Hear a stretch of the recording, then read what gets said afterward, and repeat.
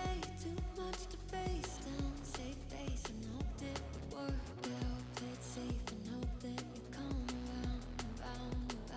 But now it's too much to take, too much to figure out. Checkmate, nothing to say now. Dead weight, we're on the way down. Now I'm in a free fall with nothing to hold on to.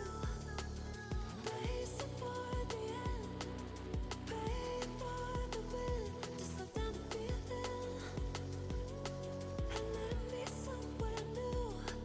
Staring down the ground, it's coming soon. Wishing I could just free fall into you. Hey yeah, hey yeah. Wishing I could just free fall into you. Hey yeah, hey yeah. Wishing I could just free fall into you. Hey yeah, hey yeah. Wishing I could just free fall into you. Hey yeah, hey yeah. Hey yeah, hey yeah. Hey yeah, hey yeah.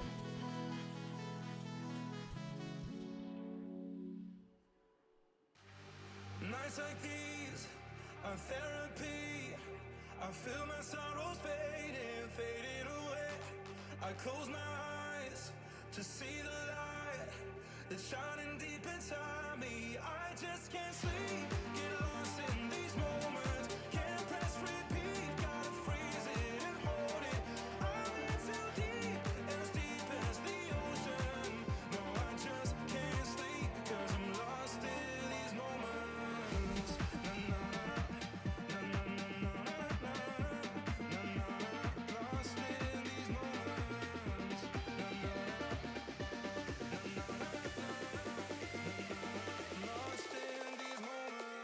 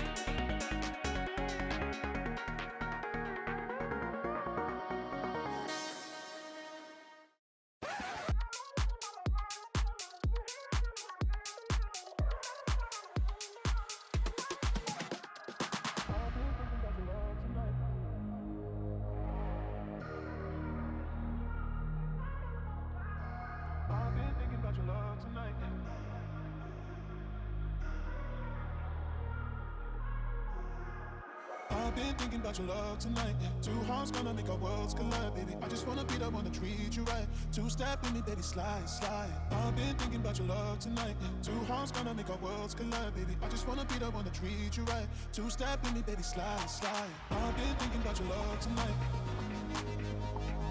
I just wanna be the one to treat you right. I've been thinking about your love tonight. Two hearts gonna make our worlds collide, baby. I just wanna be the one to treat you right. Two-step in me, baby, slide, slide.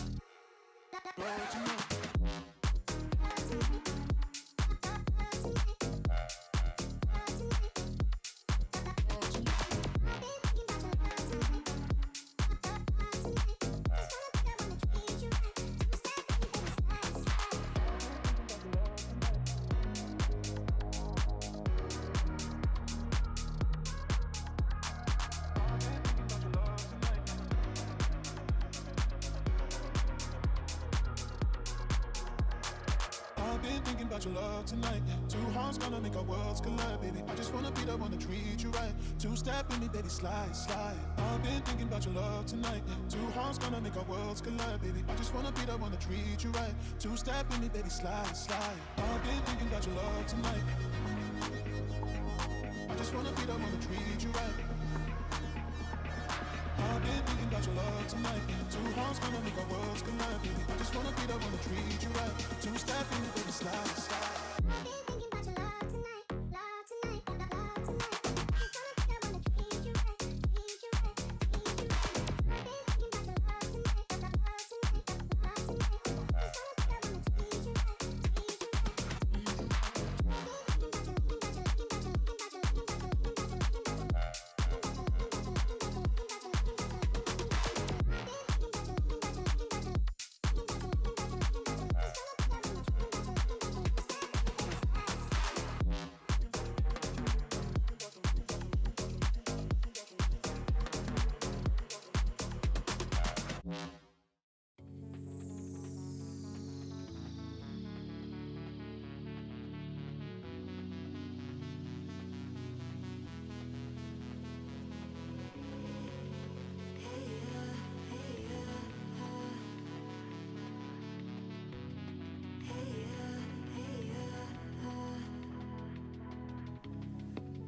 Playing a part, yeah, left me stunning.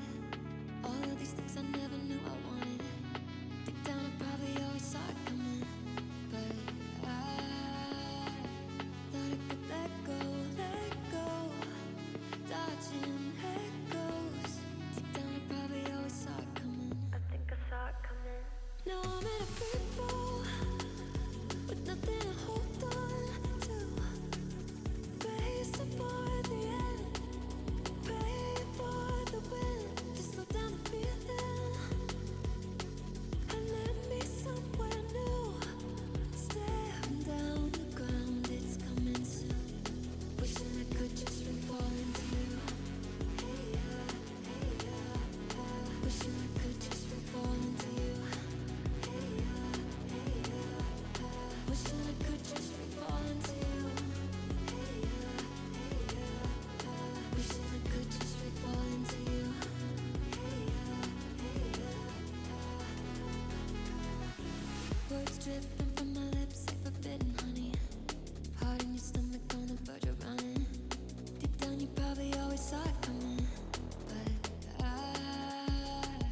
thought I could let go, dodging echoes. Deep down I probably always saw it coming. I think I saw it coming, but it was too much to say, too much to face. Down, save face and hoped it would work out. Played safe and hope that you come around. But now it's too much to take, too much to figure out. Checkmate, nothing to say now. Dead weight, we're on the way down. Now I'm in a free fall with nothing to hold on to. Racing for the end, praying for the wind to slow down the feeling and let me somewhere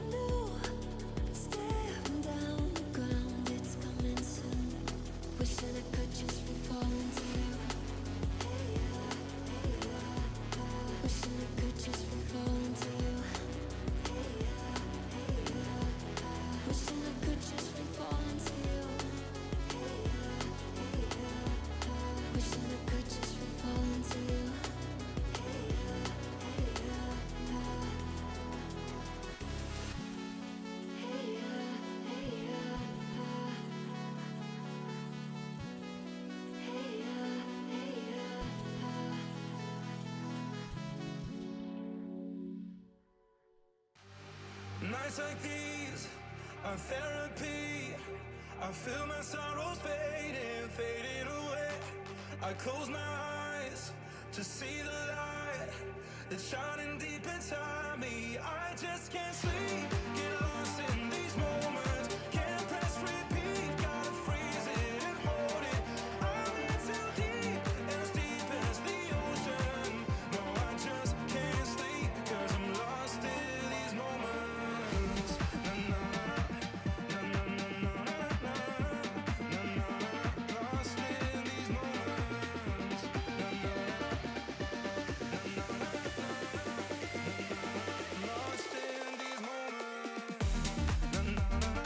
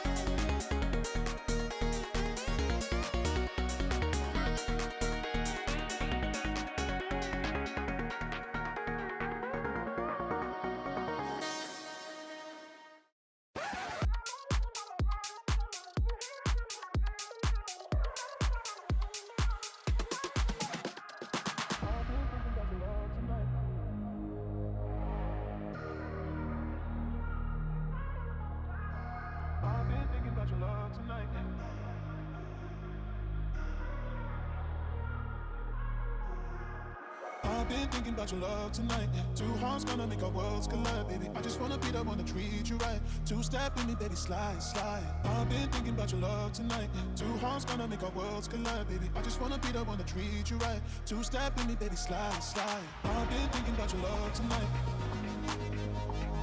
I just wanna be the one to treat you right. I've been thinking about your love tonight. Two hearts gonna make our worlds collide, baby. I just wanna be the one to treat you right. Two-step in me, baby, slide, slide.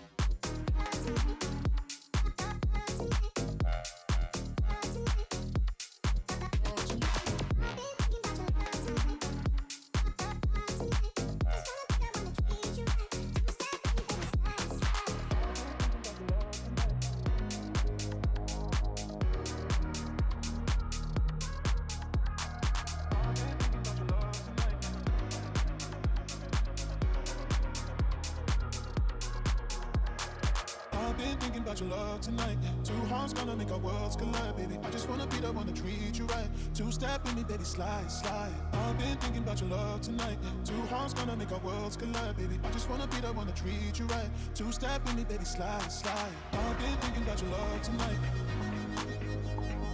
I just wanna be the one to treat you right. I've been thinking about your love tonight. Two hearts gonna make our worlds collide, baby. I just wanna be the one to treat you right. Two-step in me, baby, slide, slide. I've been thinking about your love tonight, love tonight, love tonight. Just wanna be the one to treat you right, treat you right, treat you right. I've been thinking about your love tonight, love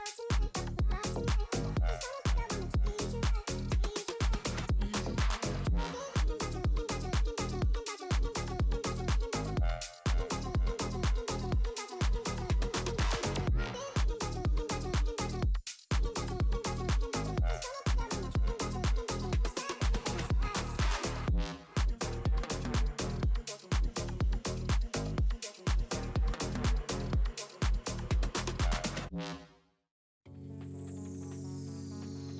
tonight. Just wanna be the one to treat you right, treat you right, treat you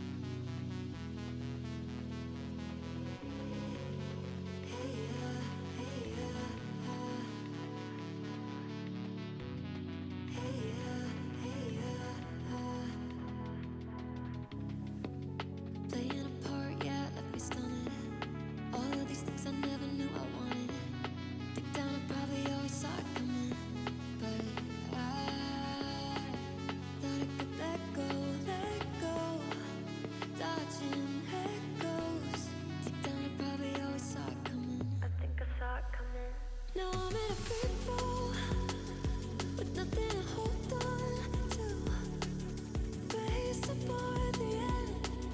Pray for the wind to slow down the feeling and let me somewhere new. Step down the ground, it's coming soon. Wishing I could just free fall into you. Hey yeah, wishing I could just free fall into you. Hey yeah, wishing I could just free fall into you. Hey yeah, wishing I could just free fall into you. Hey yeah, words dripping from my lips like forbidden honey. Heart in your stomach on the verge of running. Deep down you probably always saw it coming, but I thought I could let go, dodging echoes. Deep down I probably always saw it coming. I think I saw it coming, but it was too much to say, too much to face down. Save face and hoped it would work out. Played safe and hope that you come around. But now it's too much to take, too much to figure out. Checkmate, nothing to say now. Dead weight, we're on the way down. Now I'm in a free fall with nothing to hold on to. Racing for the end. Pray for the wind to slow down the feeling and let me somewhere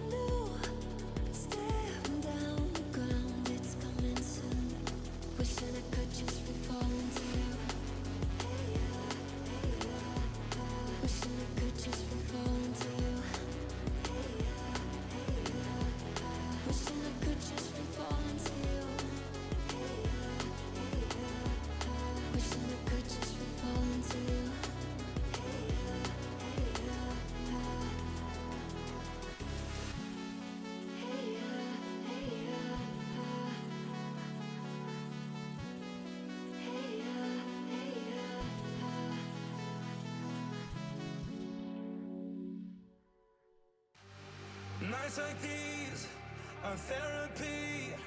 I feel my sorrows fading, fading away. I close my eyes to see the light that's shining deep inside me. I just can't sleep, get lost in these moments. Can't press repeat, gotta freeze it and hold it. I'm in too deep, as deep as the ocean. No, I just can't sleep, cause I'm lost in these moments. Na na na na na na na na na. Lost in these moments. Na na na na na na. Lost in these moments.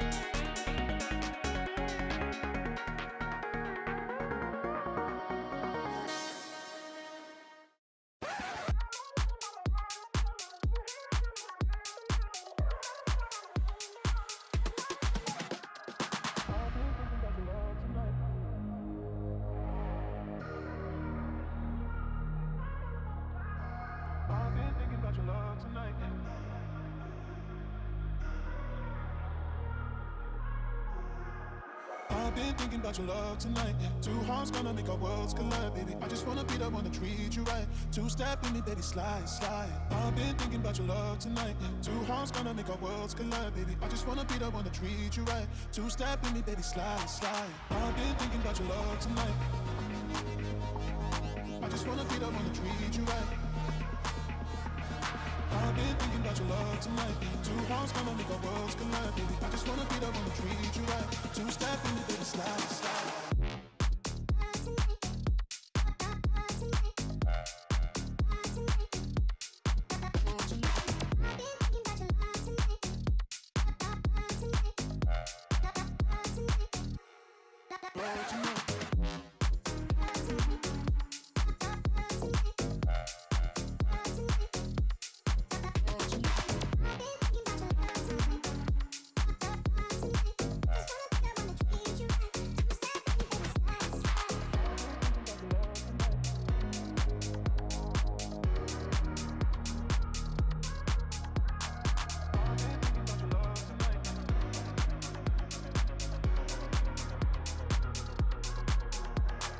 I've been thinking about your love tonight. Two hearts gonna make our worlds collide, baby. I just wanna be the one to treat you right. Two-step in me, baby, slide, slide. I've been thinking about your love tonight. Two hearts gonna make our worlds collide, baby. I just wanna be the one to treat you right. Two-step in me, baby, slide, slide. I've been thinking about your love tonight. I just wanna be the one to treat you right. I've been thinking about your love tonight. Two hearts gonna make our worlds collide, baby. I just wanna be the one to treat you right. Two-step in me, baby, slide, slide. I've been thinking about your love tonight, love tonight, love tonight. Just wanna be the one to treat you right, treat you right, treat you right. I've been thinking about your love tonight, love tonight, love tonight. Just wanna be the one to treat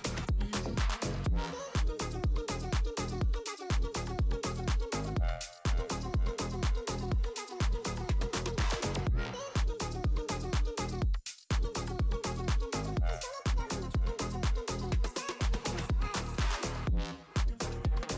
right, treat you right. I've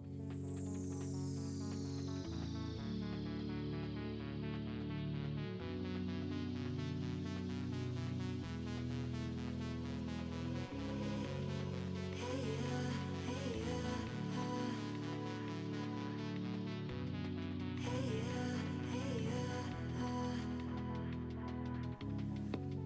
playing a part, yeah, left me stunning.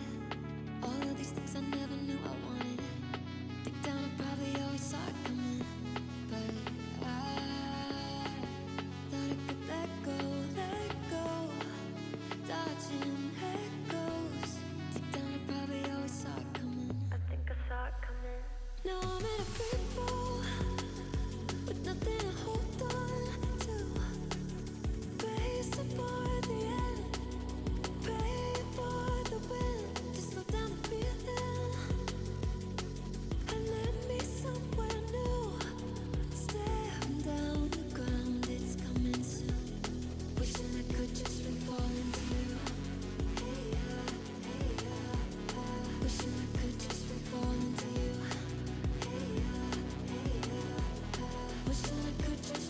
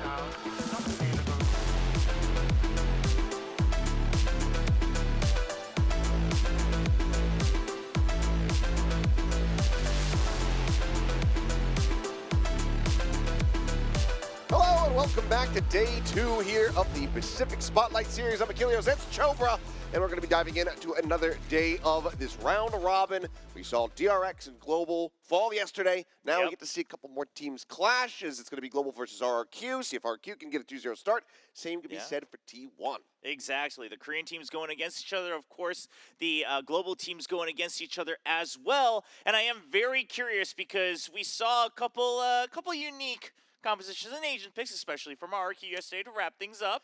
Yeah, got the Clove in there. The Clove, and Monette seemed very excited to play it. It worked pretty damn well as well. So I've been, my question is, T1, the roster, who are they going to be fielding? Because they brought everybody. We saw Buzz and Izu both in the coaching booth. Yeah. So, are either of them going to step in? Are they going to continue to coach? Is Meteor still going to be playing Waylay? I have a multitude of questions. But we'll have to just wait and find out for that second series. But as mentioned, starting things off, it's going to be Global going up against RRQ.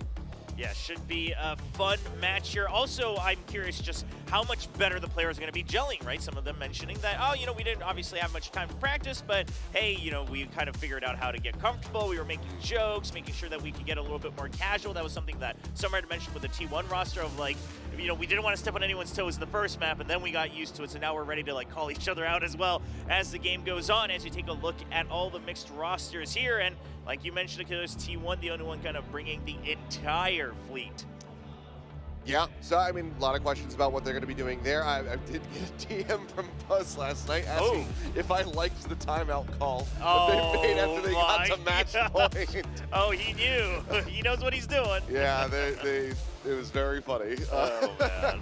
Oh, boy. But yeah, Global Esports getting ready to go up against RRQ, who I think, much to our surprise, was able to get a 2-0 over DRX. It was a very close Corona 14-12 scoreline into kind of a blowout on that Abyss. Yeah, it started looking like it was going to be an intense one, but Abyss looked absolutely dominant. So curious to see how GE's going to fare, as of course they looked good in their outing on their pick, but not so much on the opponents as well. Looking pretty sharp on that split, but otherwise looking a little bit shakier. So you see the full roster here: Yudotan, Crystal, Darion from the main roster, and then Casper and Mouse16K joining them from the Asterisk Game Changers rosters here from Spotlight Series. Yeah, we saw really good moments, I'd say, pretty much everybody yesterday from the side of Global. Things obviously got a little bit rougher in those other two maps, Haven and Vine, but that split especially. We were seeing really good stuff from everybody on this lineup. Darion, I think somebody that RRQ is going to have their eyes on. He was off some very hot starts when he was playing that Yoro or the Rays. It is Halloween! I suppose it is Halloween. It is Halloween indeed. A little early on the hours, I guess, for the Halloween costumes to come out, but they're here prepared. Some people go trick-or-treating in the afternoon. That's true. So. Hey. We'll see if they're trick-or-treating here, though, on this one. This match against GE, as you see the Rockies. We can still tell Monette's character shining through, even with a mask on. Yeah. Very jovial. Oh, God. Yeah, that just completely derailed everything in my brain, because I forgot it was Halloween, haven't celebrated Halloween in God knows how long. It's been a little while, yeah. So don't really track it too closely, and then I saw that, I was like, okay. What about Warp? Oh, no costume for Warbirds? He's very serious, takes his job seriously. This moment, Platoon, who's stepping in as the main coach here for the Spotlight Series for GE. We'll see, yeah. Trying to get some, solid intervention with a lot of the timeout calls yesterday, but unfortunately wasn't able to find the conversions that they were looking for. Looks like, though, okay, RRQ are just getting to play pretty much the same exact map set here, as it's Corrode and Abyss once more to start things off. So they have their map pick to lean on at the front, and they just showed a very impressive Abyss just yesterday. I am curious. GE clearly identifying that. There were some whimsical moments, and obviously the composition a little bit all in, perhaps, when you consider that it's two Orb Smokes along with the Globe, and what Monette was doing, kind of taking control of mid there. So perhaps GE thinking, okay, this is somewhere where we can try to get a win, try to get us, one step closer to the finals to try to get that bigger prize pool as well. Perhaps, but interesting to see that they just don't opt to try to go for, that split that they looked very well drilled on versus T1 just yesterday. I thought that was just going to be a simple repeat from them, but speaking of repeating, it looks like we're just going to have a repeat of the comps from the side of RRQ. Not going to be having any adjustments there, but for Global, we do have Darion moving out here with the Waylay. Yeah, it's going to be Crystal on the Chamber and Udotan on yeah. Omen. We got a lot of interesting ones here. I mean, listen, the Darion on the Waylay, that's fine. Udotan kind of flexing around. I can see that happening, right? You're accommodating for Casper and Meowstic CK for their kind of comfort roles as well, but then Crystal rounding it out with the Chamber, kind of taking this opportunity to show us what he's got on that off-heavy Asian. So very curious to see how he's going to maneuver that one for us today. You want somebody who can be on that pseudo-duelist, Crystal certainly going to be a very good choice for you. So let's see what kind of impact he can come through, because I mean, when you're playing Chamber, you pretty much always have a Sheriff, and anytime Crystal has a Sheriff, he's a deadly force. So we gotta absolutely keep our eyes on that one as we get ready to go into this, which it seems like we are pretty much ready to go. Players locked, loaded, as we dive into Corrode for our first map here at day 2. See if RRQ maybe get this one done a little bit more cleanly compared to what we saw yesterday, or if it's going to be Global Esports stealing this map away. Yeah, obviously, they got to watch a little bit of what we were seeing. No comp changes as Crystal. Not going to take any big risks in mid all alone there, so he just gets a little bit of information that RRQ's already pushed through. Toxin screen down. Jiggling here at main. While falling, Darion able to find one, and yes, the audio is going to be a little bit desync here. We'll have our people work on that one at the same time, though, and Ari able to find Udotan. Gets a second kill as Meow's going to be taken down, and that is the B site completely knocked open. Crystal up over the top to see if he can shut down some of this pushing pressure, and he does. He's ready for one more. There he will fall. Manyan, ooh, trying to intercept there, but ends up being a little bit whiffy. In the meantime, Xfero off cam, able to find Crystal. Casper trades it back. It's a 2v2 with HP advantages to the side of Global Esports. Oh, this is a good setup from RQ, though, for a little bit of crossfire. Oh, but just swing onto the corner, and Casper takes Cushy's head clean off. Darren gets the following shot there onto Monyet, and that's going to be the pistol going the way of Global. Looked like it should have been RQ's after some really good entry frags there from Anari. Yeah, I mean, also especially just being able to eventually still clear out Crystal without losing too many. You trade him right back, and you kind of figure that, okay, they've got the space. They had an excellent entry as well. But Casper comes out big, 2 huge kills to make sure that they can actually get back onto the site on the retake. Once more. Yeah, felt like Anari absolutely had that one done, but it was really a good just corner peek from Casper, able to instantly find that kill onto the enemy fade, set them up for success. So that's going to be a very happy platoon, as well as Unknown there in the coaching booth. I almost forgot that that's his ID, and you were like, Unknown, and I was like, what do you mean, Unknown? That is, in fact, his nickname. Barrier mesh set up here, trying to block off the yard approach, and Darren's completely surrounded. Sparrow able to find the shot here to the back of the head. He does fall, plant now. Coming through, spike in play for the side of RRQ, and I mean, with this many kills, it's looking like they're very well slated to go ahead and just tie this up 1-1. I believe they just did this to DRX yesterday. Yeah, in fact, they just know how to kind of death ball it up when they need to. You think about the players on the, ooh, almost a lineup. Crystal still able to get the kill, though. At the moment, the weaponry is going to be on the floor.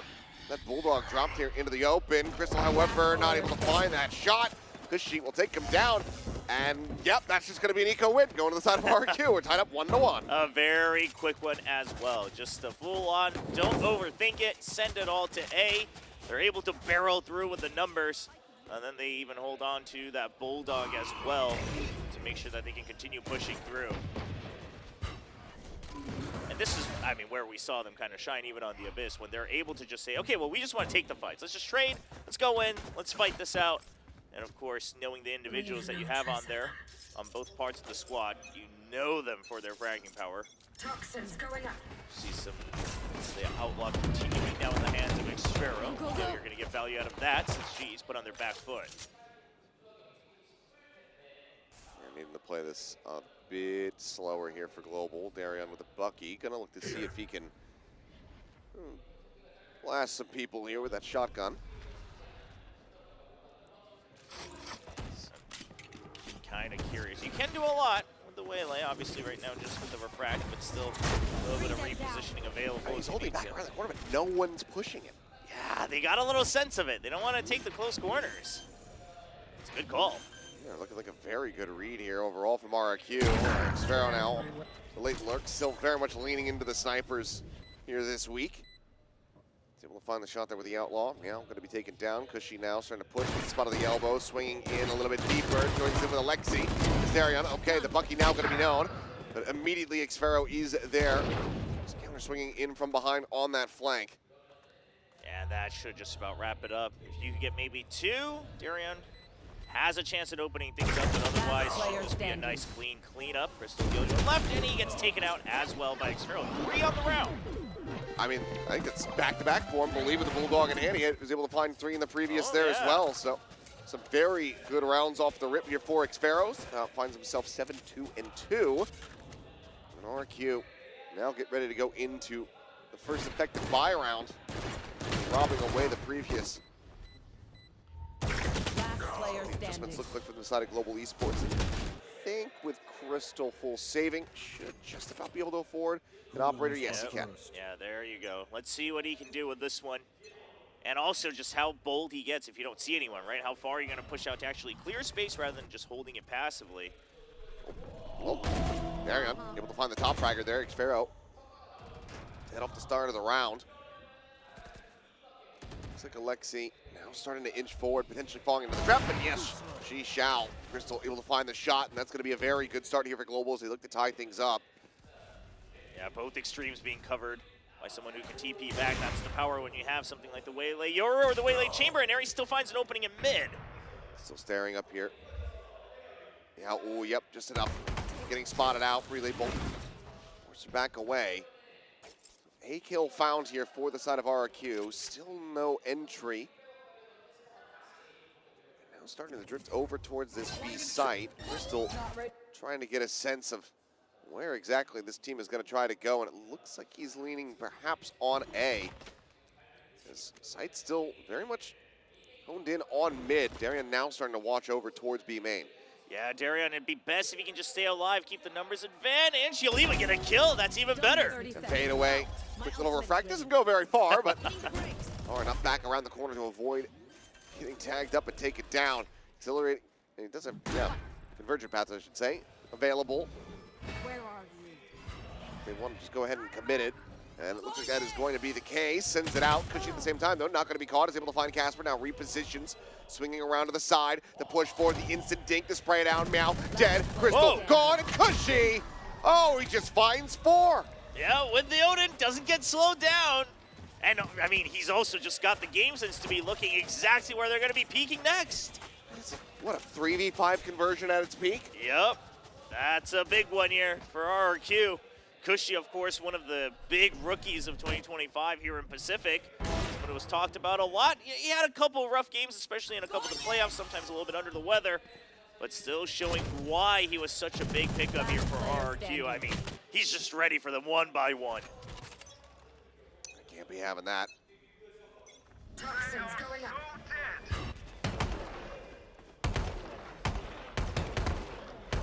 Now just eyes set on mid here from GE, just trying to make sure they can get an advantage with numbers wherever they can. You do have the tour de force, ideally. Make some use of that. Yeah, it's taking down a Prowler. Not really sure how I feel about using some Headhunter bullets to clear that one out. That's money spent right there. Xfero, though, Toxins going up. happily scooping up or having it pass over to him, I should say, the operator from Crystal's hands in the previous round. Yeah, he's been loving it this event. Scaling forward just around the corner. Oh, There's the wall pop. Alexi locked in though, and Meow, yep, just playing off that one beautifully. Bit of a misidentification there from the side of RQ as Casper now having to backpedal, and Cushy is still doing what he does. And until that moment right there, Crystal's going to be able to strike him down. Casper with a nice headshot, able to find a Neri. This has been with a decent opportunity, but now the ulti gone. Crystal on the floor, Uniton before they're in the pit, immediately caught by Xfaro, just trying to TP in, find a timing onto him. He's unable to do so. With a push through, Darian will fall up, can be recovered, and RRQ will now have a 3-round lead. That's a big one here for RRQ, despite kind of missing Alexi. A little bit of a miscomm on whether they're actually just tripping it or walking over the vice wall, but an area identifies, we're just going to push right off of it anyway. We do have the better weaponry. They don't slow down. They're eventually able to open up space for the rest of them to all get through. Good pit, too. And not taking any chances, just wanted to go ahead and secure that one. We get better. RRQ now very well secured and cozy with this lead. Yeah, 4 already on the attacking side. You've got the lead. You know, you shut them down again. Their econ's weak. Waiting for the push out. Swing, and okay, Alexi, hair off with that placement. Does get taken down. Solid kill there. I mean, oh, you barely. A couple pixels of the hood spot him there over the wall, but Monyet able to get the shot through with that Phantom.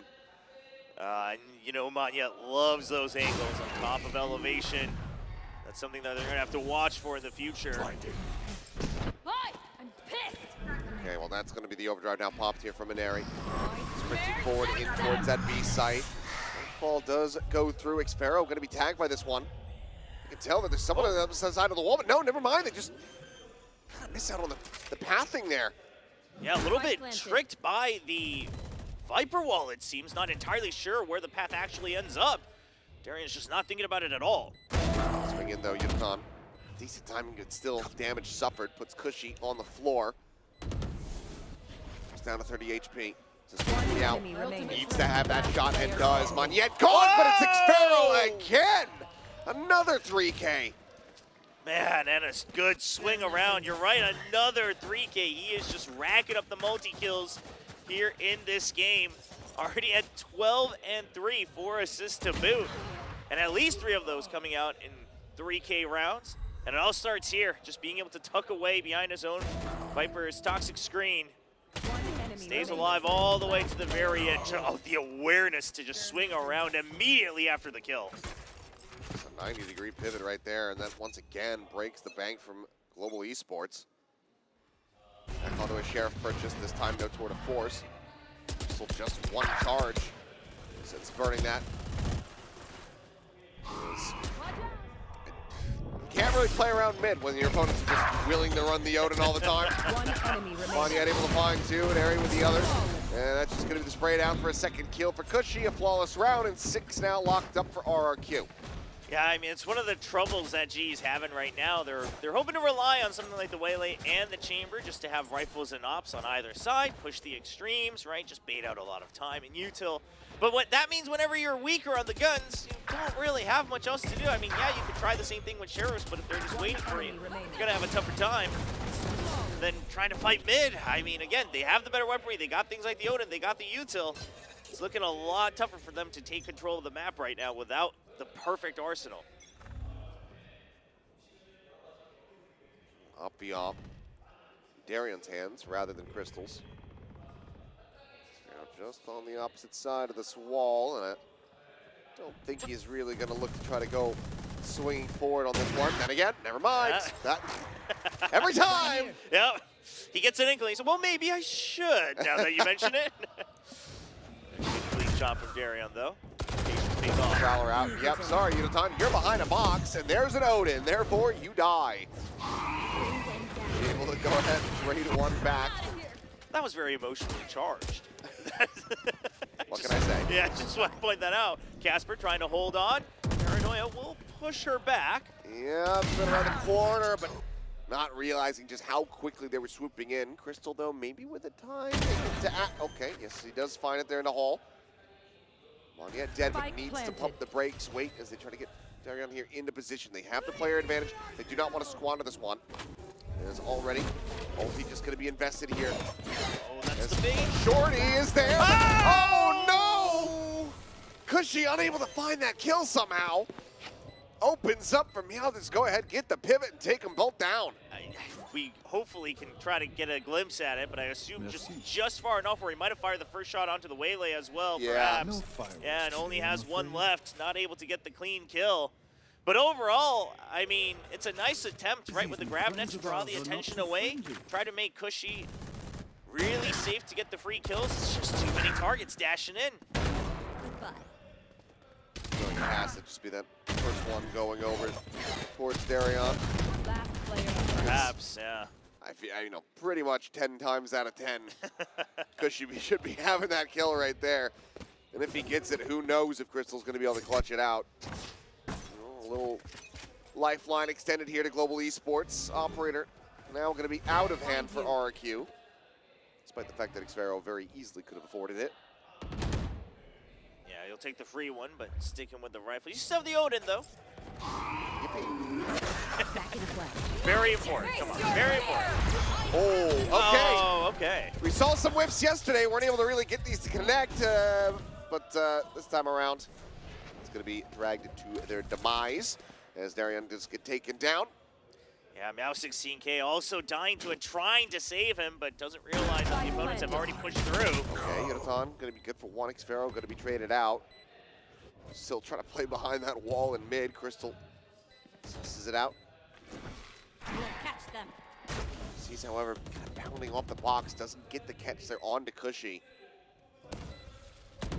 Scaling forward, going to be a little bit slower as Cushy again just tearing him asunder. 21 HP on Casper. Crystal now needing to clutch it. He's down to 12. It has to be the headshot, but just far too low. Far too many bullets available.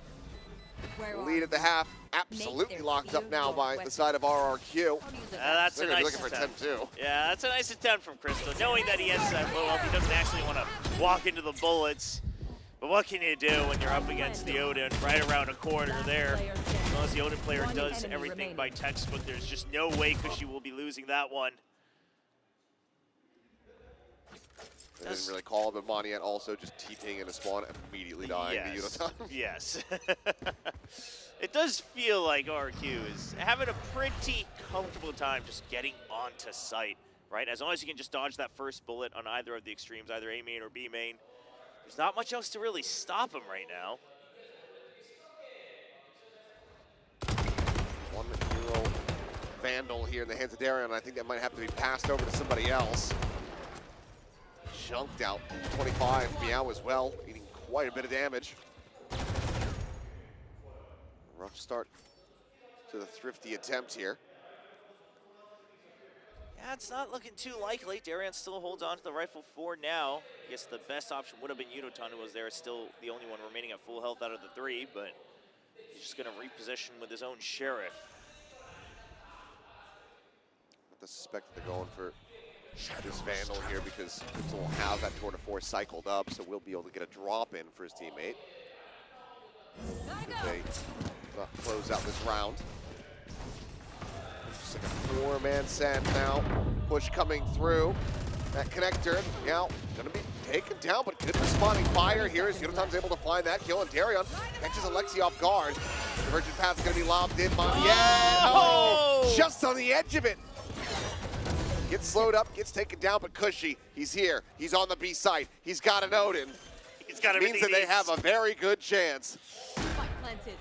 Shot's going to be sent up over the top, immediately cleared, has eyes set towards heaven, and this is going to be a solid timing there from Casper, scaling forward faster than he could anticipate. Global Esports will be able to get themselves a third round win and a half. Really, really good holds from the ones who are already here, at least getting one to their name, just trading off back and forth. And I like the dash in from Darion as well. He's already low health, just scouts out. You know you still have the numbers advantage 2v1. Just make sure that Cushy is still on the site, gives his teammates the information. And that leads to them being able to just slowly creep up during the plan. Clean shots from the GE members. One enemy remaining. Just a hair more to the left from Moniette. Maybe he's able to stay safe, and hair more to the right. Maybe he's able to find that shot. Narrow margins. Global Esports closed the round out on, but another tour de force going to be cycled up after the fuse. Crystal playing once again here outside of A main. As Darion quickly scaling forward, looking for a pick, but it's going to be Alexi dead on the opposite side of the map, and Crystal does get rewarded. do see the Haunt still getting a tag here on B, though. Cushy maybe getting a little too greedy off of it. Yeah, you've been doing well with it, Cushy, but I don't know about that. Yeah, jump peaks perhaps not quite what you're supposed to be doing with that gun.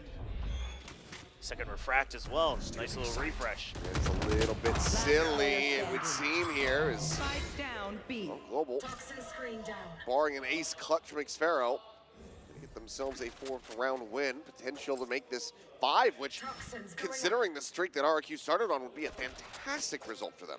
Yeah, I mean, at that point, regardless of score, at GE, you're feeling pretty fine about how you ended the first half. Now that they've gotten entire control of A, B main, and mid, they should have an inkling that it's gone through the defender's spawn. They're just not quite sure on which side.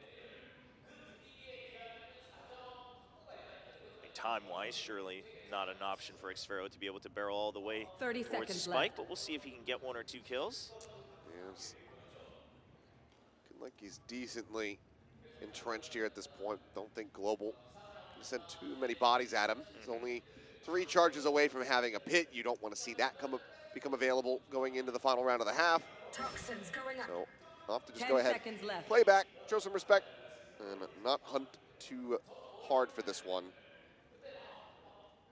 So 4th round win now, could it be picked up? And, yeah, I mean, they could really make a go of this one. 7-5 with how things had started would be a very good result. Last round before the Absolutely. switch. Then you consider the fact that you have something like a chamber, right? And you get a pistol, and then you have a little bit of extra margin for the econ. Who knows? Who knows how things pan out here. Darian's starting to heat up as well. We saw him getting quite a few frags to his name yesterday. Curious to see if he's able to continue that. Now sitting at 13 frags. No intervention from Warbirds. Thought maybe he would send a timeout, considering that things had gotten decently silly in the previous couple rounds. Just gonna go ahead and allow them to play this one out. There's Yudotan, seemingly wanting to try to get a peek, but there's just too damn many walls in his face. Not able to make that happen as Shot will ring out. Quick little rendezvous out to safety from Crystal. There's Darian. Find a good amount of damage there on him on Yet. Eats some in return, but definitely deals more than he takes as Xfero trying to lurk forward, but the approach and right into his crosshair. Finds the first, looks for the second, gets it. Paranoia now going to be sent down. Yudotan swooping forward, finds Moniette, does not find the enemy Viper, but now quickly has to backpedal. Yeah, just has to try to survive. His teammates are so far away. Ideally, you get 1 more pick, but you realize he could just scale forward really quick, so I like the decision here from Yudotan. Casper swooping in around the back, able to go ahead and displace that flanker, so Xfero now gone. It's a 3v3. I'm just waiting out some of this decay. STP looking for the check, but swoops back in. Does get taken down as Crystal there. All dialed, but Alexi there is that second layer. Finds the kill, and that now leaves Casper in a 1v2 to try to see if they can get this 5th round victory here for Global. They've got the information on where Casper's coming in from. Got a good surround on the site as well. Find one, would give her a Nightfall. They're just not going to peek. They're just not going to give any kind of angle or opportunity. Not hearing that tap, so it seems like Casper just going to try to run it down. Play for the kills, but cannot find it. Cushy, quick little headshot there, and that's going to be the 8-4 locked in for RQ. Yeah, sure you give up a couple rounds that maybe you shouldn't have, but 8-4, obviously an excellent start on the attacking side here for Corrode. So RQ's fine with a couple of the whimsical rounds, and GE not quite finding that balance they would have hoped for out of 5. You know, 4 feels like you've still got a bit of a mountain to climb here in the second half. It feels like it just took a bit too long for Global to figure out what RQ was doing, and by the time they had done that, RQ forgot what they were doing for a couple of those rounds. Yes. So there's a little bit of a tipping of the scales, but still, like you said, 8-4, very respectable from them here on the attack, but for Global, I don't think that there's too much concern yet for the series as a whole. This is your opponent's map pick. They looked very good on it just yesterday. And also, Global, I think the biggest issue that they had yesterday was that they won the first map when normally they drop that one and then they win the others. True. Yeah, not something they were used to, I guess. So perhaps just ramping up at their usual schedule here. We got a fan cheering on the Gwangju Esports YouTube channel as well.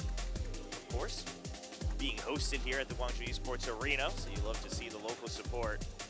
But yeah, quite a few fans showing up, middle of the day still, before the weekend fully begins for the RQ and GE players. Yeah, 2:30 on a Friday afternoon. What's the weather today? Perfect. It's so good, actually.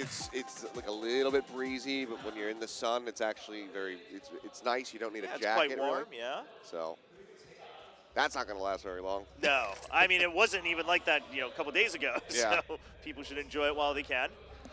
And I guess we are a little bit, you know, we're further south compared to Seoul, so it's a little bit warmer.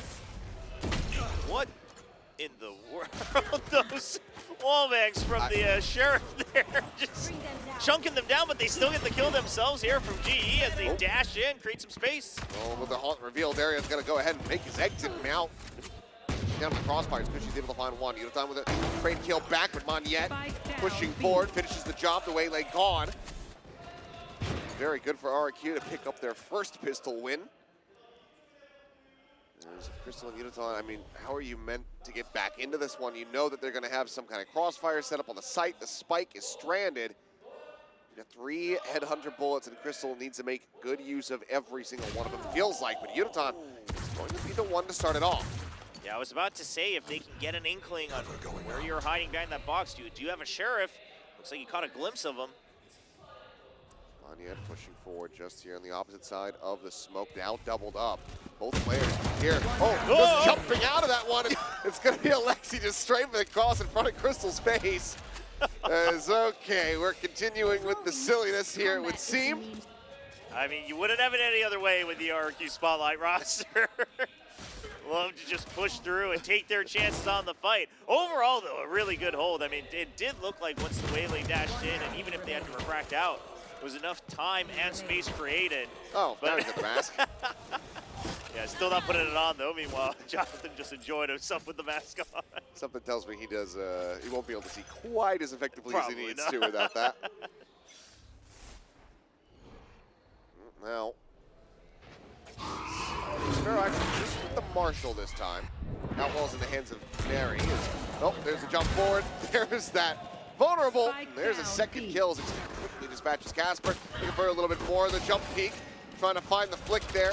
Unable to make it happen, but still will get the hip fire. Still going. Another 3K for Xpharaoh. Feels like maybe his 4th one so far up the map, but maybe an ace. Oh, they're on for it. Oh, they're waiting for it. Lexi just trying to tuck him behind the box, and Crystal's just sprinting, trying to get the hell away. Doesn't want him to have it. There's nowhere else to go. He has to fight. He's got a bulldog. Tucked here into the corner. Now the swing coming through, and Cushy says, I'm not letting us all lose our guns here. The voice of reason on RQ. Oh, boy. Well, that's double digits now established here for RRQ going into the bonus. Still could certainly have a good amount of firepower. I mean, it would have been a very nice flick to hit. Also would have spared him eating all of this damage. Yes. Still walks through and gets it, though. Doesn't stop him. Yeah, he's chuckling. knows they probably shouldn't have greened it all the way for that anyway. 18-8-7. Yeah, I mean, a judge here for the defensive setup, but now it's just dead, and Nary able to find the kill there outside of A main. Fracked back, Casper forward here behind the box. Shut down here onto Xpharaoh, but Cushy quickly trades it back, and just like that, it's a 4v2. Yudotan and Crystal, I mean, they're pushing forward. They're going to be able to get the site and get a plant, but it almost feels like they need the save. Yeah, I mean, score-wise, it doesn't feel good, but at a certain point, you will have to consider this. They'll still go for the plant, though, which does mean they just, have to double up, really. Looks like going to work some magic here. Smoke out on the main. Crystal trying to hold down the anchor position, push into the smoke. Cushy dead. The net is there, and Alexi, reminder, has that judge. Looking for a bit of a no-scope shot here.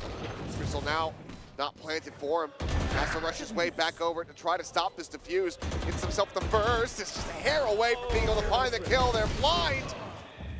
And he will make it costly in quotations, but ultimately it's a bonus conversion. A massive round win here for the side of RRQ as they get up 11-4. Yeah, that's all the momentum you need to really feel like you can close it out, even if it's not map point.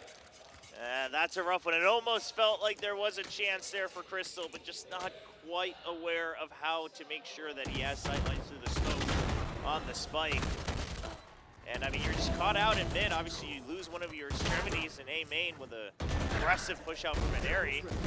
I understand the impatience, but looking a little rough here for GE. There will be that timeout call. First one is to see if they can try to turn around their fortunes here in this map. 7 in a row just to tie it. So it looks like Spirits, though, obviously still being maintained, flying high in that regard, but it's just a little bit rough. Yeah, I mean, it never feels good, right? Even if it's off season, even if it's like a special event, you obviously don't want to lose. You don't want to lose your rounds. You don't want to lose your games. But it is good to see. Obviously, they're kind of keeping things in perspective. Of course, this is RQ's pick as well. Just focusing on what they can do.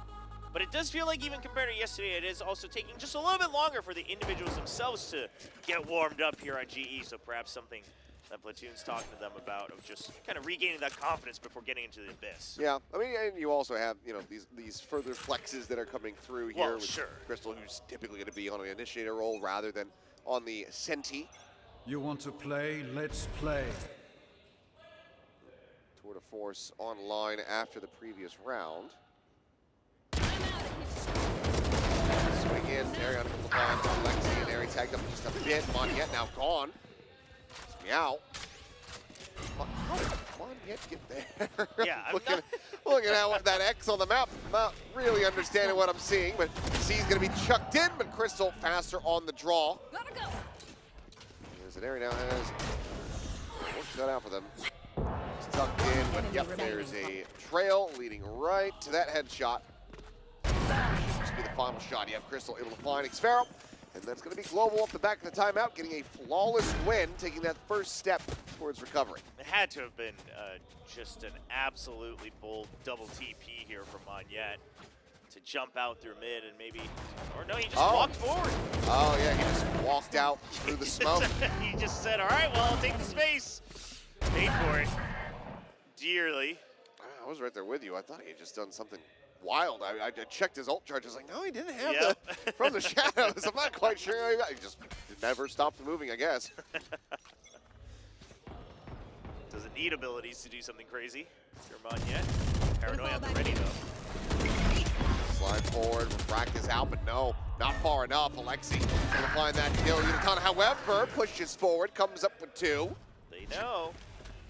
Or they should. Seems like, yeah, they absolutely do. The C's doesn't go deep enough to actually get the grab, but it doesn't matter because Yutatana is right there to capitalize. This is gonna be good look here for the momentum for Global. 4v2, Tushy not ready. Crystal will be slotted forward here outside of yard.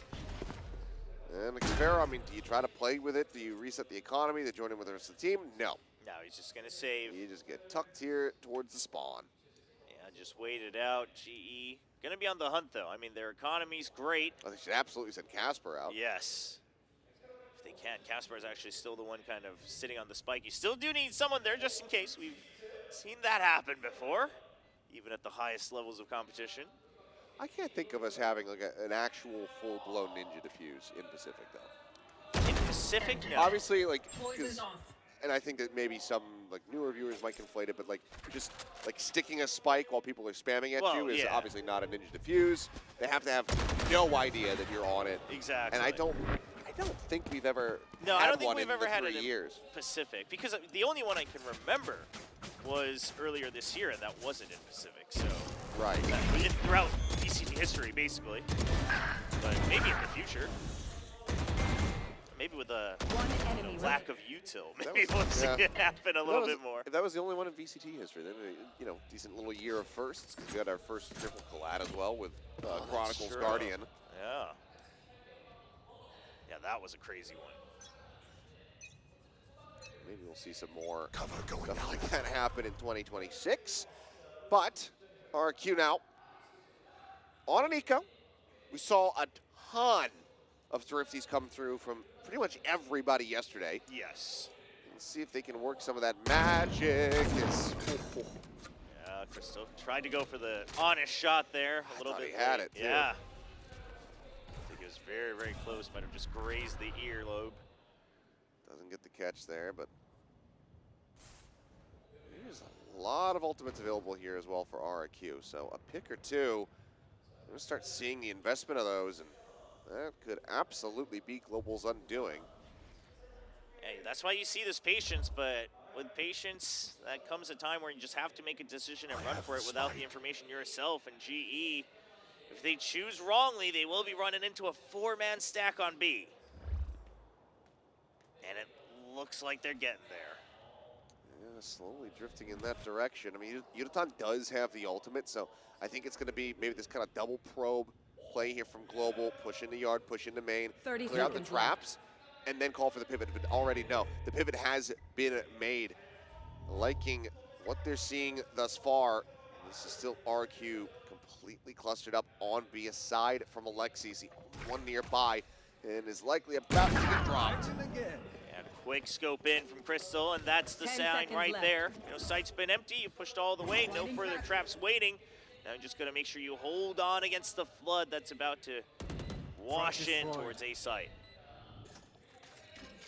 Here, the trademark immediately just filtering some more util to try to lock down this A main position. Smoke is now there. Out. Little shots coming through. Neri. First the ball over to Yarg. Fair now going to be dealt with, and Magnet will be able to find one. Stops him from being a flawless. Global Esports continue to try to work their way back into this game, now down by just 4.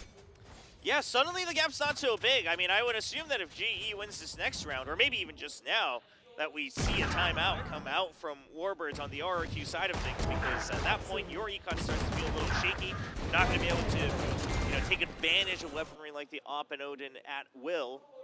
And so you really want to make sure you get to that map point. There we go. Yeah, preemptively done on this round from Warbirds. Just make sure that everybody's on the same page going into this one. As mentioned, they still have all of these ultimates. Didn't get to commit any of them in the previous. Got a lot of tools to try to get this up to 12 now. Do you think Jonathan's going to commit to that mask the entire match? Knowing him, yes. I mean, I respect it. Listen, it surely gets a little bit warm after a while, but you never know when you're going to be on camera. So if you're going to do it, you got to commit the full 100%. I can get behind that. But I think probably something that Warbirds might also be talking about is perhaps not going crazy and full sending the ults here. It's a little too late for that now in terms of the gap in the score. You let that happen and it slips away. So they're just talking about when and how you want to use that, how you want to make sure you gain an advantage to find those positions. And for now, it does look like it's a heavier focus on the A site. Just a little bit of time bought by Alexi if they come B. Convergent Path's also one charge away here for Darion, so there's a lot to kind of parse through here for RRQ in that timeout. As one shot across, but oh man, one tap, all Darion needs it. Now that Convergent Paths is online. I mean, if you're GE, you gotta think about sending these ults to make sure you secure this round. That would be the momentum you need to close things out as Crystal gets taken out just by a sliver there. There. Just trying to finish the movement, but unable to stop it. Get that shot off fast enough, but Darion is so damn clean with it. 3 kills now in the round. He's able to just go ahead and get this spike planted here onto the B site. And Go, go, go. Sphero, it looks like the call is to save. He's just going to scoop up the operator, recover that, but nothing more realistically to be done here in this round. So Global Esports continue marching onward and upward. Yeah, that's an excellent round from Darion. Not only were the shots just nice and clean, but the immediate dash up into heaven as well, knowing that once you've taken out the 2 no further trades, you want to make sure you maximize the space you can create. And GE secures the round. You look at the econ. And RQ makes the right choice. I mean, they're starting now, but I feel like they need to be hunting this a little bit more aggressively than they are. You know that they're going to have that operator. If True. you can take that out of their hands, the cash is just going to be so poor from the side of RRQ. And you've got more money than God right now for Global Esports. I think they absolutely should have been hunting for this one. Yeah, perhaps not quite thinking that through. Obviously, Aneri was one away from her ultimate, so that's something you consider, but I think you think about the operator and what else they could get. Obviously, you can still pick up an ult over the next round or something like that. I feel like the reward is very worth the risk. Yes, absolutely. And I mean, hey, if you sent the right people, if you sent Mao 16K, either way, she would get her ultimate as well. Would have been a little bit of a trade-off. Listening. Nearly the full set, but no guns to really go with it, aside from what was carried over here for RRQ. Spot on the Prowler. It's going to be the Nightfall to start. Getting a catch here on Alexi and Crystal. Oh, that's so unlucky for Vanya. Gets a shot across Darian, up and over. Cushy going to be taken down.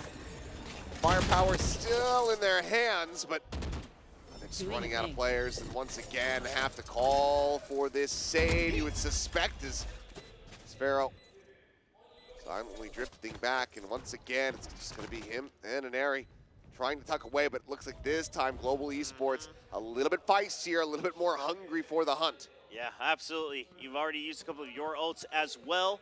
Now they've gotten a good check on the overall economy. Sphero will hold off one. That's not the op, though, they realize. Wonder if they hunt kind of elsewhere just to see if they can get that operator out of their hands. I mean, fortunate for Aneri, she is about as far away as you could get at the moment, so. Sphero looking to take a couple more down here with him. And she'll be able to find a second, but it's going to be another 3K for Darian. Picks up an op of his own, keeping that one recovered here. As Global Esports are making a very real run of this one. Now just 2 rounds away from tying it up. Yeah, I mean, at first it was like, okay, RQ, you know, their spotlight roster with the typical whimsy. You give up a couple rounds, but they're still looking good. And suddenly you blink, now you're only, 3 rounds apart. Yeah, this is an Ascent RQ. 2 rounds apart, yeah. I have to let teams run it back on you. That's true, yeah. You can just close out maps every now and then. Hard to believe. But still have not seen any commitment to this pit either. True. I mean, it would make the map a lot easier for them, especially on a round where you have something with like the Odin and the operator. Seems like they want to use it a little bit more reactively rather than proactively, but I think that Still waiting. maybe RQ just needs somebody that wants to try to really just, dictate the pace and the movements of Global on the map, but they're not really going for that. Damage exchanged here on both sides is okay. Well, Moniette able to find a very big kill. Revenge for the previous round, gets the shot there on the Darian. And that is pretty much all of your entry power for Global. So this certainly grinds things to a halt. Yeah, I mean, we've seen Darian and take on that mantle confidently as well as that primary entry here the previous couple rounds. So you know that you're in good hands. Now you're kind of, as we see the spam come through, you're kind of hoping that Crystal gets a pick or two, and eventually maybe he might even just have to walk in for those picks with the operator. Oh, well. Ball bank damage. They're on to Cushy, puts him to 50 health. Shadows traveling. 30 seconds Spot left. out from this yard side, but they are very much pushing into a stack here at this point. Blinding. Teleport's ready. Paranoia Ascent hits only on to Moniette. The other 2 players there not caught at all. Is Cushy just going to be sending out? Okay, that Nightfall from Casper able to find a headshot. And there able to finish the job onto Crystal before getting taken down. It's Moniette now TPs across. Arrives, swings in, doesn't have line of sight here onto the plant, and eventually gets it. Casper gets taken down. Steel Guardian going to be invested, puts him down to shorties. Utatana able to find Lex at the same time, but Sparrow gets rid of Utatana now. It's Meow! Who's dialed in with the ADS Guardian in hand, and Xpharaoh falls. Global Esports continue to win round after round. Getting 2 ultimates out of RRQ, and they are now 1 away from tying it up as they once again break down the economy. Yeah, really good shots from both Casper and Mao 16K. Sitting at 25, then 14 HP, knows you just have 1 shot, 1 chance, and you make it clean on the headshot. It's a good clutch. Like you said, now only one round away. Just a Spectre in hand for Xfero, the other sitting on Sheriffs for RRQ. It's been similar scenes here. Oh, for Alexius. Darian will once again find Monette in mid. This Annihilation feels like it's been held on to for quite some time, but just never a clean opportunity to try to utilize it.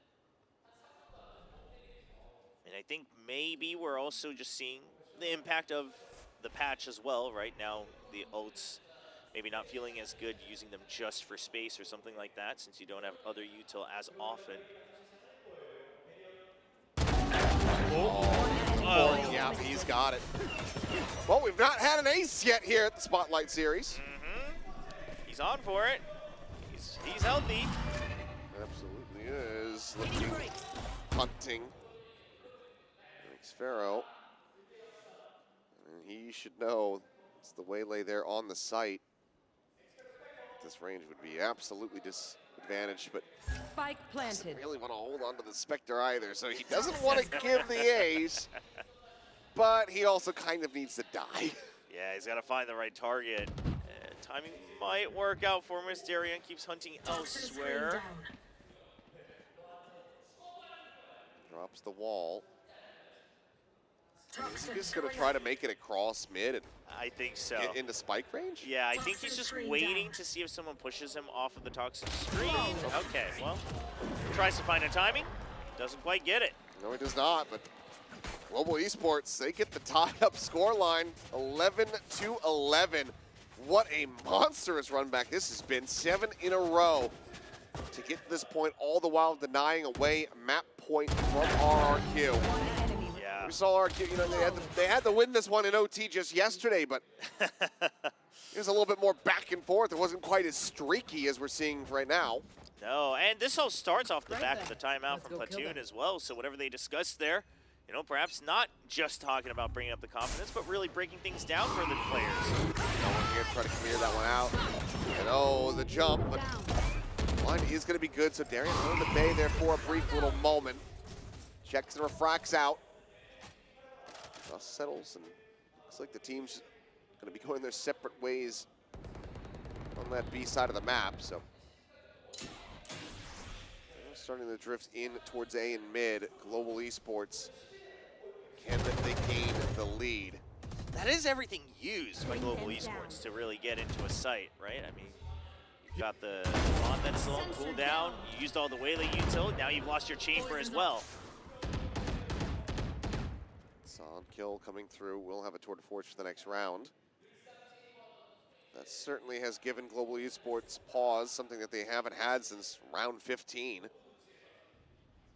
just gotta win a contact fight now. No waylay util to create space. Try to bait and switch with your teammates. Darian just has to swing it. Lexi holds the door. Oh, it's able to find the first. Tries to go for the grab net though, and 30 not ready for that seconds second layer of Yuditan to be there, so it does get taken down. Sees lobbed in. Xfero looking for timing through this smoke, and oh, I don't think are going to have any idea about this. No, they do not. Finds the first, cannot get the second, but the plant is going to be interrupted as Neri now arriving with the overdrive. He's not having to do it all. Time is just not on his side, and Neri is right there. RRQ, they finally break this round win streak from Global Esports to get themselves back into the driver's seat. Map point now theirs, but Global, they still have so much money. They absolutely could send this into overtime.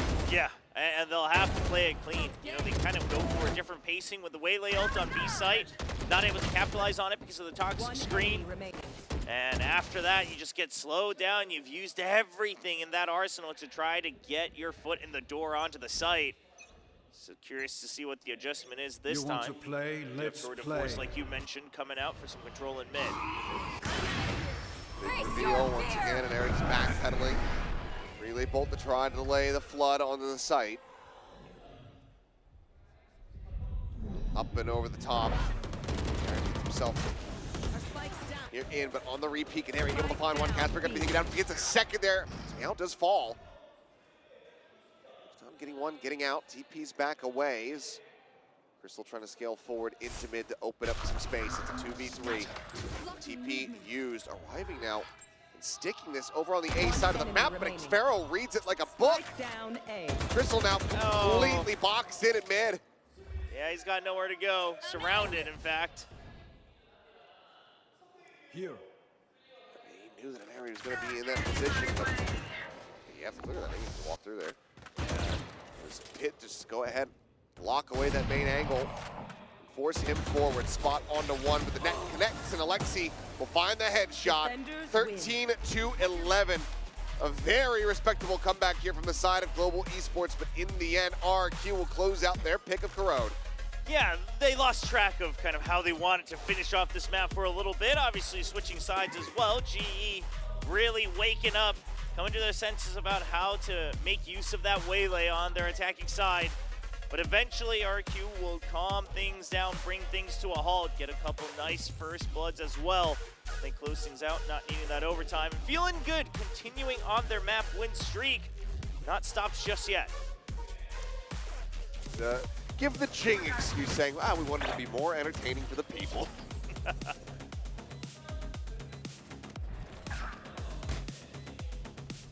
Last player standing.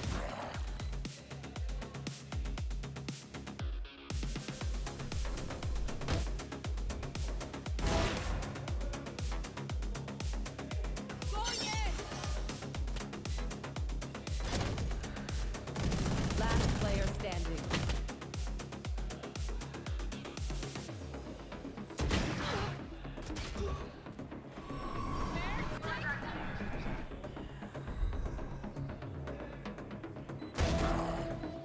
One enemy remaining. Last player standing. Activate.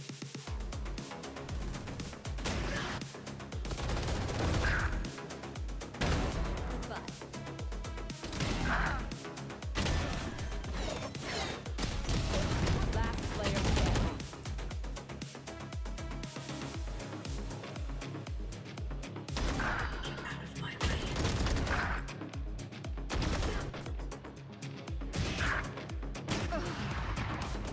Last player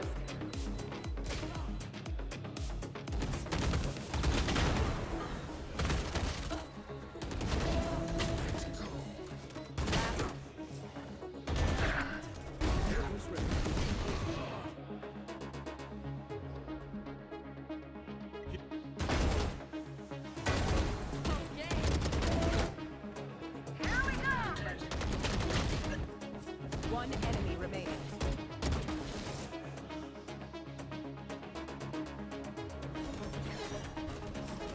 Spike's down. Spike down B. One enemy.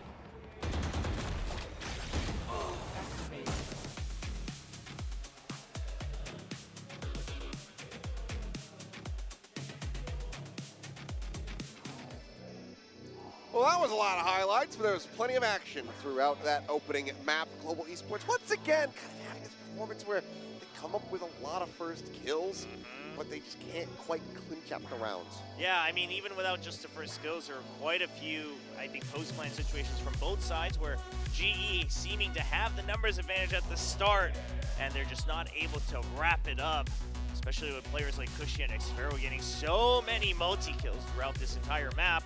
Darian does his best, though, tying up Xfero at 25 kills, 9 first kills. That's a lot. Yeah, he had some really big moments there. I mean, Darian continuing to look very strong for the side of Global Esports throughout this weekend. I mean, we're only 2 days in, but his performances individually have been very, very good. But Xfero just clutch plays on that Viper got started off very early. But now we get ready to go to Abyss RQ. They were able to beat DRX yesterday on this map. Can they do it versus Global? We're going to find out when we come back after the break.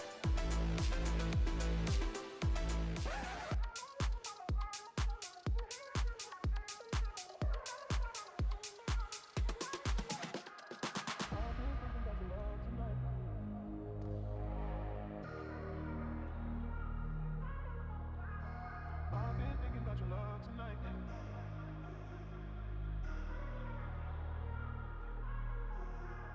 I've been been thinking about your love tonight. Two hearts gonna make our worlds collide, baby. I just wanna be the one to treat you right. Two-step in me, baby, slide, slide. I've been thinking about your love tonight. Two hearts gonna make our worlds collide, baby. I just wanna be the one to treat you right. Two-step in me, baby, slide, slide. I've been thinking about your love tonight. I just wanna be the one to treat you right. I've been thinking about your love tonight. Two hearts gonna make our worlds collide, baby. I just wanna be the one to treat you right. Two-step in me, baby, slide, slide.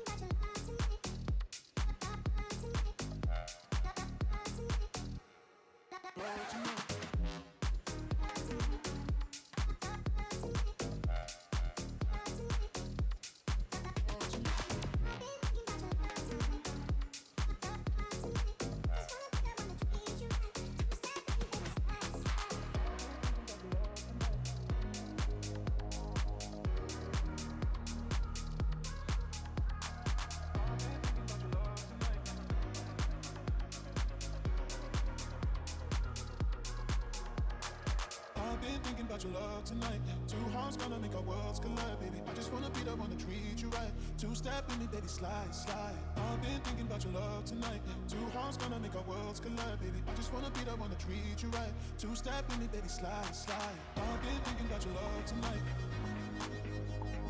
I just wanna be the one to treat you right. I've been thinking about your love tonight. Two hearts gonna make our worlds collide, baby. I just wanna be the one to treat you right. Two-step in me, baby, slide, slide.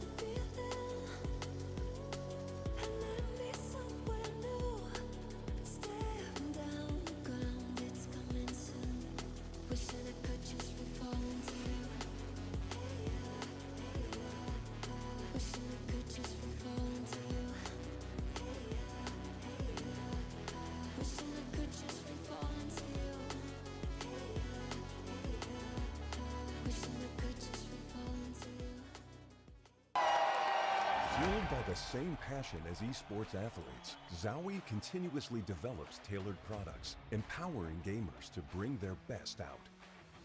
Today, we are launching the all-new XL2566X Plus, which uses the newly developed Fast TN panel and upgraded DRX technology. The new monitor series continue to evolve, refining details to ensure players can perform their best consistently in games. Game changers. It's about competition, pure happiness. It's like a crazy experience. We're making history. It means so much to us. It's good to be back. I guess I know what I've been looking for, success.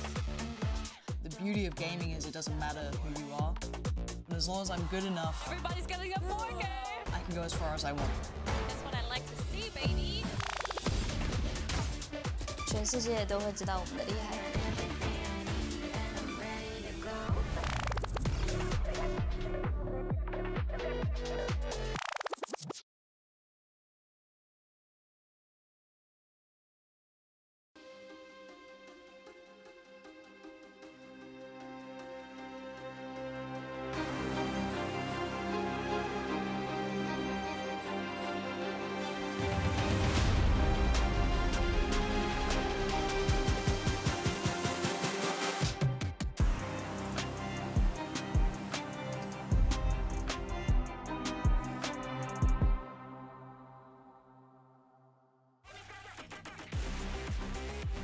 We are back and about to go into our second map here of the day. RRQ scraping by with a victory on their selection of Corrode.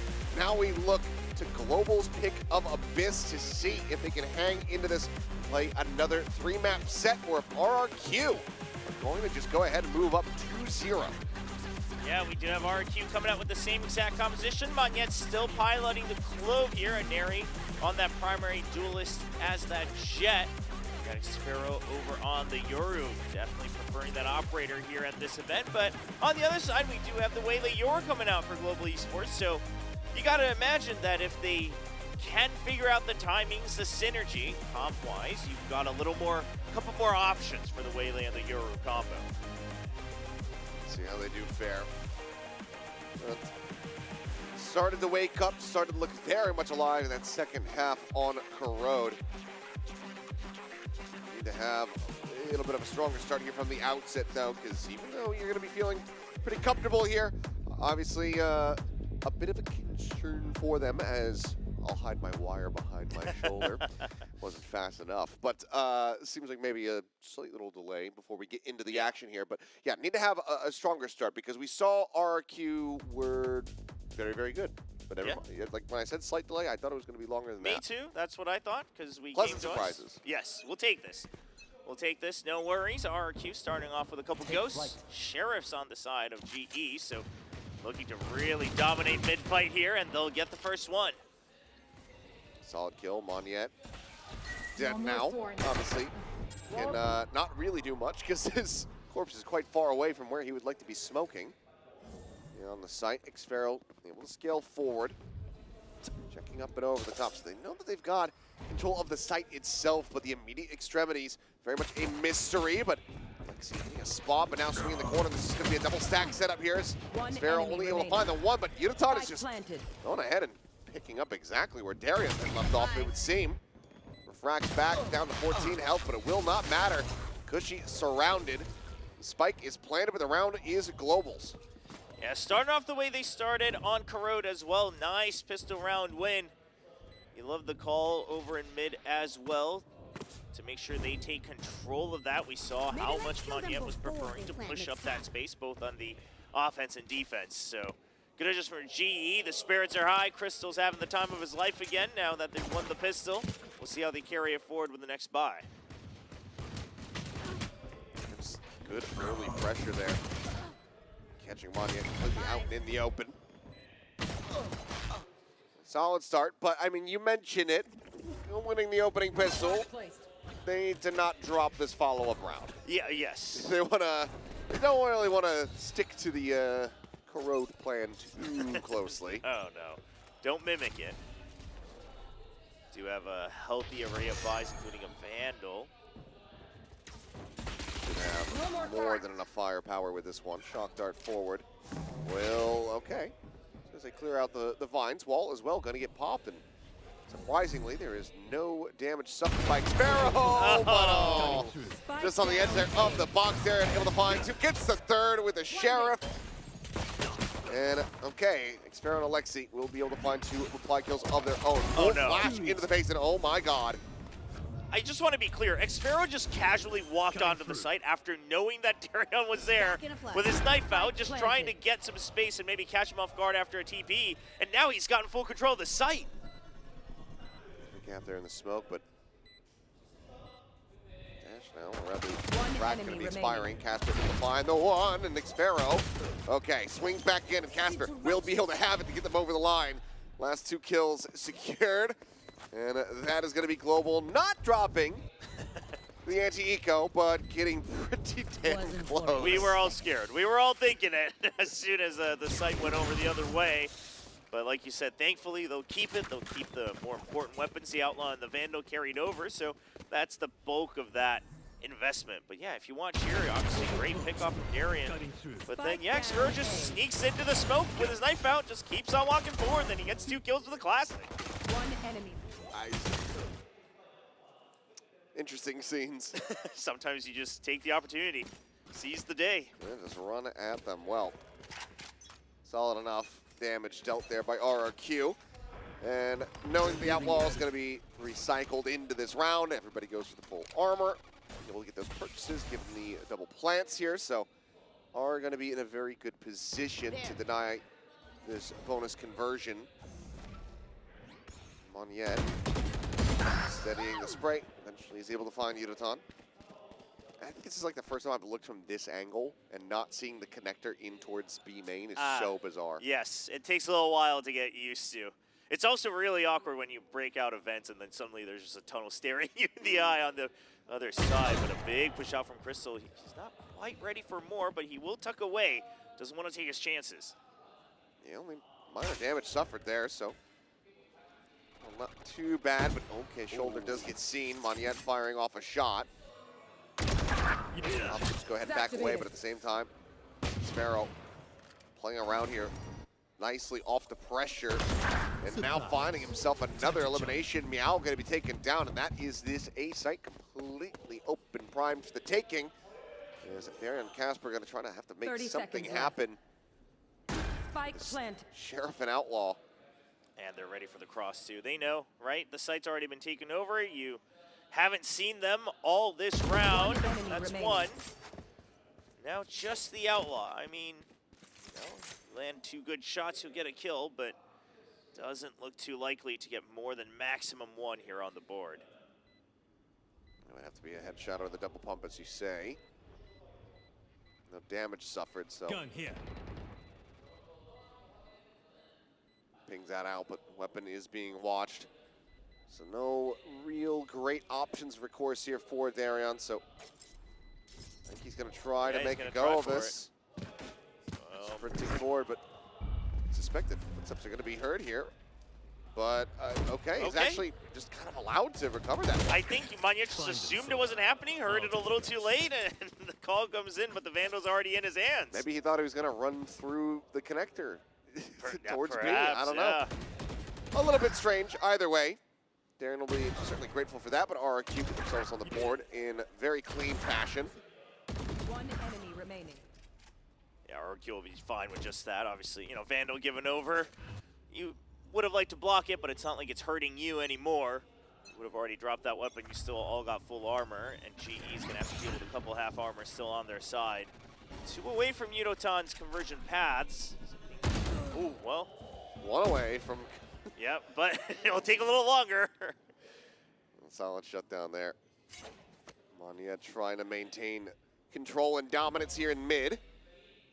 Does back away, stops jiggling the angle. Right as this push comes in, so Darion now in very deep. At the same time, Xfero pushing forward, but Moniette actually able to steady that shot, gets him in the head. Here.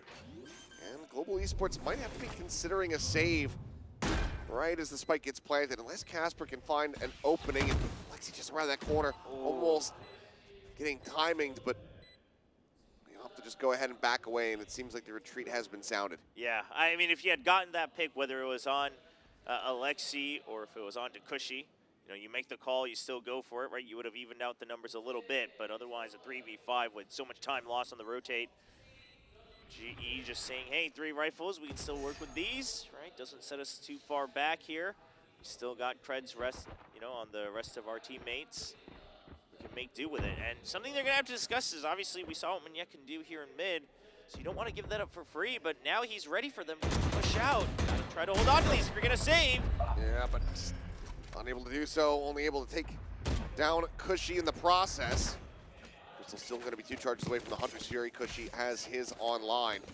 And he's end up funneling another charge into Magnet, who's now 1 away from having the not dead yet. So even if you do kill him, you know, you have to deal with him again. Yeah. And he'll get even more fearless at that point. Nothing to lose. Not the type of Magnet you want to face off against. So very curious what adjustments we'll see throughout the course of this half for GE on whether they continue to kind of push out aggressively against Magnet or they eventually try to maybe find some better timings halfway through the round. It's glass cannon for Crystal just to be able to afford the Vandal. Mary, though, worried about this potential deep push coming through once again. Darion able to find one. Pharaoh dropped it. Okay. Glass cannon. Yeah, he's making it happen. Hitting a little bit harder, it would seem. For that 3rd kill, and Yutan will steal it away. But man, what a round. Just straight up rifling from Global Esports to maintain the lead. Just stops it right there and then. I mean, I thought even the op was a great buy here coming in from RRQ. Try to bait them into the sightlines in mid. Get a good catch, but there's just too many of these smaller crossfires set up. And after the main force falls in mid, the extremity's a little bit shakier as well. So excellent adjustment from GE. Now RQ, they will double down here for that operator once more. And now you've given one over, so you've got Darion on the opposite side wielding that. Looks like he's gonna jump around the back. And well, Yutan immediately leaning back. There was a plan. It didn't quite work out. Did it look like, did he jump too early off the barriers when he tried to then just adjust himself to the dash? Not quite sure. I'm not sure either. I mean, thankfully his teammates are at least holding on here, making sure they don't give Magnet a second chance. I'll be honest, I was being a bad commentator, and I was staring at the minimap, watching Darion go for his setup outside of A. And then by the time I realized what was happening in front of my face, the time was dead. Well, yeah, I don't think we can blame you too much if we're not expecting that to be happening. So, yeah, certainly confused about the setup there. Raffle trying to flush him into the open. Lexi with a nice shot. That's fine Crystal, but Darion hits quick, and that's going to be Cushy taken down. Full flash connecting, double pressure from above. And now down to Inari to try to see if she could somehow clutch this one out. Oh, shots flying though. There's a dink, there's the push. Darion gets the finisher, and Global get the double up on RRQ's scoreline. Now up by 2. It's a big one. They're laughing about it.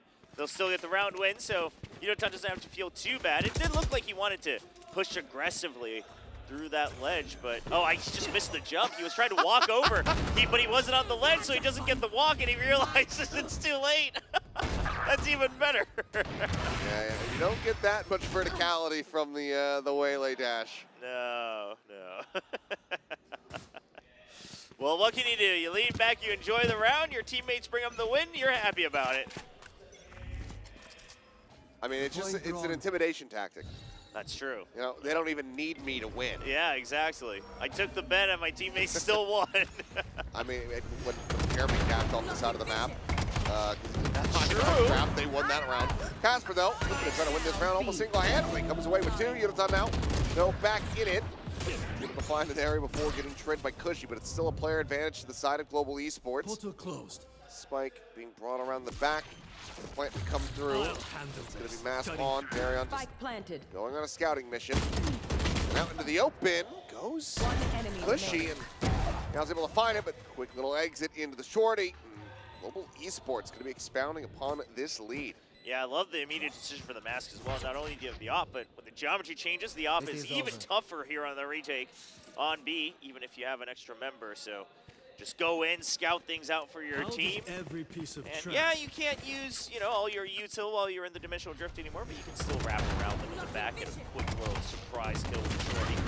It's still doable. Nice double dome things up from Casper. You love to see it. Buys time for everyone to arrive as well. Very cozy here on this Astra. So, coaching staff there, very happy. It's RQ. And a scrape in the barrel here to try to get a buy together. Half armors across the board. Guardians and Stingers, you got the long range and the short range. You can keep everybody alive, try to go for a couple picks, and then just barrel through. Now the Vice is set up on A, so they will get slowed down if they don't check for it. There they go, diligent as always. For now, but okay.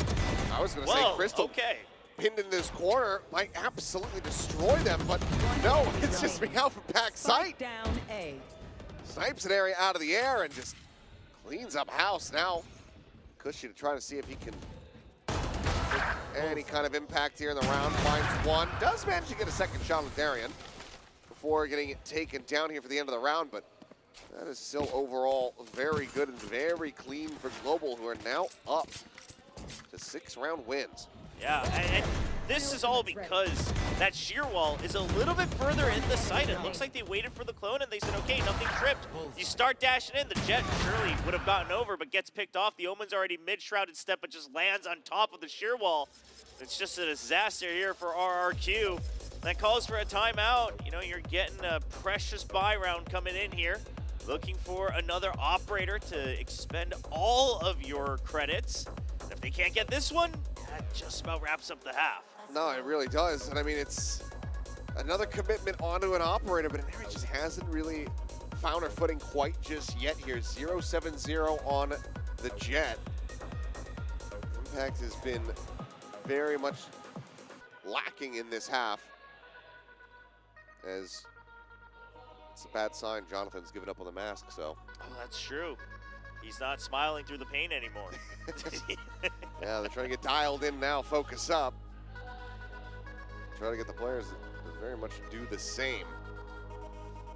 Yeah, I do find it curious that they're having a Neri hold the op as well. Just feels like the Yoru overall as an agent would be better suited just to hold angles, whereas the Jet can kind of be free to take a timing if you see an opportunity to just dash in. Obviously, the operator holds you back a little bit. I mean, this is also to try to go for this. It's a force from Cushy, who is sacking his armor just to be able to get that purchase over the line. Bold. Very, very bold. We'll see if it pays off. He does have the Hunter's Fury, so if they can get the spike down, they have a way. Well, oh, there goes that purchase. Yeah, that's a quick one from Darion, though. You can't really blame an area on that. It's just, I don't understand the game plan here of just swinging into a known op line with no assisting util. I mean, I think it just comes down to the Clove. You want to make space for the Clove. You want to take control of mid. They've been waiting for the Clove, so they can't just walk out there on their own. So hoping that you can get the better peek here. Trying to check the first angle, but like you said, Darion's just waiting for it. Does just seem like GE has a pulse on the only options that RQ's left with. Slowing them down. Lexi trying to trump some interest here on this side of the map. As Casper is just sprinting at him. TP is now going to be there, though, and seems like widely Alexi has done her job. Got a lot of eyes over towards that side of the map, but Plant is going to be a little bit late, so Global Esports do manage to get clustered up pretty quickly here. Finally, Extremities goes the way of Cushy. Crystal dead on the flank. That's big. The Hunter's Fury now safe to be used. 4v4. Little back out. No one's going to get caught here by the Seal Guard, but Alexi going to be taken down. He's not able to find that kill. Hunter's Fury gets the hit there onto the out. Casper dead. Now it's all down to you to try to see if he can clutch this out. He gets the tap, baits out the flash, but he is big. Trying to go for the push here. Refracts back. Get back. All the way to the backside, I should say. Is flash this time. Stronger connection. Xfero gets the cleanup. 2 players surviving. There's RRQ riding the ship a bit. Still taking on water, but not quite sinking just yet. Yeah, an amazing fake out from Alexi as well. The commitment down to the paranoia, I think, really sells it. Of course, one of the members having been hit by the paranoia, not able to really make the right call. And then the Hunter's Fury, just to say, hey, instead of saving it all the way, I want to make sure my teammates have some time and space to work with. Off of that Vice ult from the opponents, push them off, get a kill yourself. Xfero wasn't quite tagged by the ultimate, still has his Vandal. Now looking to continue on the momentum that they so needed. Crystal chooses wisely. Cushy gonna try to do the same thing. Spike down I guess he A. figued, like, okay, the wall got popped. Yeah. I'm pretty sure he's locked in there. Let me try to get him, but so are you. yeah, at a disadvantage, trying to push in with no vision. Now, there he head again. Starion able to find her with the operator. It's Monyet to boot. This is just Alexi left. And let's get a very nice shot. I have the spike. Kill here onto the enemy Yoru. Backs away, avoids the grab well. He's got a lot of time. Being revealed. Have a good amount of time to play with, as you say.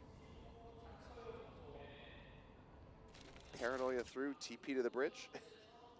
Would be a bold move. I mean, you need bold moves when you want to win a clutch, 1v3. And waiting for the flank, but look at Yudoton, just waits for contact first. Doesn't want to risk equalizing it. Playing it patiently, playing it well. Global up now 7-3, locking up that lead here for the half. A moment for RQ, it's just a dimensional drift to try to work with here. One enemy. It does feel like overall, obviously, you know, again, a lot of factors. You don't want to read into things too much, but a lot of the attacking and defending advantages on the maps have been a little flipped here at the Spotlight Series, and I wonder how much of that is the actual patch's impact versus, obviously, just off-rolls and, you know, mixed rosters.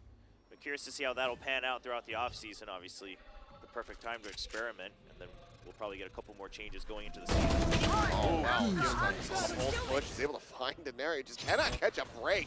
Hunter's Spirit from Crystal, finding Alexi. Another kill going the way of Global Esports, just maintaining this player advantage. She desperately trying to find the shots, but Meow dances around him. Gets whittled away at down to 40, but Spike plant. Here. it's the elimination in the end. 2v4, Monyet kind of needing to push out and take point here. Right there. Schultz trying to play off this clone. Swing back through it. Oh boy, everybody whipping it just a little bit there. Not dead yet now, going to be coming through. Monyet seeking a kill, but only finding death. Cleanup is there, and Global continue to excel here on this defense. Yeah, 8-3. Looking to wrap that up with the classic 9-3 scoreline, and if they do, they would be feeling absolutely fine. Looking forward to even a third map in this best of 3. Really feels like everyone's coming into their own now that they've gotten through the first map a little bit. Quick reactions from now 16K, as well as a couple of great rounds from Casper on the Astra. One more to go here in the half. 9-3 or an 8-4. And yes, very well read. Here, Vitarian abandons the operator. Might have it laying around somewhere, but goes for the outlaw, knowing he's going to have high value on pretty much everybody. Actually, yeah, I think a last-minute swap. Is half armors on everyone now. There's the spot. 2 shots fired off. Has the TP out. Yeah, both of them, you know, the Waylay and the Yoru, kind of getting spotted before they can take full advantage of their position. So they will back off. Still quite a bit of time bought. Crystal on the cross actually wins the fight. That one. I'm not too sure. He was strafing in. Well, that was ADS down with the Guardian. He should have had that one every day of the week. Either way, they do finally get some reply kills, and I believe Inari just got her first kill of the map. Maybe that is going to be an omen of good tidings here for RRQ. Push now onto the empty B site, but very quickly on this flank is Casper. Swinging through, finding the first, finds the second. Lexi was down to 5 HP, and just like that, the player advantage taken away as the exit, and the barrel stop. Darian just doing Cushy 30. Yeah, Cushy was ready for the spin around as well. But job's not done yet for Darian. Xfero trying to be a menace all alone. Gets flanked around by Casper. A 3K for Casper. to put up 9 on the half for GE. Yeah, massive numbers there in the round and in the half. Casper and Meow both looking fantastic here on Abyss. I mean, the reply was good, sure, but it just feels like Monyet should have that every single time. Yeah, it really did feel like it. I almost assumed either Crystal was dead or he'd get away with his life, but on the kill feed, we see Crystal popping off with a frag of his own. So that helps kind of start off the round here for GE. Darion looking comfy on the new Euro Ultimate as well, just exiting and then jumping right when the shots start to come through. Some fans for RRQ and just a nice drawing of Jet. Not much else to say about that one, even in Korean. Just says, I'm Jet. What? What do you want? There we go. There's the RRQ sign. It's always interesting to find RRQ fans in Korea, especially given their recent history of taking down all the Korean teams. Yeah, I mean, but sometimes, sometimes you gotta cheer for that. Well, that's true. I mean, yeah, I guess so. I guess there was a little payback from them as well. Usually if, like a team that I'm cheering for, whether it's an esports or meat sports, gets eliminated from a tournament, I usually cheer for the team that beat them, because then you always have the copium of saying, well, we lost to the ones that, won the tournament. Yeah. So that's always nice. Yeah, but also, I mean, they got DRX champs as well. So yeah. That is the big part, I guess. I hadn't thought about that. But also, I mean, like Estrella used to play on RRQ, True. so True. Probably a decent amount of Korean attention from that. Try not to die. It's nice to see. All ghosts now for GE here on the attacking side. Switch up. Yeah, just the one sheriff here. Hands of Veneri, but RQ need this pistol, and he will be able to find a reply kill.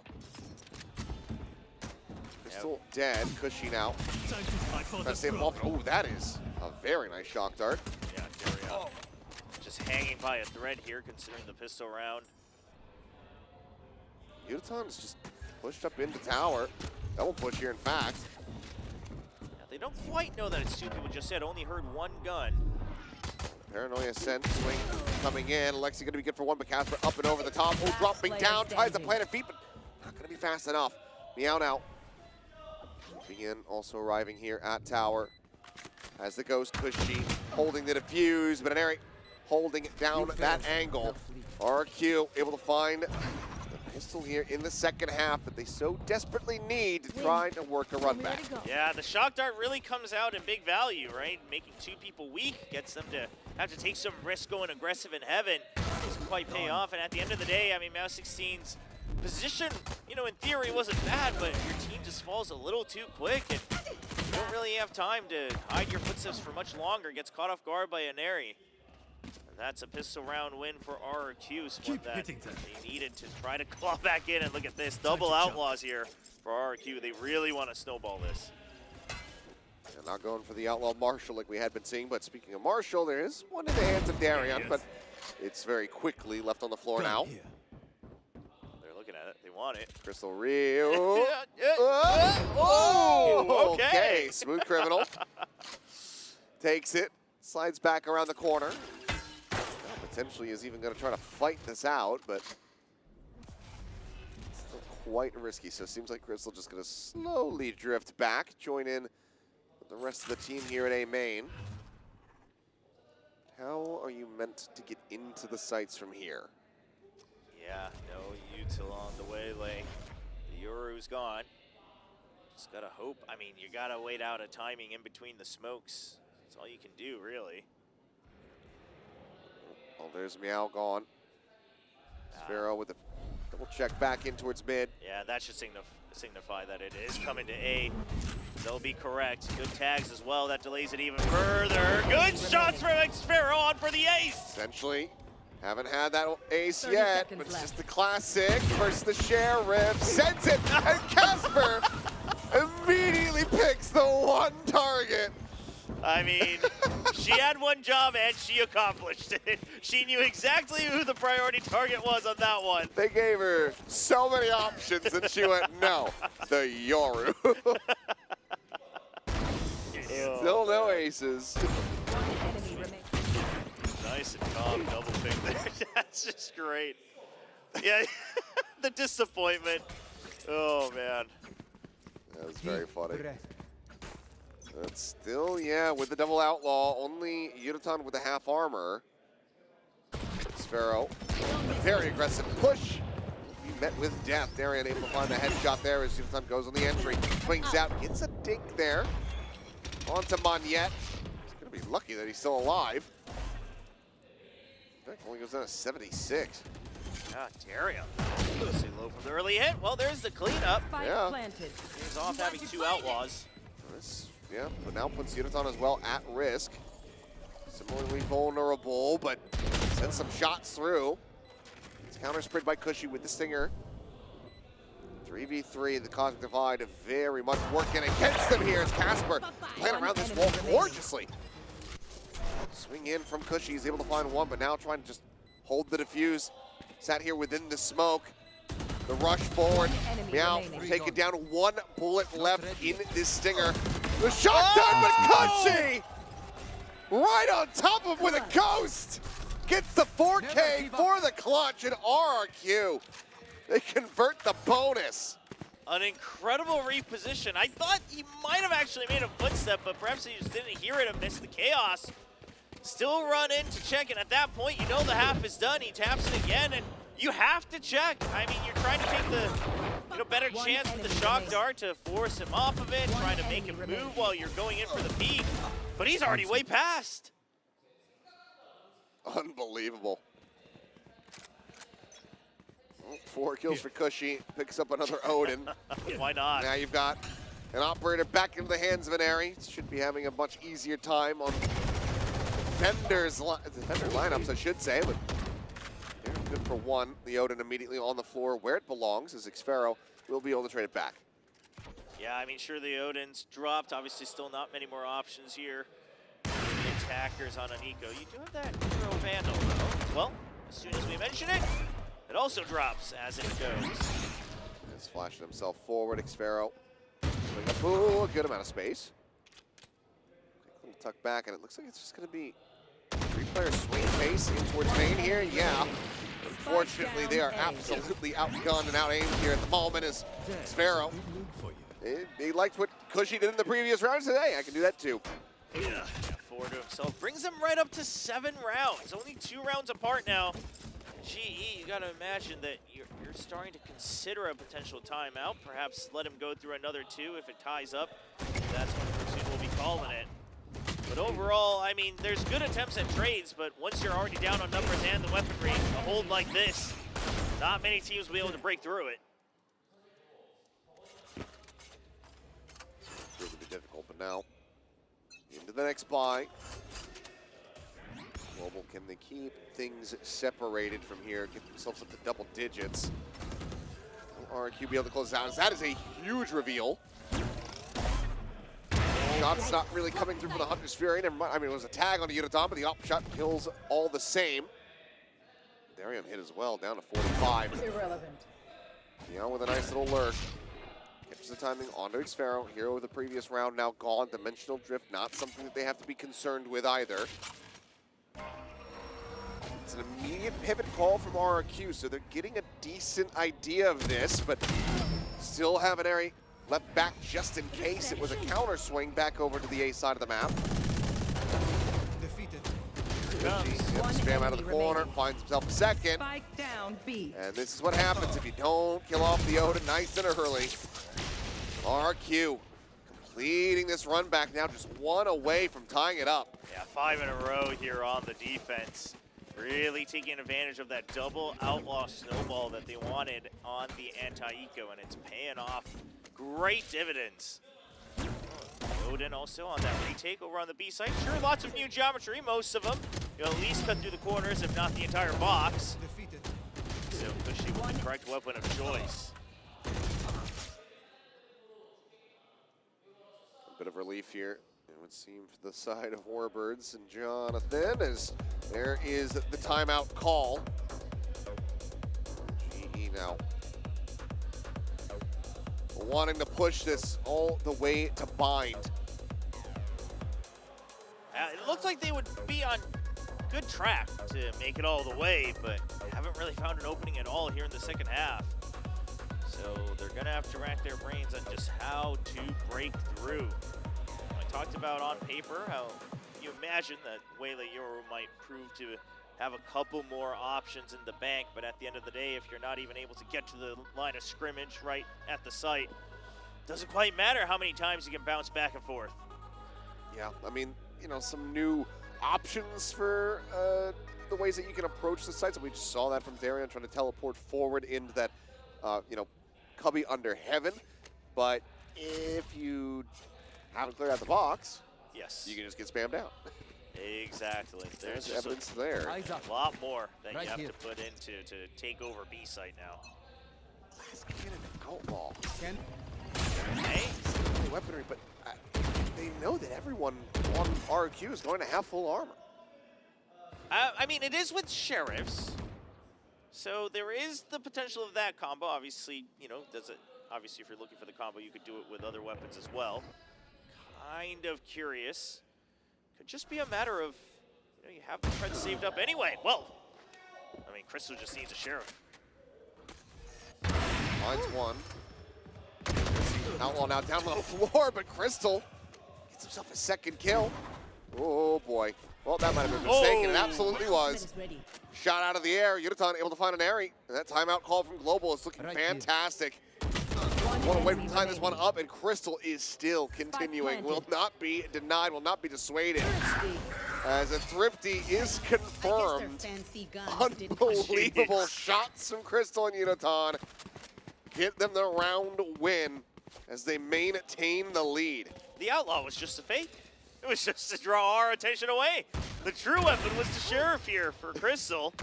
I mean, just fearless there. And given the speed and how much they pushed from mid, I don't quite blame Aneri for dashing away from the site. It's just, you had no idea that it was actually a full pinch. Ooh, Odin onto Casper's hands now. Pick that one up for themselves. Still with the op, Aneri spotted out. Clear the recon. Who's next? Has to back away, gives up that forward angle.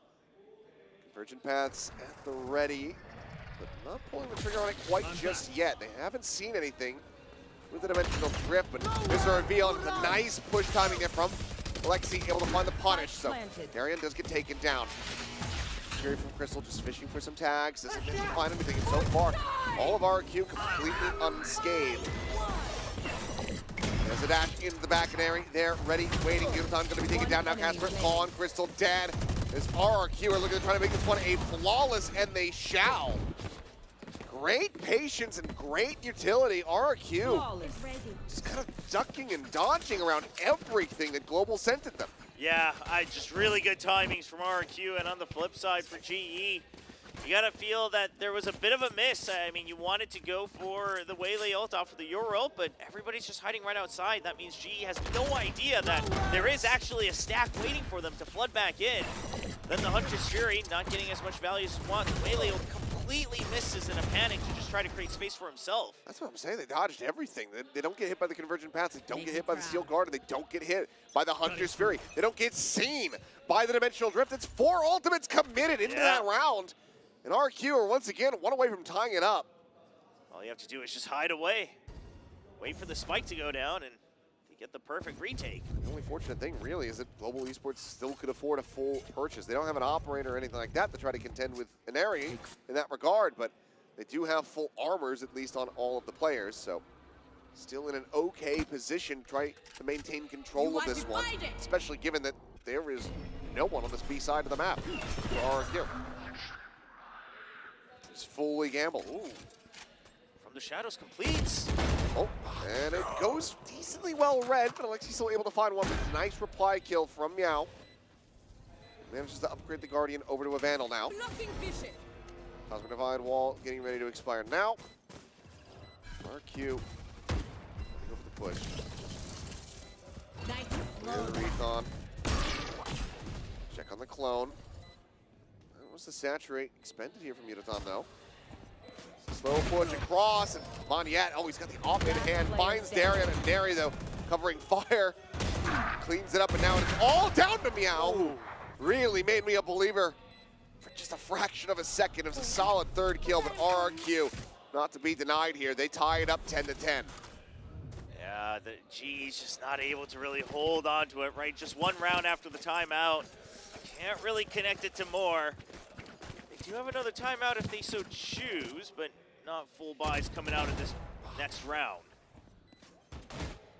It does feel like just right now it's turned into a game of RRQ saying, okay, well, after the timeout, you guys figured out how to get onto the site, so we'll just play Flood retakes. We'll just be ready for that, take control of the rest of the map.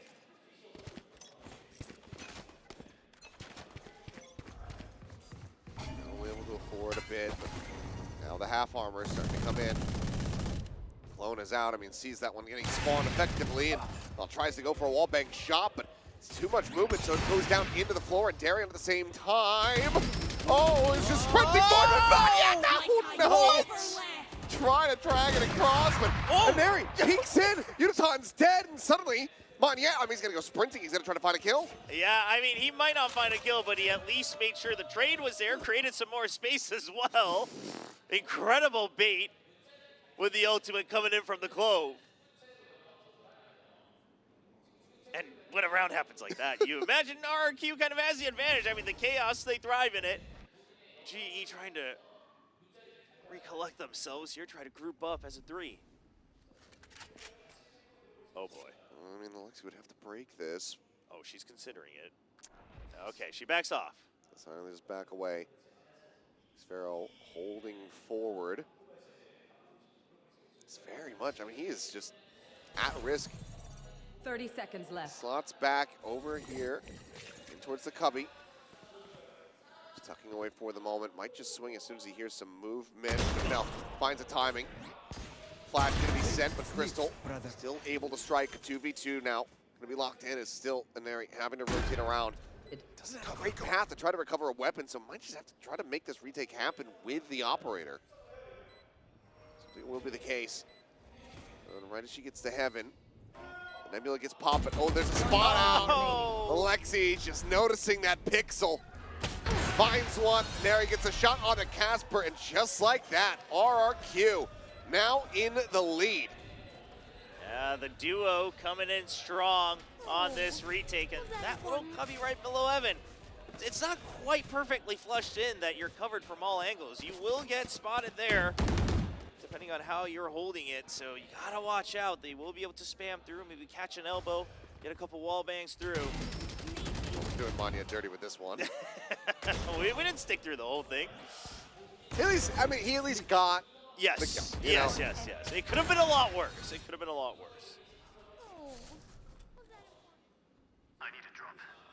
Now, final timeout call from Global. Needing to at least guarantee the overtime here for themselves. 3 in a row if they want to avoid that. And just send us straight into bind. Yeah, curious to see when you're adjusting here. The first adjustments seem to work out pretty well in that round. Finding the opening spots, not focusing too much on that mid control. But it does feel like at a certain point you also just have to be prepared for all these trades, for all these firefights. I mean, RRQ is just hungry to take on the combat, and you have to be ready for it. Just a single pick isn't enough. Right back into it.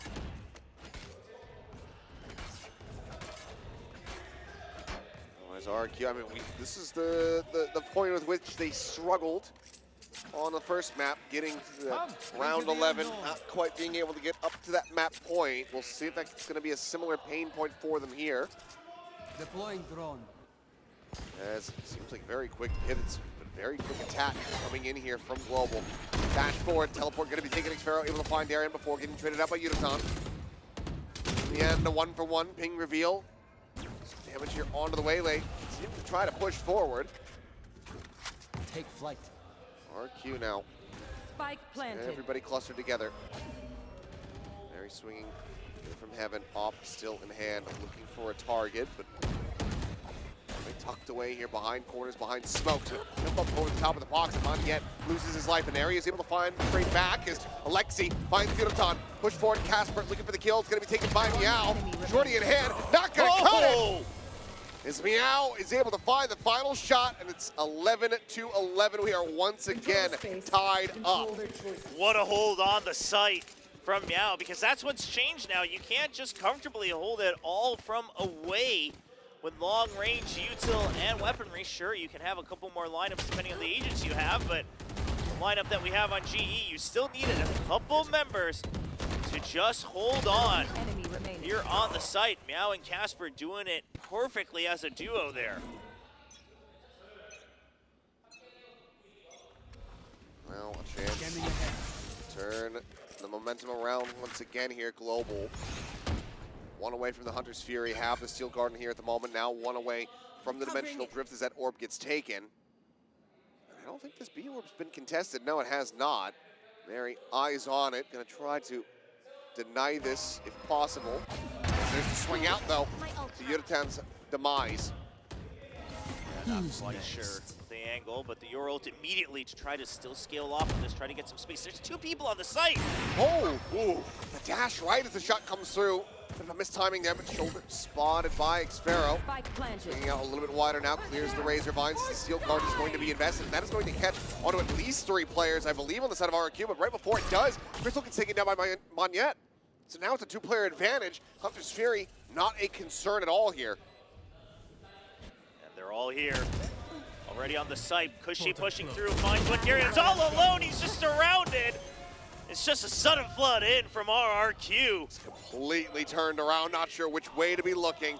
My ult is ready. And as soon as he makes the decision, he is already dead. RRQ looking for another 13-11 scoreline.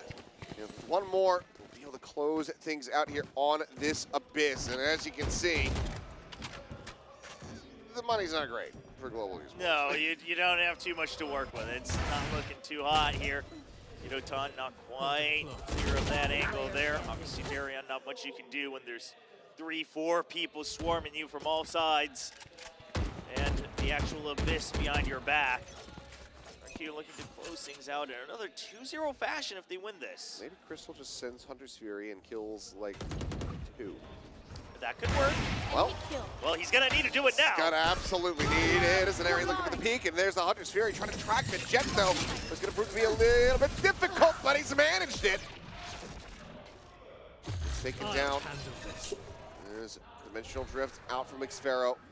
Sprinting around, spotting them all. Hunter's Fury now out from Cushy. Finds the first, Casper dead. Spike on the floor. Xfero exits, finds Meow. Just like that.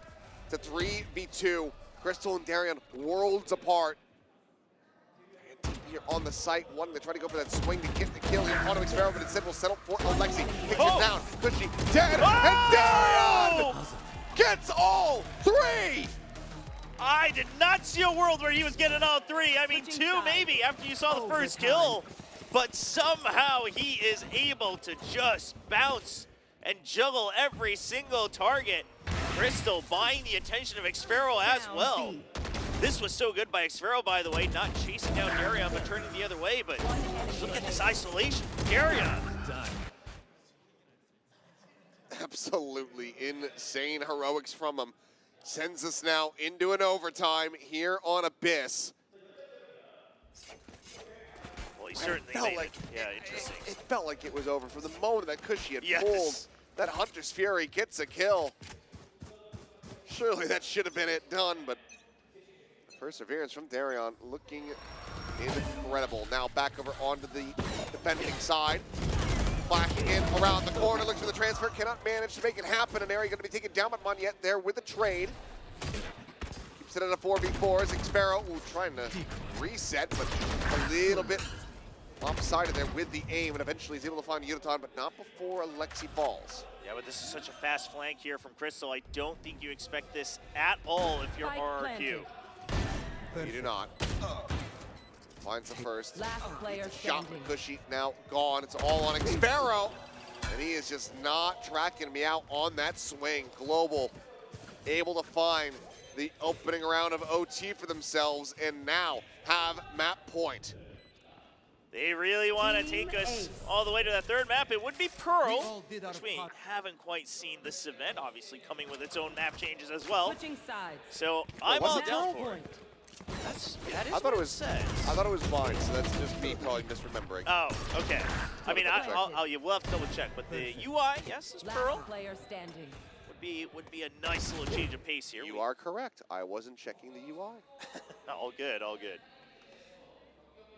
Timeout. Oh, Ooh, okay. Wow, the OT timeout being used. We're taking this all the way, using everything we got. Yeah, they really want to just go ahead and end this right here, not get any resets.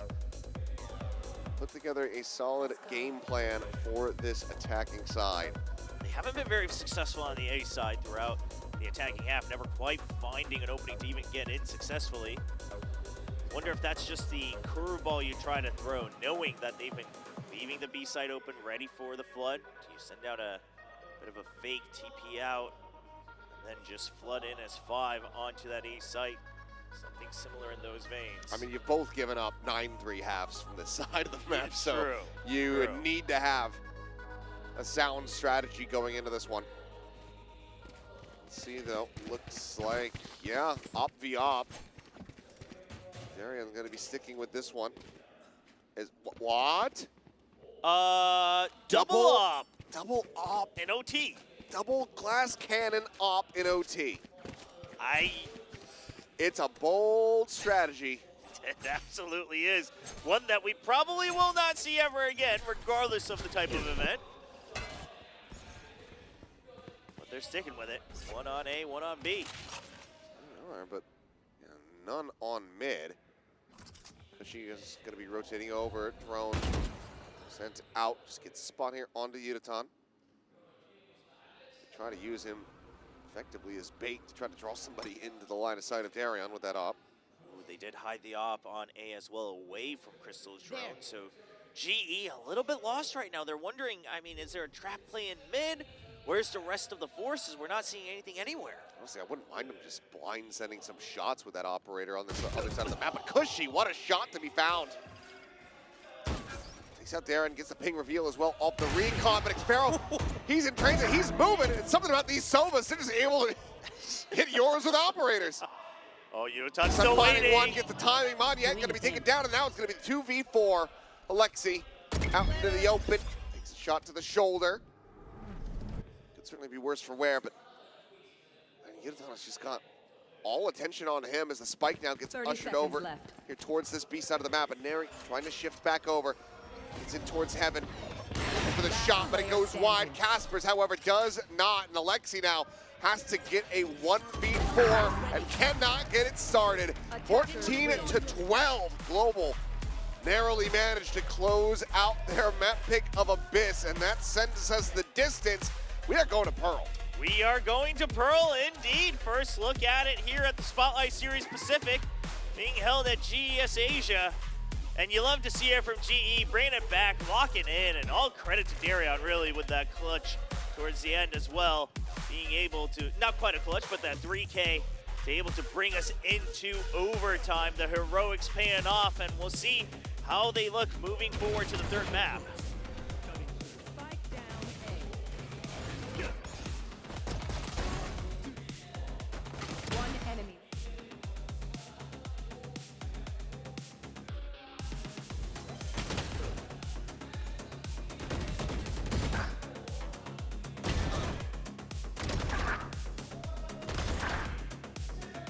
One enemy. Blocking vision. Spike down B. One enemy.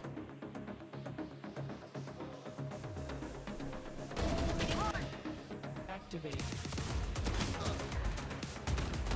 One enemy remaining. Last player standing.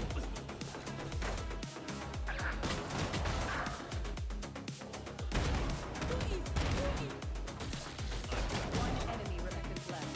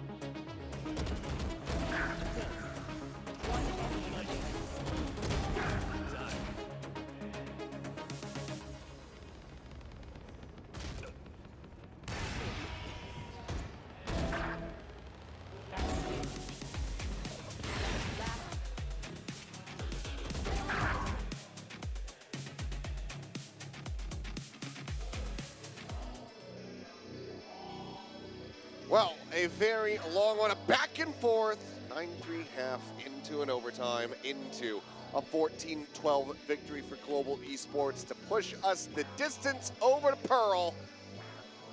And now we have no idea what to expect because we haven't seen Pearl in so long. And things have already been crazy on the maps that we have had throughout, stage 2 onward, etc. So I have no clue what anyone is going to play going into map 3. I mean, the map's changed. Obviously, tons of agents have changed. Even further, the guns have changed. So very curious to see what the Spotlight rosters will field when we come back from the break onto Pearl for the third map.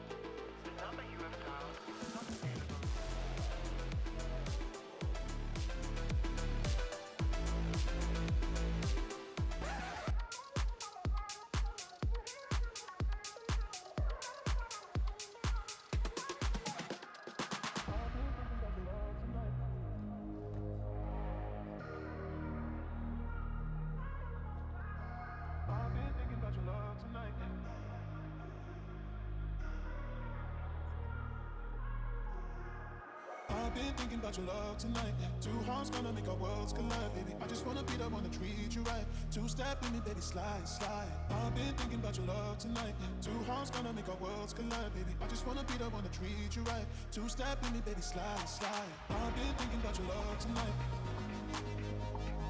I just wanna be the one to treat you right. I've been thinking about your love tonight. Two hearts gonna make our worlds collide, baby. I just wanna be the one to treat you right. Two-step in me, baby, slide, slide.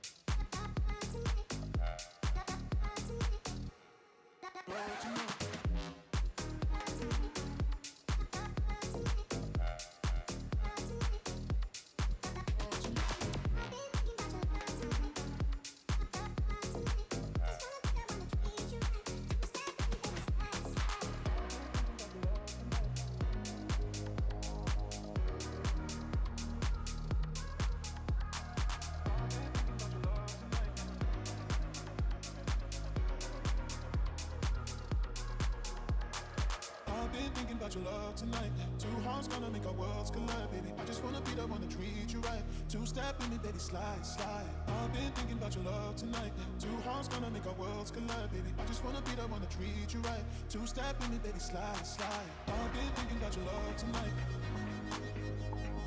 I just wanna be the one to treat you right. I've been thinking about your love tonight. Two hearts gonna make our worlds collide, baby. I just wanna be the one to treat you right. Two-step in me, baby, slide, slide.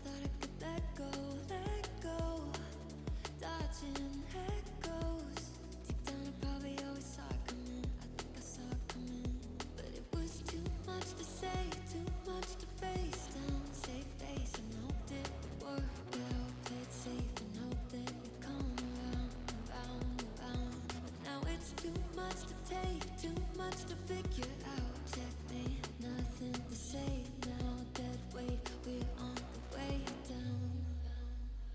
Now I'm in a free fall with nothing to hold on to.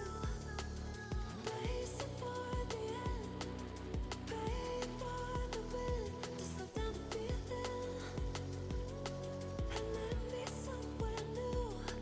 Staring down the ground, it's coming soon. Wishing I could just fall into you. Hey yeah, hey yeah. Wishing I could just fall into you. Hey yeah, hey yeah. Wishing I could just fall into you.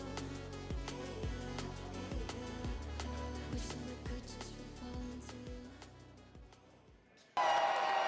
Fueled by the same passion as esports athletes, Zowie continuously develops tailored products, empowering gamers to bring their best out. Today, we are launching the all-new XL2566X Plus, which uses the newly developed Fast TN panel and upgraded DRX technology. The new monitor series continue to evolve, refining details to ensure players can perform their best consistently in games. Game changers. It's about competition, pure happiness. It's like a crazy experience. We're making history. It means so much to us. It's good to be back. I guess you know what I've been looking for, success. The beauty of gaming is it doesn't matter who you are. But as long as I'm good enough, Everybody's getting a 4K. I can go as far as I want. That's what I like to see, baby. 全世界都会知道我们的厉害。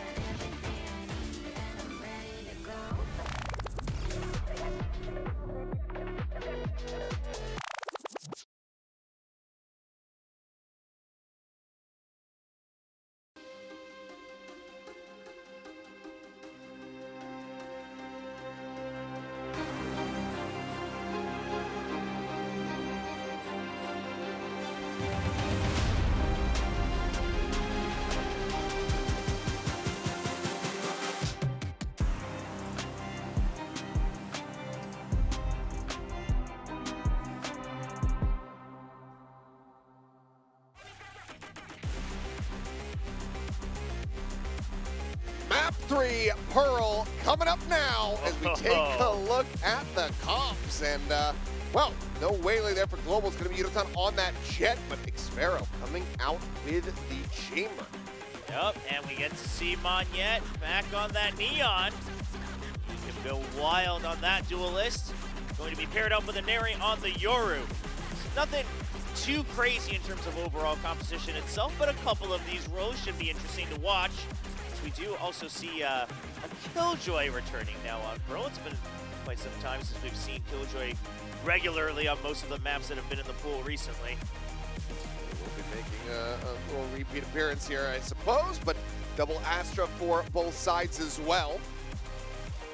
Oh, down to this. I mean, plenty of time to try to iterate on this map, but I'm curious to see how much practice, the players have had playing on Pearl in general.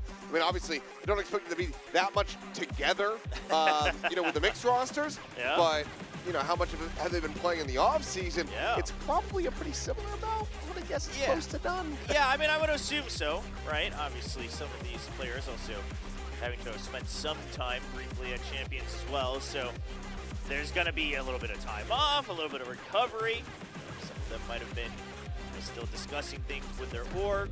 And of course, you need a little break. You don't want to get burnt out too early on, but with the big patch coming in, still a lot to get used to. So as we head into Pearl, we'll see who's on top of things and who isn't running into some of the newer geometry here on the B side. All right, well, Xfero propped up here on top, drops down. Opted for the 6-bullet buy. There's the relay, there's the TP. There's a Neri trying to get involved here, but it's going to be Alexi actually to find the opening kill as Starion does get taken down, and Xfero on the re-peek out from Heaven does find a kill here on to Crystal. So pivots being made from the side of Global, but they haven't really taken any other space around the map. They're basically fully invested on trying to control B. Yeah, exactly. You do have the Neon going a little bit too far forward from Darion there. Team not able to follow up. He falls, and that's the plan completely nullified. You do have A-Site for free. RQ's okay with this, given the numbers advantage, but we'll see if Casper can maybe find a position where she can get more than one pick on the rotation. Obscuring vision. Flowers there, and a great intercept. Lexi taken down. Looking forward through that link. 30 seconds One left. player cluster, some Spike damage planted. dealt to Xfero and Neri. Certainly can be winnable here for the side of Global. Yeah, you've got Udotown waiting outside with the Sheriff. Prowler able to spot one. Monier getting bogged a little bit there on the geometry, but alrighty. One enemy remaining. Brings it into the 1v2, looking for the slide across! Oh man, Casper nearly manages to make it happen. Just needed a touch more damage there onto Moniette. Oh man, I mean, I believed once Moniette overcommitted to dancing around and trying to draw attention. I thought there was a world, but he'll stabilize just in time after his comrade falls. They'll be able to secure this round, and obviously, given how things started, it should have been theirs in all their right. But a couple nice shots here on the post plant gives GE a fighting chance. One enemy remaining. Very, very narrow margins. Almost a little bit too much fun there. As Darion going to be scooping up this Bucky, likely sliding forward here towards Xfero, who's going to have to be Johnny on the spot with a rendezvous. Never mind. So close. Just with the shot. He will just land right in front of his face. And Lexi also here with covering fire. Does manage to go ahead and clean up two. Swooping forward, Crystal has collected the Bucky. Now they have to back away. Yeah, they're reconsidering that one. Back pedaling though, Sparrow does still manage to swing forward, find it. The Bucky just going to be trading hands now over to Casper. An opportunity to potentially deal a little bit of additional damage. Breaks away and get this planting in for some money. Yeah, just wants a little bit of the creds. That's all you're looking for. Oh! Another kill! Whoa! Oh, and man! Okay. Casper is finding the impact here so far on Pearl. Doesn't lead to the round victories, but I mean, two more kills from that position is still fantastic impact. Yeah, it gets her the Cosmic Divide as well. So you've got the Astra ult off of those extra kills at the end of each round. And we'll see. We'll see if that leads to a snowball, because that is something that RQ could maybe be a little bit disappointed with. Obviously, early on in the map, you're not thinking too much of it. Okay, we're having a little bit of fun. We still got the round, but then you realize maybe it starts a little bit of an old snowball. That could make things go a little bit on the wayside here. Xfero sticking with the outlaw. Double outlaw once more spotted here from RQ. You see the bull buys coming out. GE, oh, a little bit of battle. Oh my goodness. Oh, his Bucky is hitting a hell of a lot different than the one we just saw in the previous round. Now Xfero out into the open, gonna be taken down. He's so far away from his rendezvous. Sight now very much primed here. But Aneri does find a nice shot. Casper eliminated. Quick little gate crash back. As Yudotan pushing up here alongside this Cosmic Divide, ready to try to swoop through, and Lexi is not quite ready for it. Needed any damage whatsoever to find that kill, but just cannot. Yeah, Yudotan's counted as lucky stars on that, but that will give them the numbers advantage. If they can keep all three members alive and maybe not even losing any further armor on Crystal and Meow 16K, GE is okay with this one, but otherwise, RRQ will be the one smiling regardless of win or loss on the round. One enemy Good remaining. damage from Yudotan, still finding that impact, takes down Aneri. So, he said, these little damage here, forcing some of the armor rebuys as well on a couple of his players. But not going to be able to convert the bonus this time around. Global Esports get themselves on the board is just a bit silly off the rip there. Yeah, a little bit overcommitted. I mean, we'll give credit to Darion as well, being able to at least slide out despite the stun, just getting a little bit of distance away from that Bucky shot. But Cosmic Divide used as well. You know, it didn't get the full value, but it still gives you a little bit of that extra safety going in. I love it when teams are able to just say, hey, let's use the ultimate. It's going to be another early fight on A main. Gets the reveal there, but everybody able to just go ahead and back away, so avoiding disaster. On yet just to collect the orb, get a touch closer towards that overdrive. As the Spike for now still in a non-committed position. Yeah, kind of learning their lessons from that pistol round, making sure they have their options to spread the map nice and wide. Now getting an opening towards B. Can they take out Xfero? He doesn't really have a way out. The rendezvous is right here on the site. Yeah. Kind of scoops it up here and plays it patiently, but Crystal just swings around the corner. Absolutely destroys him. Meow not quite ready for Alexi to be there on the counter swing out, but still does well to find that one kill. Puts him in an advantageous position. Spike now planted. 3-4 for retake here. One enemy remaining. Moniette immediately dispatched. That is a team ace, nearly flawless, and Global tie it up 2-2. Yeah, really clean recovery after losing out on the pistol round here in the first half on the attacking side on Pearl. Just good awareness of the extra corners that you can be hiding from here on the B site. You love the pinch coming in from mid as well. I love the quick rework that they're doing over here on mid as soon as they get pushed away from the A side. So we'll see how that default adjustment comes in from RRQ. If you maybe get a little bit extra aggressive early on in the round with something like the chamber in mid to get a little bit of extra space. I'll find you. Oh, it's going to be chucked out. Ton quickly tailwinding away. There. Couple stray shots through the smoke, but no contact to be found. Overdrive online, though, for Moniette.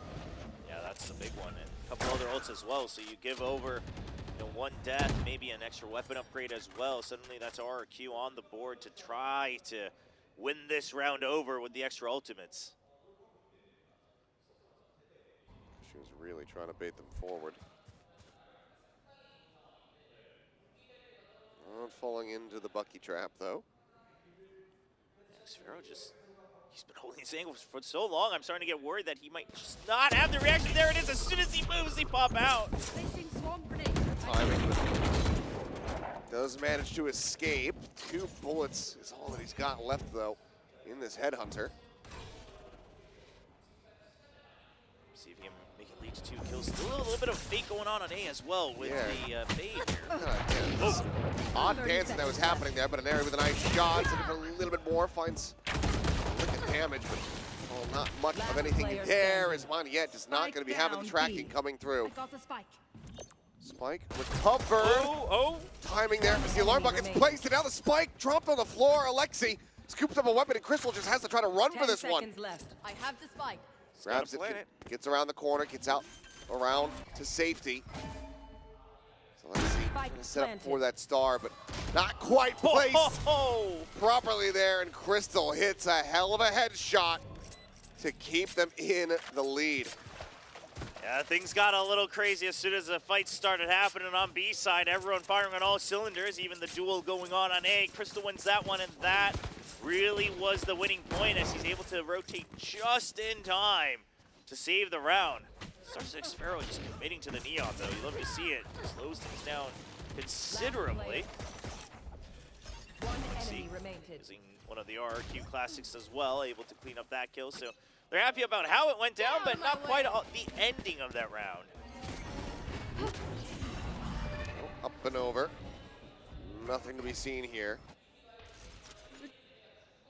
Just Alexi playing on this side of the map, but reinforcements are on the way. Cianeri and Moniette pushing here, as it seems like an area wants to try to get a peek off the gate crash out before the lockdown comes through, but sees plenty and has to get the hell out. Yeah, not really getting the value that you would have wanted off of a peak like that. Just to do so with Moniette. Good spot on Therion.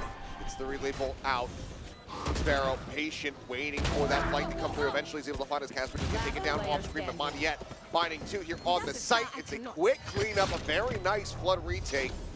And RQ do manage to tie it back up at 3-3. My ult's ready. Such a swift retake here. They've had a couple of these throughout this event already. Just the flood retakes being swift, knowing how to cover for each other's angles, making it clean as well. Barely really requiring any trades, but everyone just getting their one. And immediately the site is just wiped out, just like that in a snap.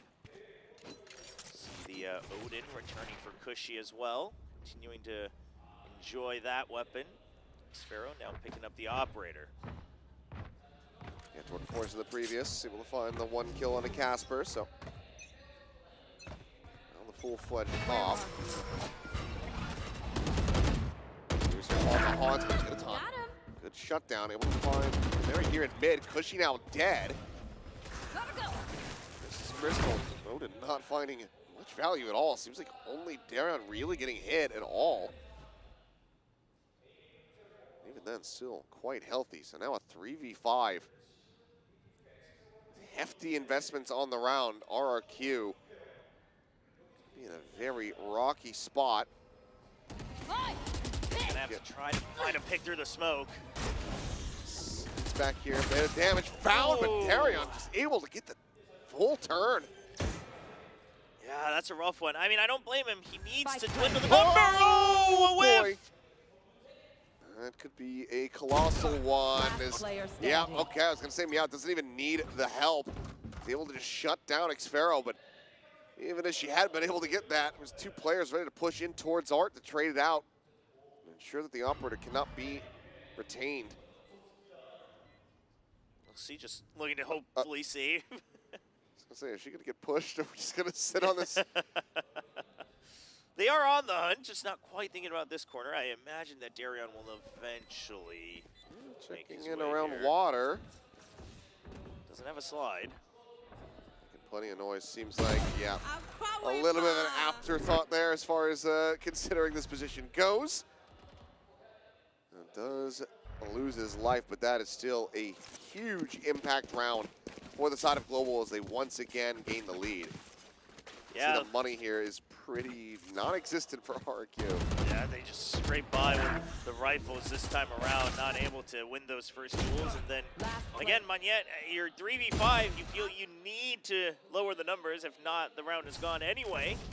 He falls, and then, of course, a big whiff coming in from Xfero makes him lose the off itself, let alone the round. Able to go ahead and put these together with a couple half armors, but it's just not going to be any comfortable rounds pretty much from here if they don't win this one. No, definitely not. Cash reserves are drained. Yeah, you do have a couple of your ultimates, so there are options for the retake if you so choose. Could just be dueling Cosmic Divides. Though, I was going to say, against the Cosmic Divide with a Dimensional Drift, you probably do end up favoring that team, but Aneri tagged it down to 6 off that Jiggle Peak, so not nearly as cozy in the round. Xfero pushing forward, trying to get the shots in, but it's just offset. Too much movement. Crystal finds a headshot just like that. Global Esports are piling into the A site. Counter spam from Cushy. He's able to find one. Darion going to be taken down. They get some damage on the Crystal, so chance for them to find a little bit more value here. Cushy doing well. Notes the potential flank into Art. I'll handle this. It's a kill. Dimensional Drift now going to be used. Sprinting around through Secret. Spot on the one. Going to concuss. Counter spray forward into that Nebula. Casper going to be taken down with Crystal. Standing. Hunts himself a third. Cushy matching in that regard. Backing out, takes it to a 2v1 where Alexi will find the final shot. And RRQ, they will ensure that this map will be neck and neck. Yeah, you love the Cosmic fight at the end as well, even though it's a 2v1, just guarantee that they will have to push you, and that gives Alexi the advantage in the duel as well. I was going to say early on in the round after Mary gets tagged, it'd be best if she was just able to stay alive, trying to use that Dimensional Drift, but it really comes down to Cushy being able to hold on to the site. Getting a couple of those sprays through the smoke, getting the extra kill to watch the flank, and that gives them a much more comfortable numbers advantage on the retake. Their fears. Go, go, go. Solid round win, still not able to get another operator in action here. Sparrow taking another crack at this one, but this time no one to pow out. Yeah, taking it safer. You still have Monette right around the corner. Yeah, doubling up on this angle, and that works a treat. Now tripling up on it is Cushy. And swings into main as well. Yeah, it's like a magic trick. Every time you peek out, there's just one more waiting for you. It's duplicating them. There's Sparrow still on CD here for the rendezvous, but Moniette scaling forward, trying to get this chase off, but Casper does manage to get out to safety. Like the timing kill. I mean, even here as well, you're just hoping you get a pick, an opening now that you're behind in numbers, but with Meow 16K gone, don't think there's much you can do. At least you're grouped up, so you can hit a site. Try to make it as fair of a fight as possible.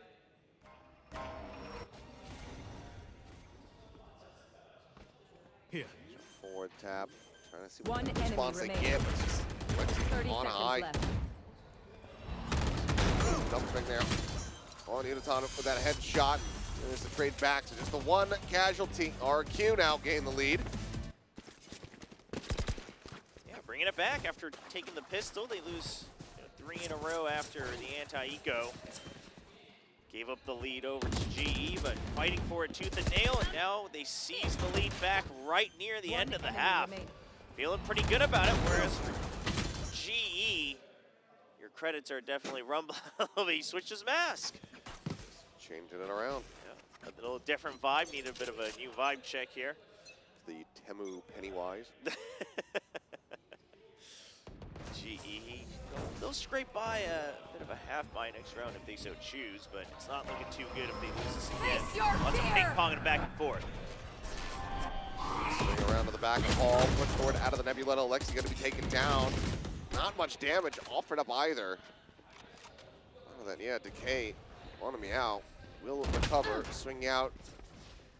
Not able to spot the one and gets a shutdown mid-slide there on a Moniette. Hell of a headshot to be found. Looks for a little bit more, gets it. Cushy dead. The tap on Xpharaoh, and Unaton comes alive with a 3K and ties it right back up. These teams are inseparable. Yeah, still 5-5, tied up. I mean, you imagine, given how some of these fights are going, that one team surely gets a big momentum boost. Unaton's clean with it. Didn't shake out the spray there, but just repositions perfectly. Darion's there for the backup. I mean, we've had rounds from Casper going big as well, trying to clutch up some of these rounds, and yet it still just goes back and forth. And now look at the side of RQ. And Neri having to sit on a Sheriff. Of course, Cushy will still be able to at least get the Odin, so he'll have some firepower to work with. But it's not looking too stable. Xpharaoh considering that swing forward, but opposite stay sat back here for the moment. Is swing onto the corner. Darion able to offer up a decent amount of damage. Clears the haunt, just really trying to keep this position of the chamber disguised. I don't know if you take this risk if you're Darion. He's aiming in the right spot, but he pulls off the angle at the exact worst moment possible. Trade is there from Cushy. Does get rewarded with that, but this spike is very slowly, quietly drifting in towards the B site as choice gets made here by Unaton, but oh, Cushy, he silences it. That's not good. You were hoping to be a bit more committed to the fake, but after you slow things down, no need. In fact, RQ's faster on the rotate here. Neri just gonna tuck further out. It's just a Sheriff at hand here for Neri. Well, oof. Caster Blessing. Yes, pays off sometimes. Looking for another. The swing on the corner coming through, and it's just gonna be Alexi there to collect it. Spike down B. Now a 3v1. There's one player on the team that you would want to be in that position. Oh. It's this man right here. 3 HP. 3 HP, looking for the third kill. And there it is, out of the open. Cushy says, my 3K. Takes it for himself. And RQ get to 6 here in the half, potentially looking at 7 if they can close this out, but it's just been a pendulum swing with these round wins. It really has been. I mean, the most we saw was 3 in a row, and even that was put down swiftly here from RQ. And Crystal, great attempt. I mean, really good on the 1v2, but there just had to be one more person left ready to find you on the spike plant, and now it's just going to be another A push from RQ. They've been fighting for the same main space. That's always been the way to hold that default on defense here on Pearl, and looks like that hasn't changed. Prowler just keeping up the spot. Time for this take onto Art. No contest really here from RQ. They're giving up this space. There's Nightfall going forward only gets a hit onto Yudotan. Yeah, so he'll just have to watch his back now that he's been tagged up. Not going to be joining the team. Working through audio here. They're just going to cut all the way through into B, it would seem. Xfero's on a very deep line, pushed forward, staring in towards Club, but now, as the rotations start to come in from RRQ, Global Esports, they might just be pivoting back. Yeah, I think they've recognized that RQ has been enjoying these faster rotates, getting ready for the floods, but look at Bushy. Getting played is not very at all, as it turns out. Gets some damage there onto Crystal, but loses his life, and AC facing in towards the site itself might have been able to get a massive backstab, but squanders the opportunity. You are divided. Overdrive available potentially here for Mondiet. I mean, last round of the half, no reason to not really send it. He's gonna need to. They don't have the leash to wait this out. Big attempt. Fast lane, gonna be set up, relay bolt. Into the corner, pops the overdrive, and there he's able to covering fire, able to find the kill onto Casper. Bailing him out, and just like that, he's so concise, so precise and clean from RRQ on the retake. Causing a divide in their faces. Be damned, they do not care about that, they shrug it off. They managed to get themselves the lead at the half. Yeah, that was really, really good from Mondiet. Just creating space, trusting in his teammates, and Alexia and Neri both answer the call. Swing out together, each getting one pick each. Mondiet takes care of the close range with the judge, and everybody stays alive through that initial impression. And they're even filling the smoke afterwards, so her teammates can safely stick the defuse, not taking any chances with any spam. And what looked like it was gonna be a tied half, well, RRQ is able to pull forward with just the 2 extra rounds. Very close here, still between these teams. And, you know, a lot of those rounds that could have gone pretty much either way. They really could have lots of close calls, clutches, 2v1s, things like that. Earlier sign cheering on Mondiet, calling him adorable, as I think a lot of people would agree. He's just such a jovial guy. Ooh, we got a fan at their first Valorant event. So they'd like to see an ace, which, as we've mentioned, we haven't had yet. Yeah, we've had so many 4Ks. We really have had so many 4Ks. And this is a tournament, just 3 matches played, but not an ace. Kind of crazy. See if that fan can bring the charm to the stage today. Get to watch their first ace live on stage. I mean, this ended up being a very good day for your first day of watching Valorant in person then. Full 3 maps between these 2 teams. Very contentious in every single game. Yep. So and then you've got T1 versus DRX after that. Yes. That's something that a lot of the Korean fans will be looking forward to for sure.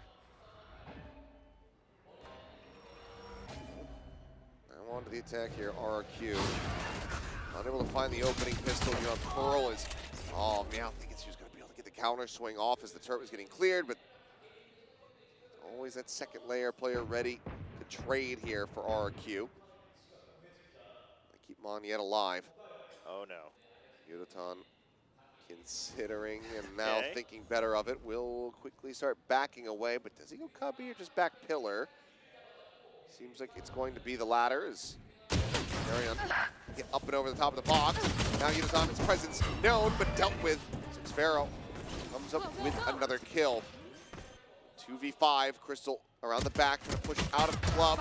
Eventually, he's able to find Alexi, but eats an immense amount of damage. Yeah, just the 1 sheriff shot in the end is all that was necessary. So it's on Casper in a 1v4 to try to take that first step here for Global. They are weak. A lot of them are, but relay bolt able to dodge that here into the corner. They're just fully stacking up. I saw a knife out there from Mondiet. I saw that, Mondiet. You can't get away with it. Does get denied of that satisfaction, but it's still the pistol, and now 3-round lead for the side of RRQ.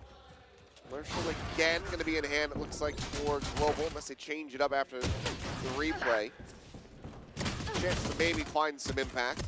Yeah, it's tough. Yudotan makes the right calls to back off, but You know, Darion falls a little bit too early from long range, and Yudo's left without a teammate to work off of. Crystal's still trying to mask his flank. So here we go, 4-man buy from RQ. Just the Marshall coming in, still a little bit forced up for Darion, but they're just avoiding that B site. Oh, wow. Hell of a shot there. Just through the corner of the wall into Luton's head. So, opening kill in hand here for RQ, but not looking to quickly scale off of that one. They're still playing this patiently, waiting out the Nebula. Gotta go. Stop it. Play this as methodically as they possibly can. Yeah, it'll just be a nice clean check. Thorough through the smokes as well, not taking any chances. Default plant, and yeah, you still have 3 people here ready for the retake, but not everyone's quite here. You have worse weaponry. Oh. Oh, well. Okay, Darion, 2 kills. Cenari and Monette both going to be struck down. That leaves the Guardian now on the floor for the moment. Maybe he's retrievable by Cushy, but hasn't scooped it up quite just yet. You don't have smokes coming up. Oh, nice swing from Xfero. Cleans up the Marshall.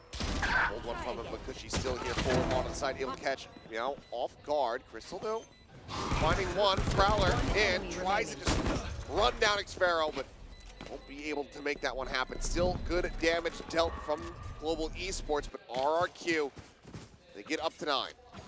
Yeah, you'll take away 2 of the weapons. And obviously, no Vandals or Phantoms bought forward, so not bad damage done. But consider the double kill from the Marshall, and you're thinking, oh, we maybe could have had it. So it's going to feel a little bit bitter here for GE. Great shots from Darion. He really has been absolutely sharp. Just a couple slow starts at the very first maps of each day, but afterwards, he's been a pillar of light here for Global Esports. Ball in hand for Xfero. 2 half armors, Yudotan and Casper both potentially susceptible to that. There's a triple peek from Monette, getting a spot at least on the 1. Don't think Casper will be scouted from this angle, but Darion back on top of the box this time is able to find the kill here onto Xfero. And he pushes up as well, just eliminates this entire side. Now, RRQ does look like they want to re-clear other parts of the map, so we'll see if they eventually come to push him back out. But until then, GE's got great control. Good slide forward, but straight line that you're sliding in. Makes it easy for me to collect that kill. Yudotan now reinforcing this position. Gets a whole fadeaway shot onto Aneri. That one was disgusting. Just instant dash out, and now Alexi all alone. Not too much you're going to be doing here with the Bulldog. We'll see if they give her the opportunity at all. Prowler not getting the scout, but Haunt shallow enough to go ahead and get the scout, so it'll be a bound forward. Swing the corner, does manage to shut down Crystal, but Yudotan clean with that 3K, so overall, not too bad. With an anti-bonus here. Global Esports will find their first round in the second half. Not a bad way to start things off. You come in with your buy round, you're able to clean it up. Not too much damage taken. Gotta say, that archway, it just never feels great to slide through as a Neon. Yeah. It's just so narrow. Want some kind of horizontal movement Just from a little your bit, yeah. enemy's POV. If you're just going straight at them, it's pretty easy, but okay. Still a timeout call, despite the round win here for Global Esports. I don't necessarily mind it. I think, I believe it's the first one that they've used here in the map. I do believe so. So, it seems like maybe wanting to tighten up a couple different things to ensure that they can run back this next round, shorten that gap to just 2. See if they can do it. Looking like there's still a little bit to discuss here coming out from Crystal, speaking his mind. See if everyone else is on board.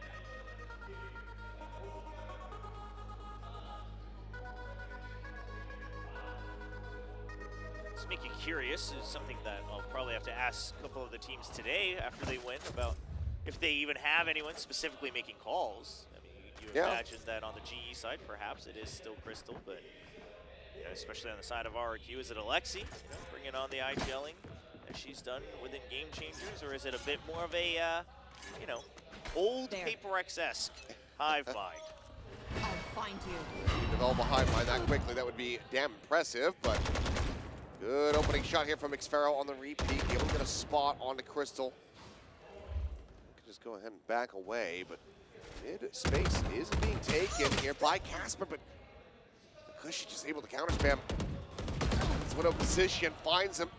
Now Newtown is gone. I mean, this round might just be completely settled in mid. Nearly 30 seconds into the round. It feels like it. It's a good read from RRQ. Just expecting the push out from mid. Something different has to happen. After the timeout, they're just ready with it for numbers. Now, oh, I thought for a second might have had them lined up, but down to Crystal. Wasn't quite able to work his magic previously. We're looking for that 3K, and once again, will not be able to make it happen. Doesn't even get the opportunity to get started as Cushy finds another multi-frag round for himself and RQ. They shrug off that timeout, and that's pretty brutal here for Global. Absolutely, because you got to imagine the timeouts used to get yourselves ahead a little bit, make sure you can catch back up before RQ starts adjusting. But it feels like the timeout, in fact, gave RQ the right timing and read to just say, okay, well, you know what, let's fight for mid, let's push them back even there, make sure that they just have to go back to their defaults that we know how to combat.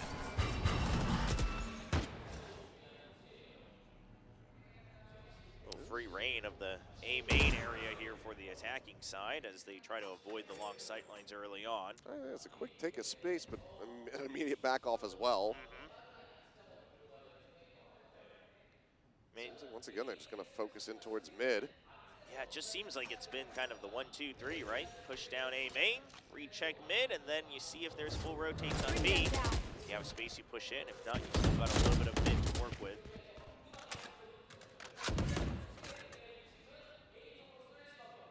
I'm curious if that's just what they were looking for the entire time, was just the turret. Could be. Just try to get rid of that. Go check over towards A main. Nope, not there. Okay, check into Art. Boom, got it. Now they get ready to exec on to B long. No approach, though, towards double doors. So everybody funneling in down long towards this Marshall. Nightmare, take this! Your Tougher to get some easy picks with it. 30 seconds left. Ball across, Xfero deafened up the K down to 1, but no eyes on him. It's just all Moniette, Cushy, and Neri picking their targets, mowing them down. Spike planted. Now just 2 remainers. Solid shot there, getting the punish on to Cushy. I mean, there's a world where you consider saving the Phantom. I think you absolutely should. The chances aren't so high that you're going to succeed on this retake. You could maybe get Darian down here and try to save that Guardian that was right in front of him, but now we'll just end up both falling to the wayside. That is now an 11th round win locked in here for RRQ. 2 more to try to bring this series to its conclusion. And once again, the buy is looking to be very scrappy, very much all over the place here for Global Esports. Yeah, I mean, you'll do what you can to avoid match point, but it's not looking too pretty on their side. You start to wonder that, especially considering the theme of the Spotlight series with mixed rosters, you know, this, and overall the current meta as well, or what was before this patch, you know, perhaps the agents on the side of RQ also just feeling a little bit more cohesive, given how things play out, given how things used to be on Pearl, getting that Yoru in, getting that Neon still for the self-sufficiency, and then, of course, the long-range battles with the Chamber.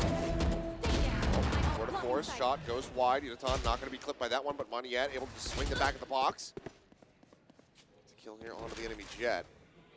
Back pedal now going to be coming through, but it's decent damage dealt all the same. Because while, yes, they are down a player, they still do get Moniette tagged to 35. Other side for GE, Darion has cleared out the entirety of B main, so you can continue to hold this crossfire in A.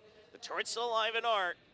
And so overall, in this 4v4, GE has all the information they need. Now we'll see if Crystal can survive here.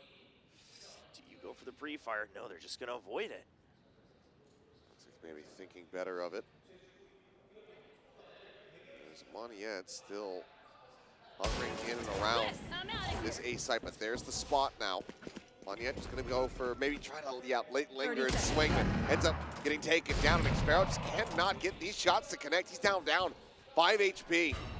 Darren looks to try to finish the job here on the swing out, but no, the headshot will connect. Little greedy on that one, I think. A little bit of overkill as well. Spike now going to be planted.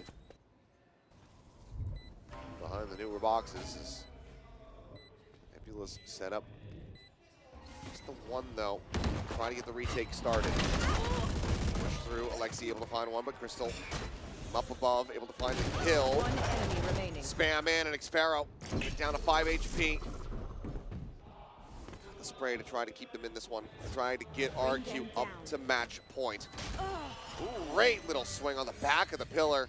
Instantaneous with those headshots. Maybe just use the Vandal. Who needs the tour de force? Yeah, honestly, he's been absolutely on point right there with the reaction speed, and of course the sight lines as well. It really does come down to it. Early on trades not in favor of RRQ, but Xpero surviving the Marshall shot and then just able to line up the shots. Love the TP out with the rendezvous as well to just double up once you've spent enough time. You know you're going to have the numbers advantage. It's good hold, and now match point for RRQ. Still having that Odin in hand. A judge for Monyet as well. Or maybe just brute force their way through the end of this series. You are divided. Cosmic Divide going to be coming through. Now, just tuck back, maybe try to send the lock down, but looks like wants to wait for the rest of the team to try to get corralled together before committing anything. But this is all just a bit of a ruse. They can't hear anything. No. Given that they're locked off, and that spike is slowly inching in towards the A site. And more noise being made. Let's see some more interest from Darren drifting towards B, but in the end, I think this is taking so long for RRQ that Global Esports should be able to suss this out. Yeah, but at this point, I think they're just torn as well. They're like, okay, well, you try to commit. Well, you get one kill, but you're not quite sure which way that was rotating. Kush being dead, but now it looks like the spike is just going to go over to B. They say, yeah, we're kind of entrenched here. They have the sight. And I think Meow actually spotted Xpero's shoulder, so now the call to further reinforce this comes through. So now you've got the Jet and the Neon for Global Esports inching over here. 30 seconds get the left picks before the spike arrives. You've got 4 players. Position to try to counteract this one. Spot onto Meow. Swing out, and Monyet unable to find the kill there. Up and over the top goes Yunatan with the knives and just pins it right into the back of Xpero's head. As this is an overcooked round if I've ever seen one from RRQ. Yep, yeah, just left it on the stone top and forgot about it at that point. Gave all the time in the world for GE to just come in and turn off the gas, put the fire out, and recover the round themselves. Still a long way to go, but they'll be happy about that one. I mean, it initially looks like a brilliant fake, but then they are able to take no space on the side of the map that they're trying to fake onto. Yeah, it took too long. And that's one of the things about Pearl, right? Is unless you already have a decent amount of space to work with it, it will take a while for enough people to arrive for a full rotate. Perhaps just having to get used to that again with this map returning to the map pool. All right, well. Global needing 5 to get this into yet another overtime. Great shot from Yunatan to open things up, and I mean, Alexi going down. Your smoke's now gone. Trying to exec from here. It's going to be a very labored task. Especially on this map. There's just so much you need to cover just simply going into the site alone. Prowler does not hit. Monyet, never mind. Second one. Then find that contact. This is going to be really bold exchange. Wall coming up. Overdrive going to be popped here by Monyet. Desperately trying to get out of dodge, but Yunatan denies him the opportunity. Falls to 42, but now the Dimensional Drift even going to be committed here from Inari. Quick little exit, Meow. Tucking back. Over it long, behind the pillar, just trying to play this safe. Casper gets the jump on Xpero. Pushing down. One enemy Blake remaining. able to find that kill. Darren with his own overdrive. Takes out an area now. It's just down. Cushy finds the first. 30 seconds left. I'll find you. There's no need to push him. On lobbed in. It's a high low, and he manages to jump across the opposite way. 20 seconds remaining. Sprinting towards this A site as fast as he possibly can, but he is being matched by all 3 remaining players from Global. Curious to see. I was wondering if Yudotan 10 was going to seconds send it. left. That He's got might Nightfall. Uh-oh. All right, buy some time. He's going to save it here for now. The push forward, and okay, Yudotan has the headshot. Ooh. Had he gone down, I think that ult comes through. Yes, for and sure. who the hell knows where we go from there. But I do like that he holds off on it until he's sure that he can get How one about more, some because obviously baby you dick? just need one more round. You know, you want to stack those up. That's the thing about Valorant. Eventually, you get an ult round, you get a Wombo combo, and that should make things easier. Of course, if you had gotten a kill, who knows? Maybe you're feeling it, feeling you have a good chance against it. Kind of felt the same way about the Neon ult fight, frankly. The override from Monyet being used earlier. You imagine just, hey, I mean, listen, eventually our econ might run out. We'll use that for safety. But here you go. The Nightfall's still now in the hands of Cushy. That should be something they consider here. Odin and Oppenhand as well, so it's a decent round to use it on. Having to back away from a main here. Couple shots coming through. Xferro does have this operator. As Crystal grabs the orb, gets 2 away from his own Nightfall, but what a shot! Through the smoke from an area, just following the tracers. That is a massive shutdown. Oh, I'm getting nervous about Darion's position over on it. Oh. Okay, just a warning shot. You be cool, I'll be cool. Yeah, doesn't want to spend too much time there. Obviously, you're kind of out of no man's land. You don't know how many more people are behind. And you also have Darion in the same exact position. So, Jay's not feeling too good. The Nightfall's going to tap. Yep, they send it out. But Darion just, re-peeks back in, is able to find an Airy. Swinging for a little bit more. Flick not connecting. It's just going to be a trade here on the Neons as Meow was able to find Monyet. 3v2 though, RQ still advantaged here for now, but the shot. 30 seconds left. Bit of whiffage. Double approach through Flowers. The peek in. Yudotan wins out the fight. Eats a good amount of damage. He's down to 33 here. But it's a 2v2. And it certainly is possible. Crossfire, as you say, still the Odin here in the hands of Cushy. The push getting ready to come through. Cushy holds his own. Meow gone all now down to Yudotan to try to see if he can keep them in this. Elongate this map, this series for a little bit longer. Tripping forward, finds the shot, swaps the weapon, taps the spike. The time starting to dwindle. The gun barrel spotted, and Alexi has it done. 13-8 RRQ. It took them a while. It was damn close. They do manage to close out the series 2-1. Yeah, it took a little while, but they'll get there. A bit more of a dominant showing eventually here in the second half of Pearl. And RRQ continuing on with their wins. Now 2 on the board out of the 3-match round robin. So they're feeling pretty good about their chances to head into the finals on Sunday. 0-2 here at the moment for the side of Global Esports, but I think looking very well improved coming into this this series here today. Finding they're putting some really great moments throughout that one. I gotta say, Casper. Yes. Those last 2 maps especially very much lighting up the board, so that was a great performance. But RRQ heads held just a little bit higher. Now we get ready to see if Team 1 will be another team going 2-0 here in the group stage to start, or if DRX will be able to really shake things up and even up the score lines there.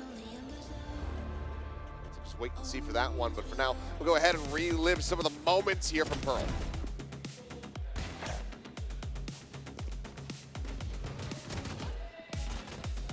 One enemy remaining. One enemy remaining.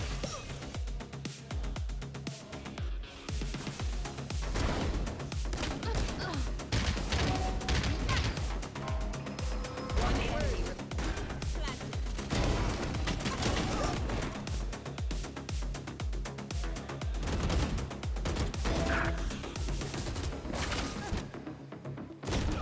last play.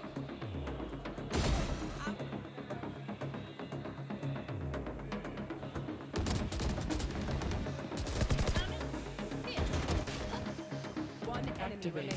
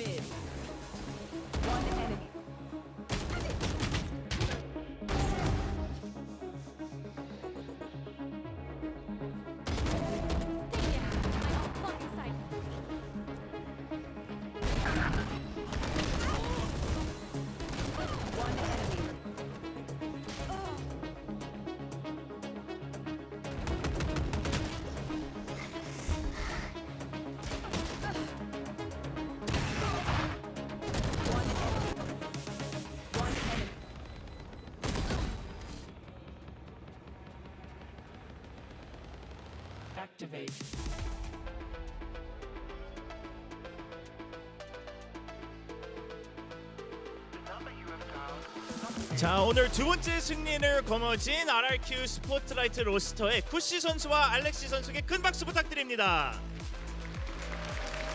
So congratulations to the RRQ Spotlight roster, Alexi and Kushi. Good to see you guys. First, I want to hear from Alexi. Just overall, how did the match feel today? I mean, it's always a fun match playing with RRQ boys. Yeah. Just always good vibes, Yeah, good lots vibes, of fun. yeah. All right. 일단 알렉시 선수에게 오늘 경기의 소감을 물어봤는데요. 뭐 언제든지 RRQ 선수들과 함께 경기를 치를 때는 항상 재밌게 경기를 할 수 있어서 굉장히 즐거운 시간이었다고 해주셨습니다. 자, 그러면 이제 쿠시 선수에게 저희가 뭐 쿠시 선수가 원래부터 많이 썼는지는 모르지만 이상하게도 챔스 이후로 저희가 오딘을 많이 보는 것 같거든요. 좀 그거에 대해서 또 오딘에 대해서 현재 좀 어떻게 생각하는지 얘기를 좀 나눠보겠습니다. So Kushi, I don't know if it's the impact of any particular player or tournament recently, but you've been picking up the Odin a lot.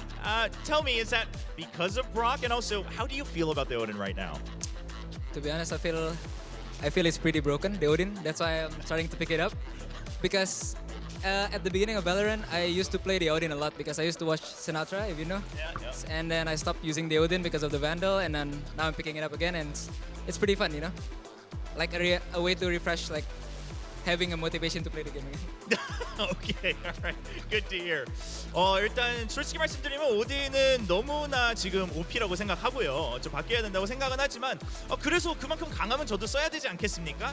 사실 제가 원래 발로란트 시작했을 때 오딘을 좀 많이 썼었는데 그 다음에 벤달의 정말 재미를 보고 나서 벤달을 많이 쓰다가 최근에 와서 좀 재밌는 총이 없을까? 좀 총기가 없을까 해서 오딘을 다시 보고 오딘을 쓰면 발로란트가 다시 재밌겠다 느껴가지고 좀 이번 대회에서 오딘을 많이 쓰고 있다고 말씀해 주셨습니다.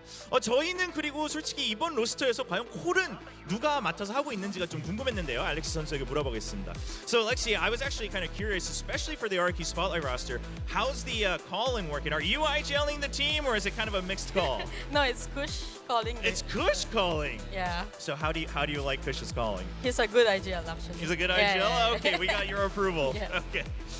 이번 대회에서는 쿠시 선수가 지금 IGL을 맡아서 해주고 있다고 하는데요. 알렉시 선수도 원래 IGL을 맡았던 선수로서 인정한다고 합니다. 쿠시 선수도 IGL로서 굉장히 인정할 수 있는 선수라고 해줍니다. 그럼 쿠시 선수 얘기도 들어봐야죠. 원래는 이제 크레이지가이 선수의 IGL 밑에서 했었는데 이번에 본인이 해보니까 또 어떤 느낌인지 물어보겠습니다. So obviously, normally when you're playing with a full roster of RRQ, you were under the guidance of Crazy Guy.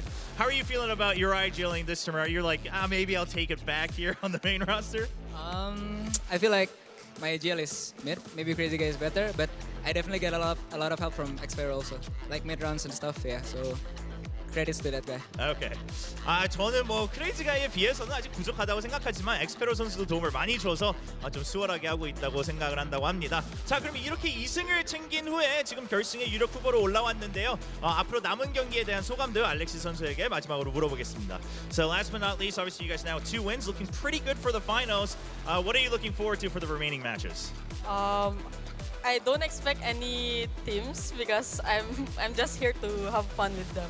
Yeah, you're just here to have fun, frag out. Yeah. All right. Can we expect an ace from you at any point here? Hopefully. Hopefully. I will Okay. try. All right. 사실 뭐 어느 팀하고 또 어느 선수하고 딱히 제가 바라보고 있다기보다는 이번에는 정말 RRQ 선수들과 재밌는 경기를 보여드리기 위해서 참여를 했기 때문에 남은 경기도 정말 최선을 다해서 재미를 보여드리고 가능하다면 에이스까지 노력해 보겠다고 알렉시 선수께서 말씀해 주셔서 다시 한번 쿠시 선수와 알렉시 선수에게 큰 박수 부탁드립니다. Thank you. Congratulations.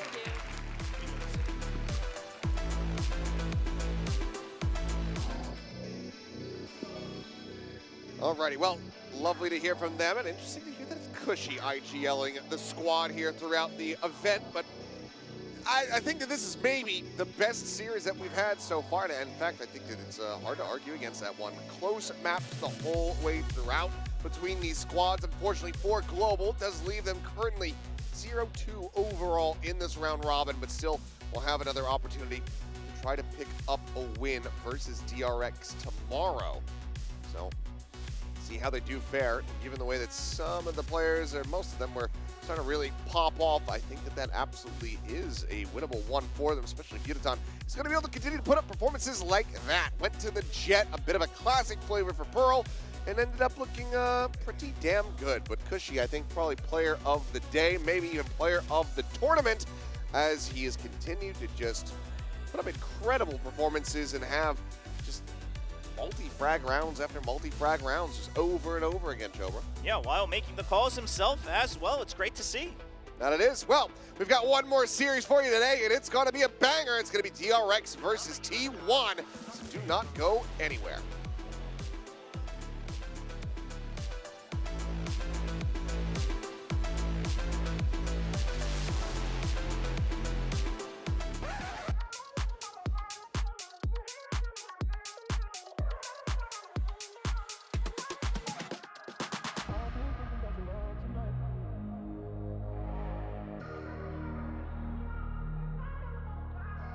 I've been thinking about your love tonight.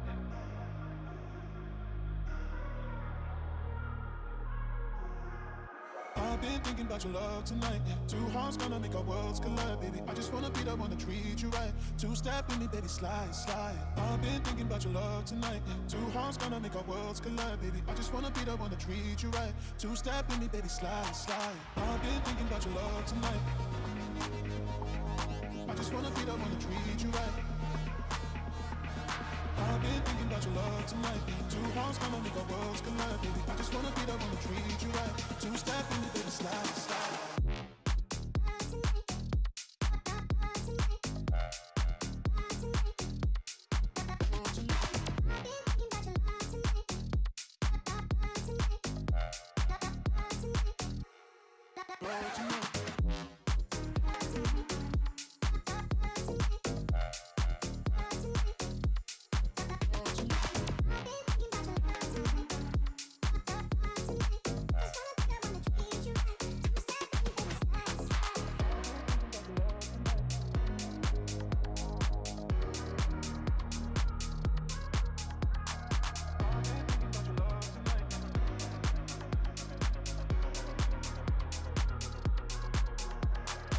I've been thinking about your love tonight. Two hearts gonna make our worlds collide, baby. I just wanna be the one to treat you right. Two-step in me, baby, slide, slide. I've been thinking about your love tonight. Two hearts gonna make our worlds collide, baby. I just wanna be the one to treat you right. Two-step in me, baby, slide, slide. I've been thinking about your love tonight. I just wanna be the one to treat you right. I've been thinking about your love tonight. Two hearts gonna make our worlds collide, baby. I just wanna be the one to treat you right. Two-step in me, baby, slide, slide.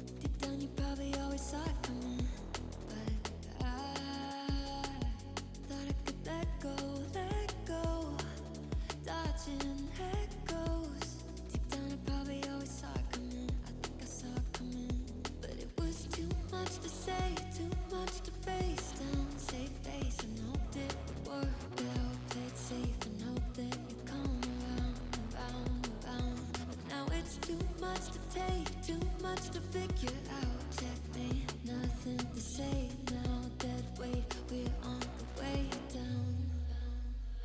Now I'm in a free fall with nothing to hold on to. Racing for the end, praying for the wind to slow down the feeling and let me somewhere new. Staring down the ground, it's coming soon. Wishing I could just free fall into you. Wishing I could just free fall into you. Wishing I could just free fall into you. Wishing I could just free fall into you.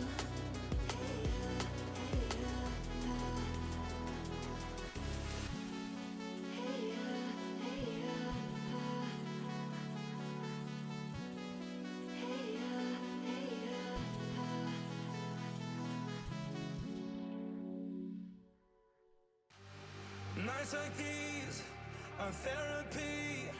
I feel my sorrows fading, fading away.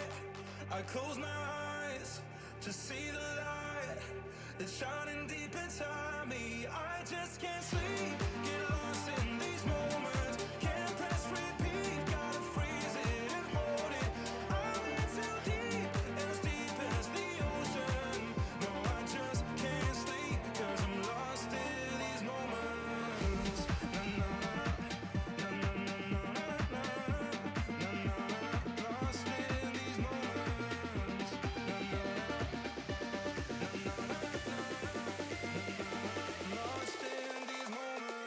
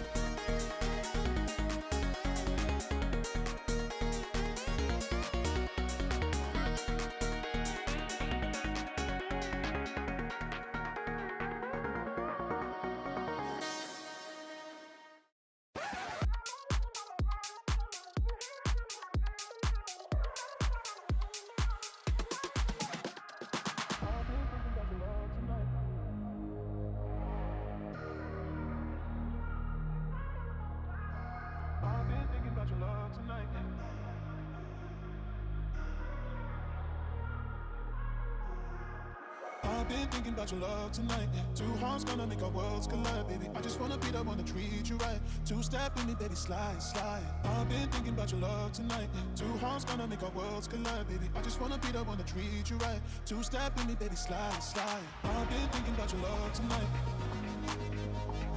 I just wanna be the one to treat you right. I've been thinking about your love tonight. Two hearts gonna make our worlds collide, baby. I just wanna be the one to treat you right. Two-step in me, baby, slide, slide.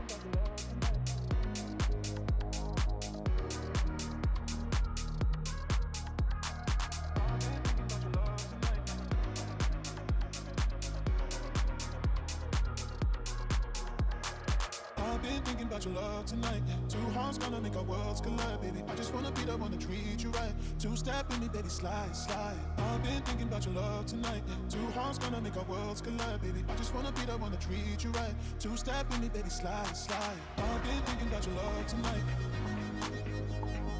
I just wanna be the one to treat you right.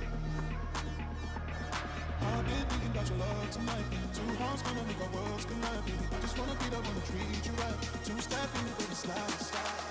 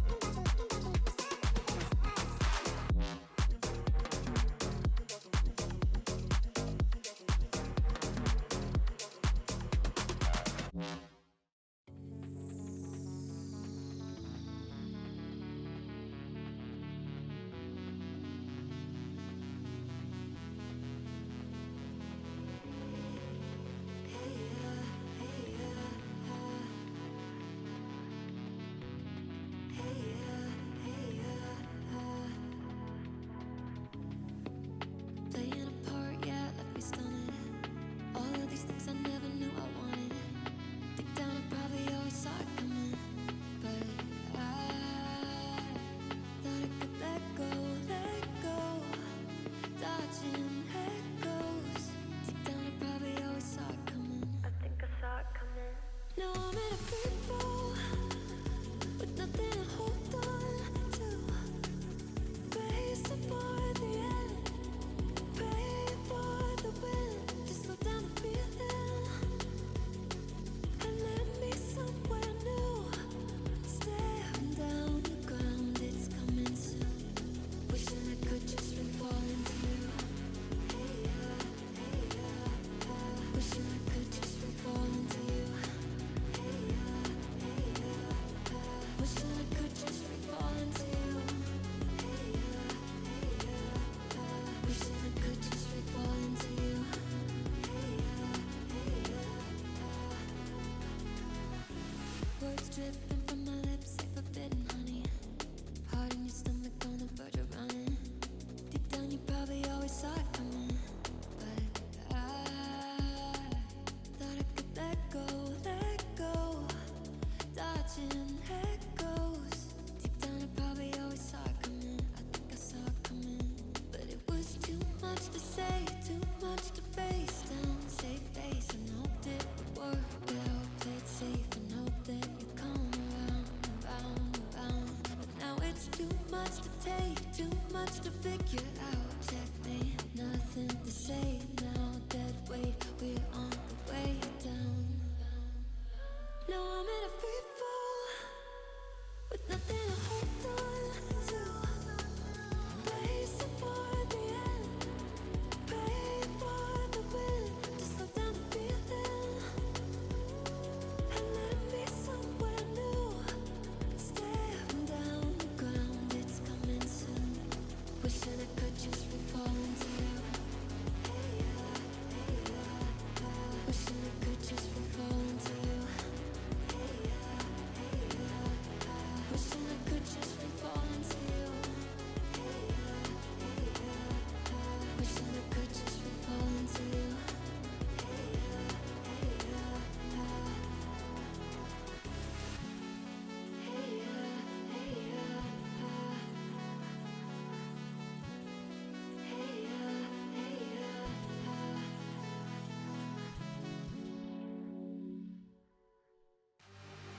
Nights like these are therapy.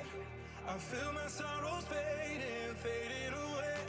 I close my eyes to see the light that's shining deep inside me. I just can't sleep, get lost in these moments. Can't press repeat, gotta freeze it and hold it.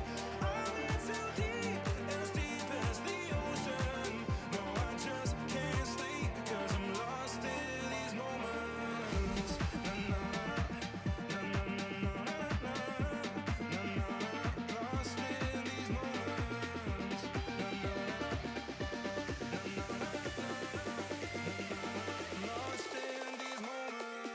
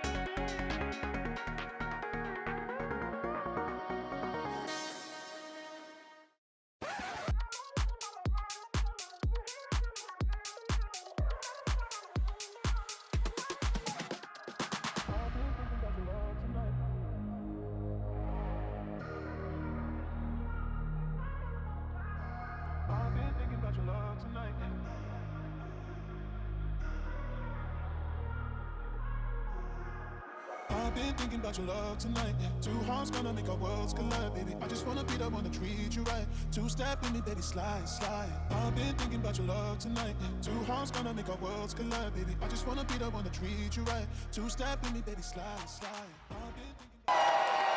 Fueled by the same passion as esports athletes, Zowie continuously develops tailored products, empowering gamers to bring their best out. Today, we are launching the all-new XL2566X Plus, which uses the newly developed Fast TN panel and upgraded DRX 2 technology. The new monitor series continue to evolve, refining details to ensure players can perform their best consistently in games. Game changers. It's about competition, pure happiness. It's like a crazy experience. We're making history. It means so much to us. It's good to be back. I guess you know what I've been looking for, success. The beauty of gaming is it doesn't matter who you are. And as long as I'm good enough, Everybody's getting a 4K. I can go as far as I want. That's what I like to see, baby. 全世界都会知道我们的厉害。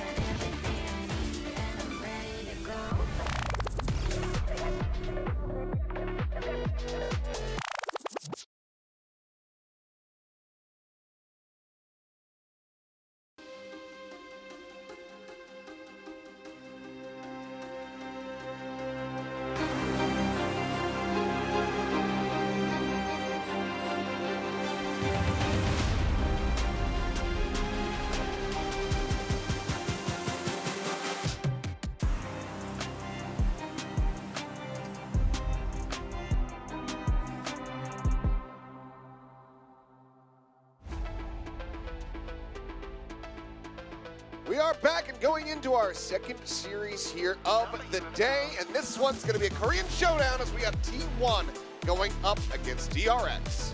Yeah, the big question, who's playing on T1 today? Yesterday we had Izu In and summer, Buzz I there. see Carpe, Yep. Buzz, and Ooh. Izu. Carpe stepping in. All right, showing us that he's still got it, hopefully. It could go the other way, I guess.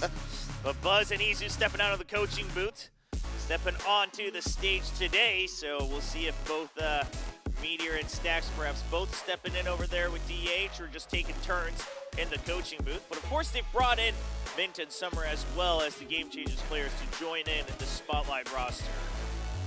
Well, for the side of DRX, no changes to be had. Just brought these five, so these five we shall see once again. And, you know, it was looking very good for them just yesterday.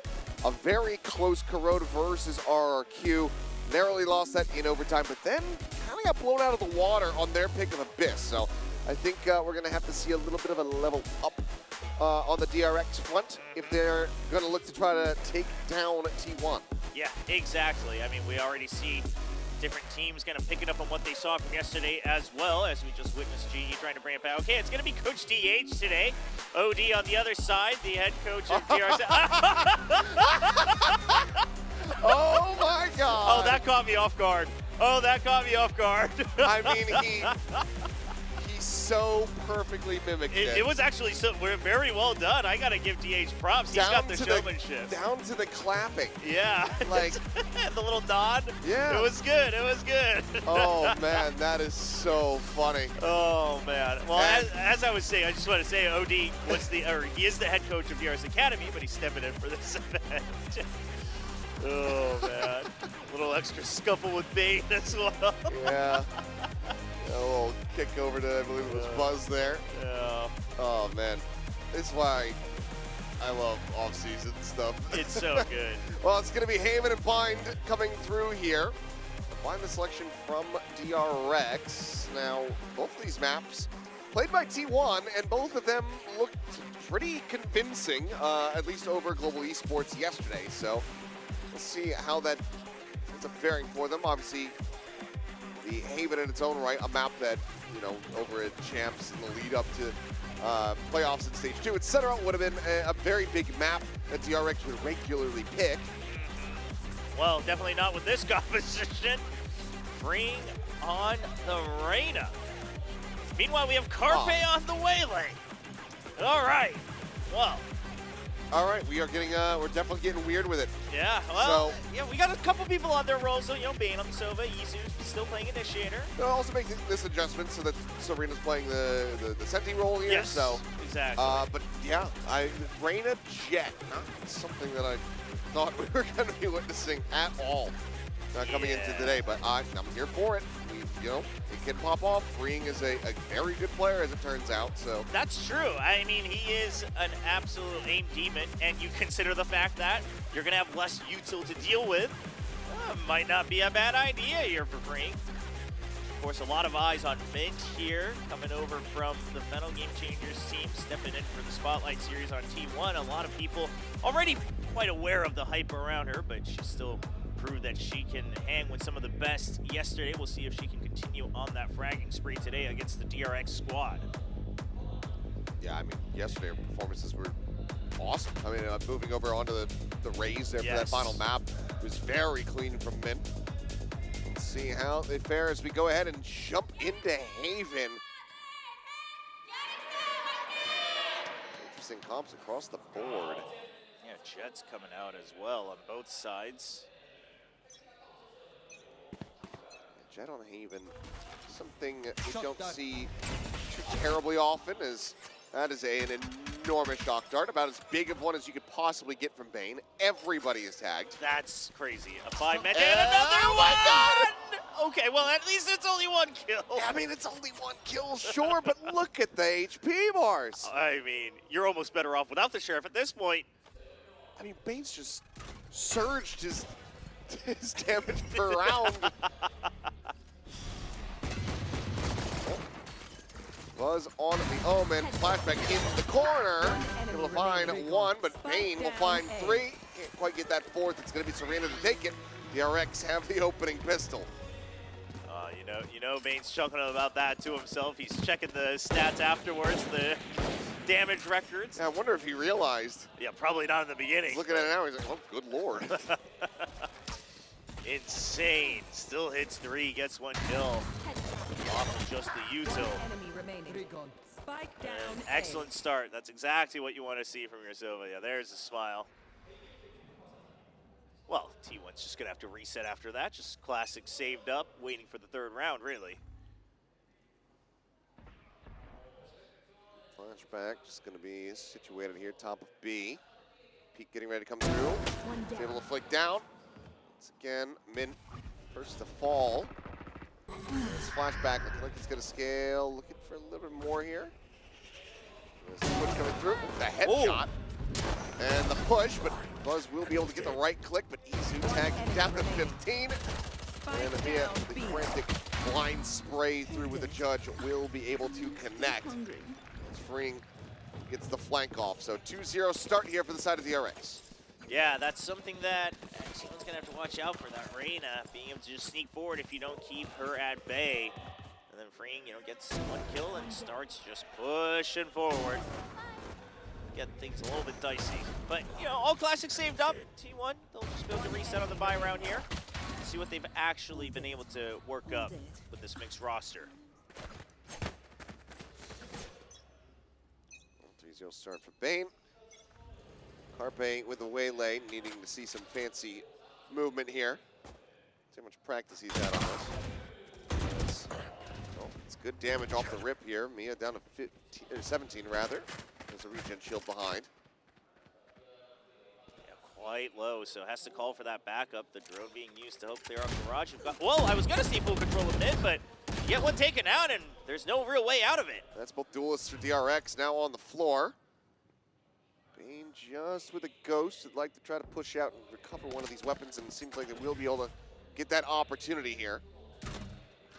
You want to see if you can still do some damage. Only 1 gun taken away isn't going to feel like it's enough. Serena not able to land the clean kill. Yeah, it just gets a tiny bit of damage there on a Summer. So spamming, trying to see if she can fish for any additional damage here, but it's not to be found at the moment. Should know you got the tag. Okay, there's 1 for Bane. 1 for Bane, but Serena now dead there in heaven. Buzz sending out the paranoia, trying to force it back. Swinging from Izu. It's a little bit of a labored spray, so eats some damage, and potentially gives Bane a way back into this round if he can clear out the 90 degrees here. But will not be able to do so. Buzz just swings out a little bit wider, finds it, and denies a bonus conversion.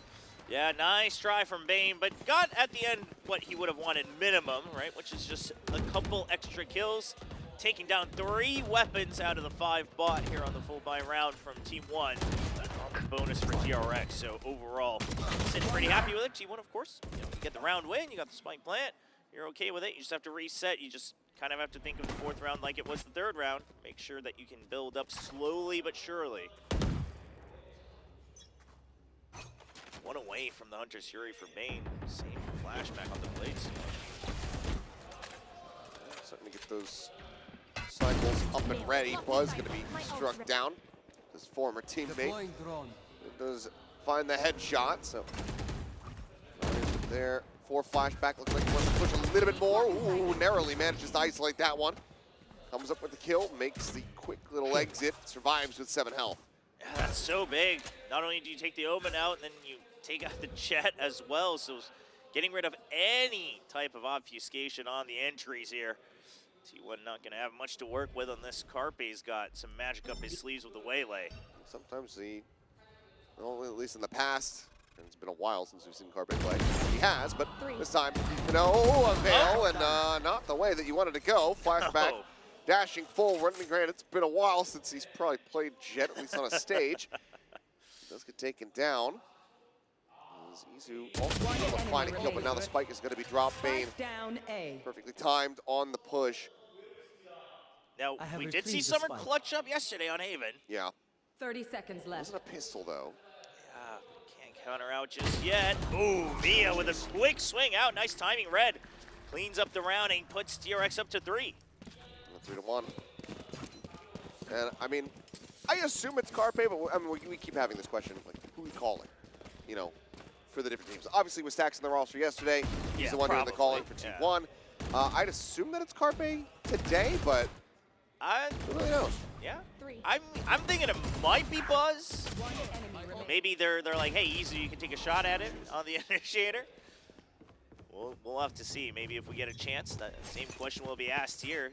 Now that we've realized that for the RQ Spotlight roster, it's Cushy making the calls mostly. T1 back. Early kills traded back and forth, but there is a Guardian on the side of T1, so things are still somewhat doable. A little whiffy there with the Outlaw, unable to find that punish. Definitely not what you expect when it comes down to watching Flashback on a sniper, but there you go, finds Buzz. That's the spike dropped, drops down into the smoke with the shorty in hand, manages to find Mint. As there's a lineup, Bane will collect them both. And that's going to be 4-1. Yeah, just dancing around in 1v2. Bane on his comfort roll of the Sova. T1, you know, they discovered their smiles yesterday, kind of halfway through the first map, started getting comfy on stage, comfortable making calls with each other, but it looks like being put on the back foot right now. They're going to have to reacclimate it, maybe with the new roster put in. Said, well, okay, well, who's talking through us? Is it really DH, or is Stacks going to have a little word with his teammates here? Let's find out. Take a look, and like okay, Meteor's in there. Yeah. So maybe Meteor and DH? Yeah, DH just watching along here.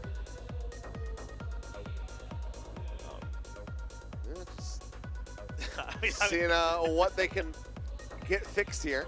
I'm just going to say it like it is. DH does look absolutely bored out of his mind to not being able to play. He's like, man, this is what coaches have to do. I'd rather be playing. But Meteor definitely locked in right now. Wanted to share what he's seeing. I was going to say it's nice to see Buzz on a throwback roll on Omen, but the performance hasn't been quite nice just yet.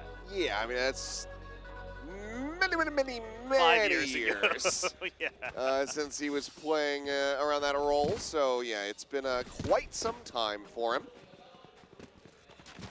Still top of the board. We'll see if they can carry on forward. Carpe yet to log in, but it's just overall been tough so far.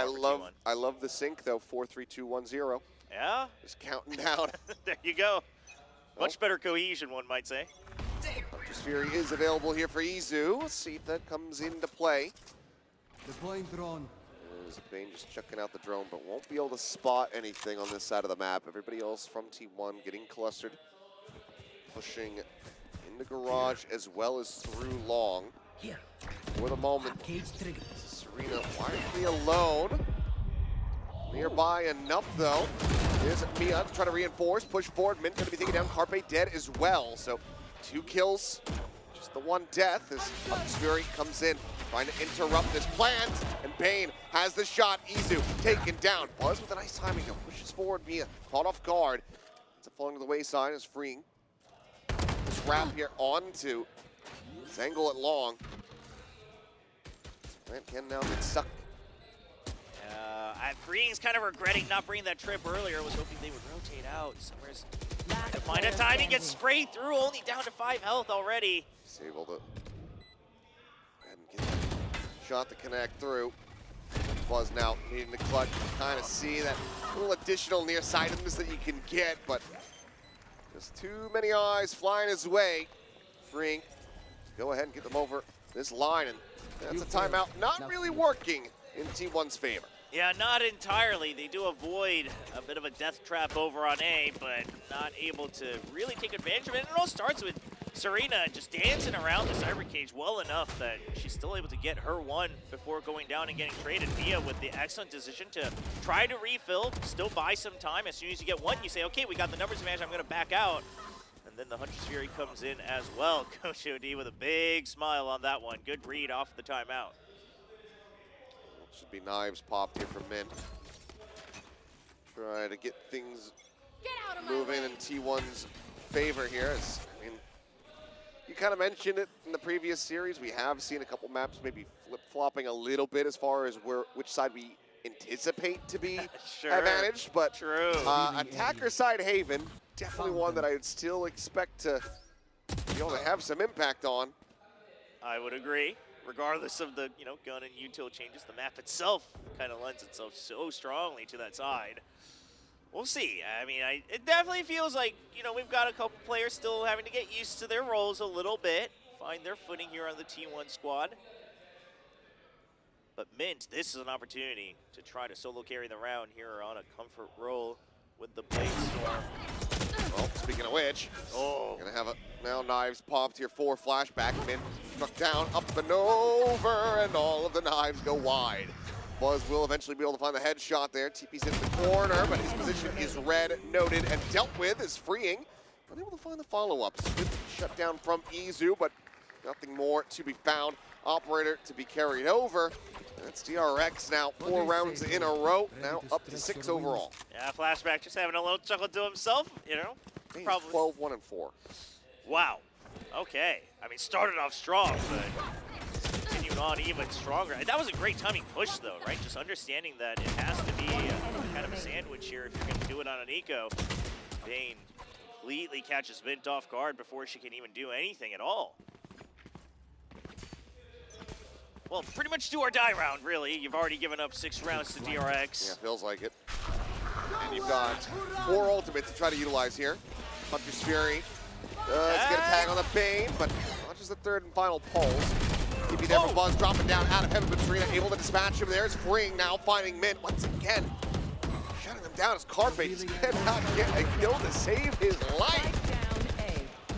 They're just getting absolutely massacred here. As there you have it, a flawless round. The coaches Meteor and DH might be having to consider a 2nd timeout call in the half.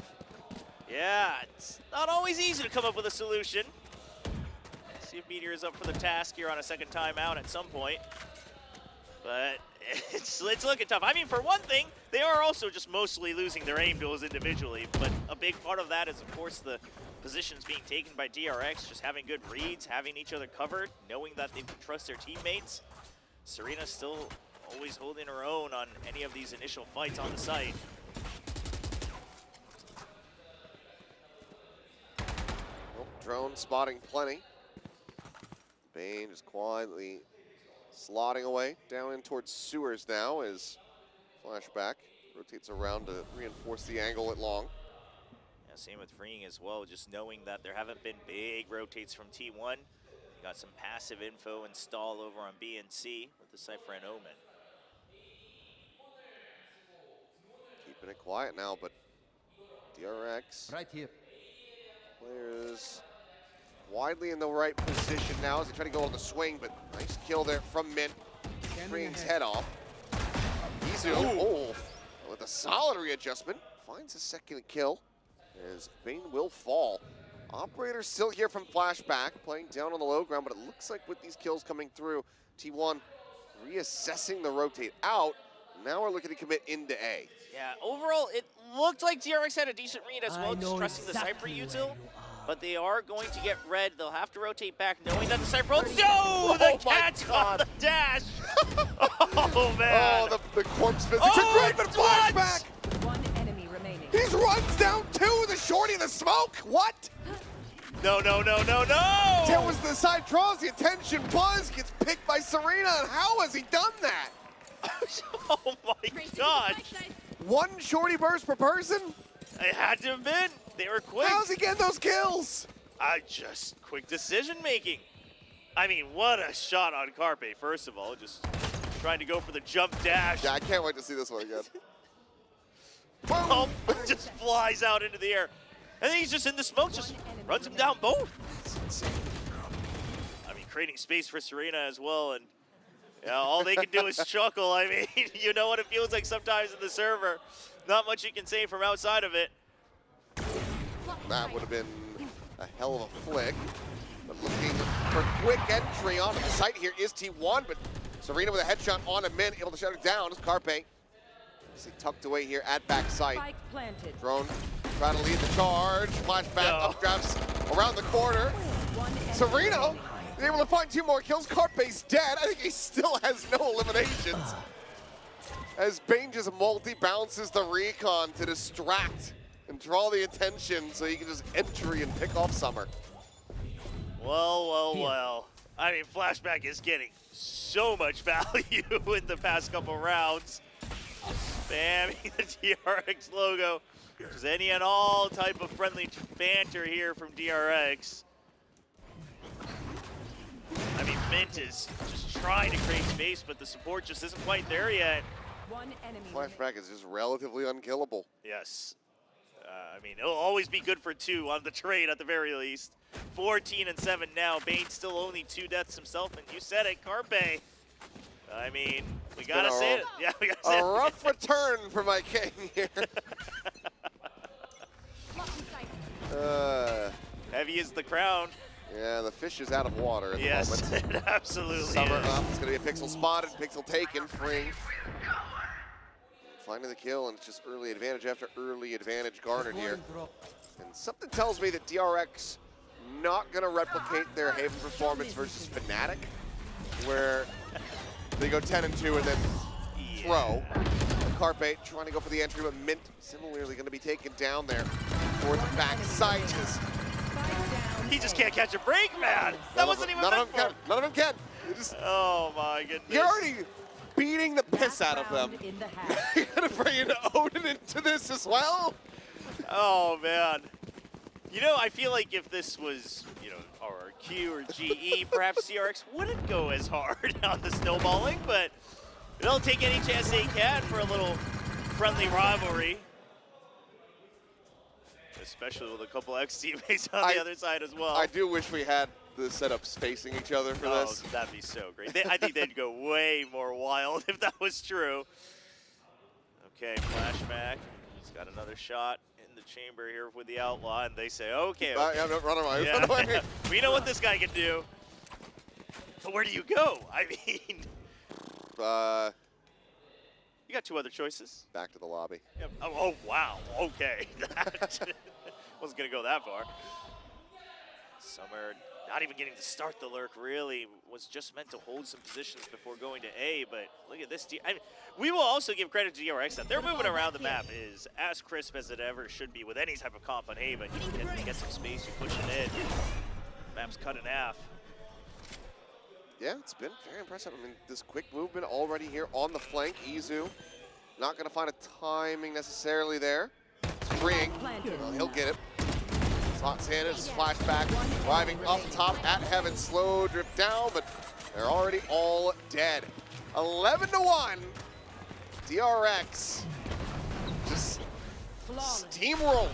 Listen, if anything, T1's got to get a couple more rounds to give some time for Carpe. He's got to log in. We gotta make sure that there's at least some redemption showing at the end of the tunnel here on Aven. Okay, somebody sack your own gun, your armor, your util, buy him a sheriff. Okay. Let him get armor. There you go. And yeah, just go full tank mode in the pistol. Well, hopefully with some kills, not full tank mode. Well, that's what I mean, like, yeah. Like he is just a like tank. an actual tank. He's yeah. armored and he's got a cannon. Now, I'm used to watching a Dobby tank. Sometimes it doesn't go quite so well. So. Yeah. We got some fans for, in fact, Carpe on the left side. Trying to cheer him on, and he's going to need it this time around, making a long return to the stage. Lots of DRX fans as well. I only assume that they've been revitalized after that Champs performance. Oh yeah, I mean, if there were doubters, which I'm sure there was plenty of them. Oh, yes. Some faith restored there. I mean, I'll say it. I was a doubter. I was a very loud doubter, in fact, and very much restored. Passionate T1 fans as well. T1's now kind of, the ones in that position, not in this tournament, because obviously, sure. There's a lot less at stake. It's still $20,000 for the first place team. But yeah, off season. But for T1 going into the next year's season, there's a lot more to prove. You come out, you're able to win that, that first trophy of the year over at Masters Bangkok. And then just kind of slipped. Like, yes, qualified over the champs, had an appearance in Paris, but it wasn't for the longest time. So I think that there's a lot of faith to be regained for the T1 fans out there. So I'm hoping that T1's going to be able to piece it together, get a return to form. As, let's see, Carpe. Can he get it done? Can he get some of those kills coming through? Buzz, solid start, able to find flashback. Doing the lion's share of the damage here for DRX. So a very solid target to be found. As Paranoia going to be sent in. Pushing forward here, point blank, freeing, turning away, the smoke dissipating, frenzy in hand. As Serena trying to hold things down over window, and that is an immense amount of damage there on to Buzz. Is already low, now down to 17. He's playing ring around the rosy a bit, but eventually shall fall down. One enemy remaining. Carpe gets himself on the board, has that pick, freeing, quickly relocating. It's the reload, planet back site here on A. The overheal is gone now, so you don't have to worry about that extra armor. Doesn't have any other util available for him. If they were together, you could try to create some space with the waylay, but... One enemy remaining. There's a gap close here. Ooh. As, dash forward. Just the one hop. And he turns back, and it's our first ace of the event, freeing here in the pistol. Gets DRX up to map point. It is iconic, isn't it? Pistol and freeing. Yep. Going big with the aim. Picking up the frenzy, in fact, this time around. But he's always good for the start of each half, and he shows that this is why he's willing to play something at the Reina, even if it's just in the offseason. One enemy. One enemy remaining. It could be a consideration. Honestly, with all these changes, who knows? Who knows what's good? Well, that should just about do it, I think. I'd imagine so. I mean, you do have a Guardian and a Marshal, and we've seen some crazy things. Both the players piloting those weapons, they have been good for a lot of different rounds. My camera is destroyed. As much of a force as you're able to get here, but still feels like leaps and bounds behind DRX at this point. Mint. That Marshal, no chance to even react, freeing far too fast with the headshot, and that leaves just Izu with a Sheriff and half armor to try to hold back the Flood. I just realized he has his ult. The Reina ult is on, the Empress, because he got the ace at the plant. That's insane. Yep. Not something you want to see on a forced round. Nope. Well, mentioned the Sheriff. Solid first kill, but more behind that to be found. Buzz, however, with that Guardian, able to come up with two and freeing. He might be looking for back-to-back aces now. Yeah, where's he going? On the hunt, he's trying to find Carpe. Saturate, not going to be connecting, and Carpe will be able to shut him down, denying that away, but now it's down to Serena versus Summer. 30 seconds left. The two Cyphers trying to see which one can come out on Spike top. planted. Spike planted here below Heaven. Summer's pretty quick. She is, but Serena far enough forward. Doesn't get spotted on the cross, I don't believe. Seeing each other swing right into the crosshair. Attackers win. Serena with a headshot will lock up the 13-1 scoreline for DRX. Just a very, very clean round. There we go. Serena with the celebration. Oftentimes known for a lot of her ceremonies up on stage, but absolute dominance, really. And it just starts with a lot of aim duels, just better positioning as well. And T1 still trying to figure out how to make this version of the roster work here at the Spotlight Series. Yeah, gonna have to be some hefty adjustments, I think, because this was T1's map pick. And, you know, we've seen teams lose their map pick and win on their opponents plenty of times, but it's usually a little bit of a closer affair. So, I'll have to just wait and see what they do have. I mean, the bind, again, was fairly clean for them versus Global, but yeah, Haven was even cleaner yesterday, so... True. I mean, obviously, you know, a couple roles changes here and there as well, so we'll have to wait and see what T1, you know, adjusts to here going up. But DRX looks very, very locked in.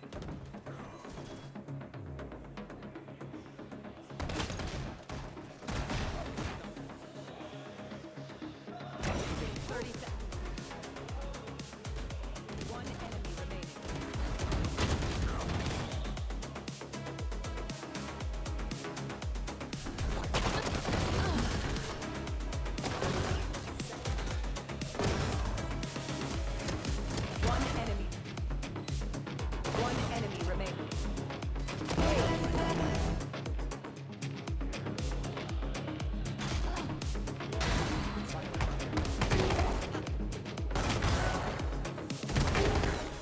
Last player.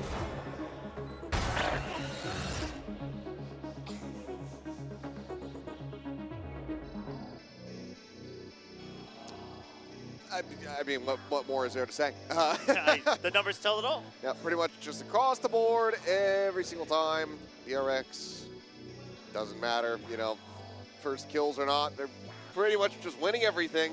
So a couple conversions in there, but just a damn strong performance as Flashback dropping a 320. Freeing was able to leapfrog over Bane, who had that incredible, what, 12-1 start or something to that effect. Yeah, I mean, Serena with 12 kills to her name as well. Yeah, just a very nutty performance, whereas it's just, you know, double-digit ACSs on the opposite side. Well, that is the first map out of the way. We're going to be coming back in just a few minutes, and when we do, we'll get into bind and see if T1 can extend this to 3 maps.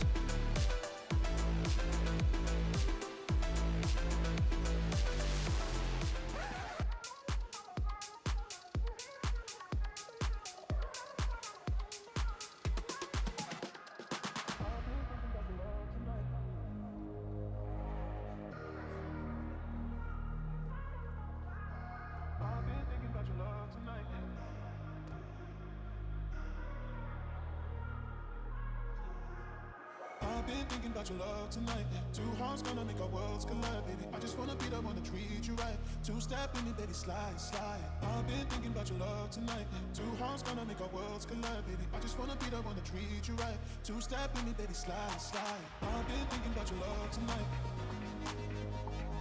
I just wanna be the one to treat you right. I've been thinking about your love tonight. Two hearts gonna make our worlds collide, baby. I just wanna be the one to treat you right. Two-step in me, baby, slide, slide.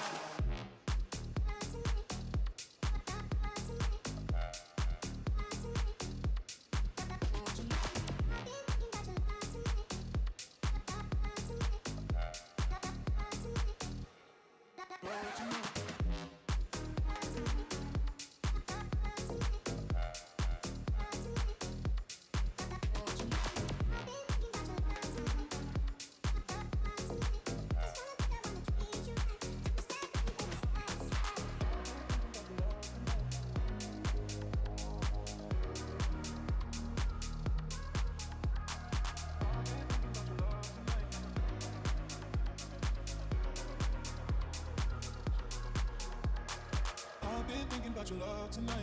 Two hearts gonna make our worlds collide, baby. I just wanna be the one to treat you right. Two-step in me, baby, slide, slide. I've been thinking about your love tonight. Two hearts gonna make our worlds collide, baby. I just wanna be the one to treat you right. Two-step in me, baby, slide, slide. I've been thinking about your love tonight. I just wanna be the one to treat you right. I've been thinking about your love tonight. Two hearts gonna make our worlds collide, baby. I just wanna be the one to treat you right. Two-step in me, baby, slide, slide.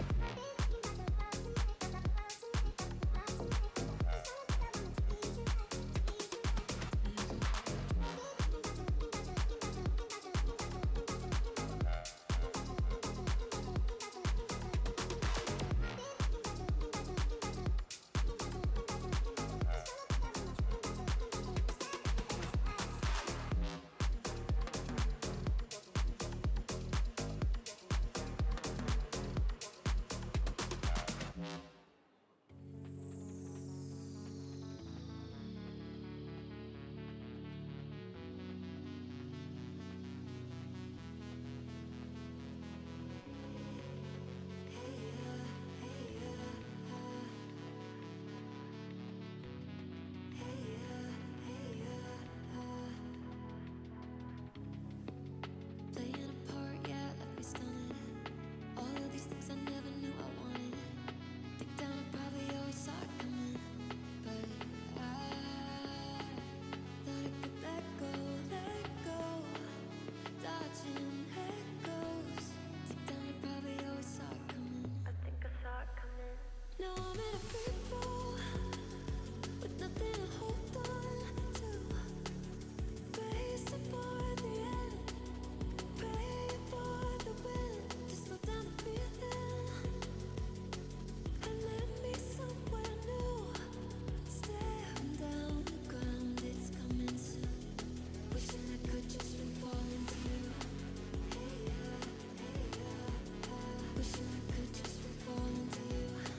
Hey yeah, hey yeah. Wishing I could just free fall into you. Hey yeah, hey yeah. Wishing I could just free fall into you. Hey yeah, hey yeah.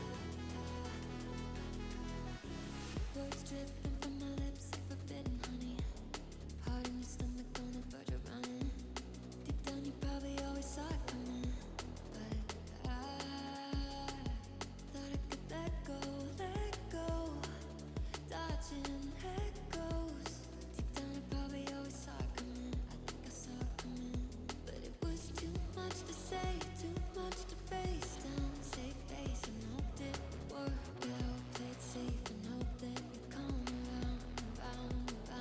But now it's too much to take, too much to figure out. Checkmate, nothing to say now. Dead weight, we're on the way down. Now I'm in a free fall with nothing to hold on to.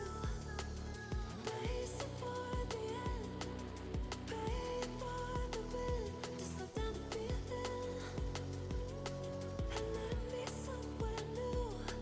Staring down the ground, it's coming soon. Wishing I could just free fall into you. Hey yeah, hey yeah. Wishing I could just free fall into you. Hey yeah, hey yeah. Wishing I could just free fall into you. Hey yeah, hey yeah. Wishing I could just free fall into you. Fueled by the same passion as esports athletes, Zowie continuously develops tailored products, empowering gamers to bring their best out. Today, we are launching the all-new XL2566X Plus, which uses the newly developed Fast TN panel and upgraded DRX technology. The new monitor series continue to evolve, refining details to ensure players can perform their best consistently in games. Game changers. It's about competition, pure happiness. It's like a crazy experience. We're making history. It means so much to us. It's good to be back. I guess you know what I've been looking for, success. The beauty of gaming is it doesn't matter who you are. And as long as I'm good enough, Everybody's getting a 4K. I can go as far as I want. That's what I like to see, baby. 全世界都会知道我们的厉害。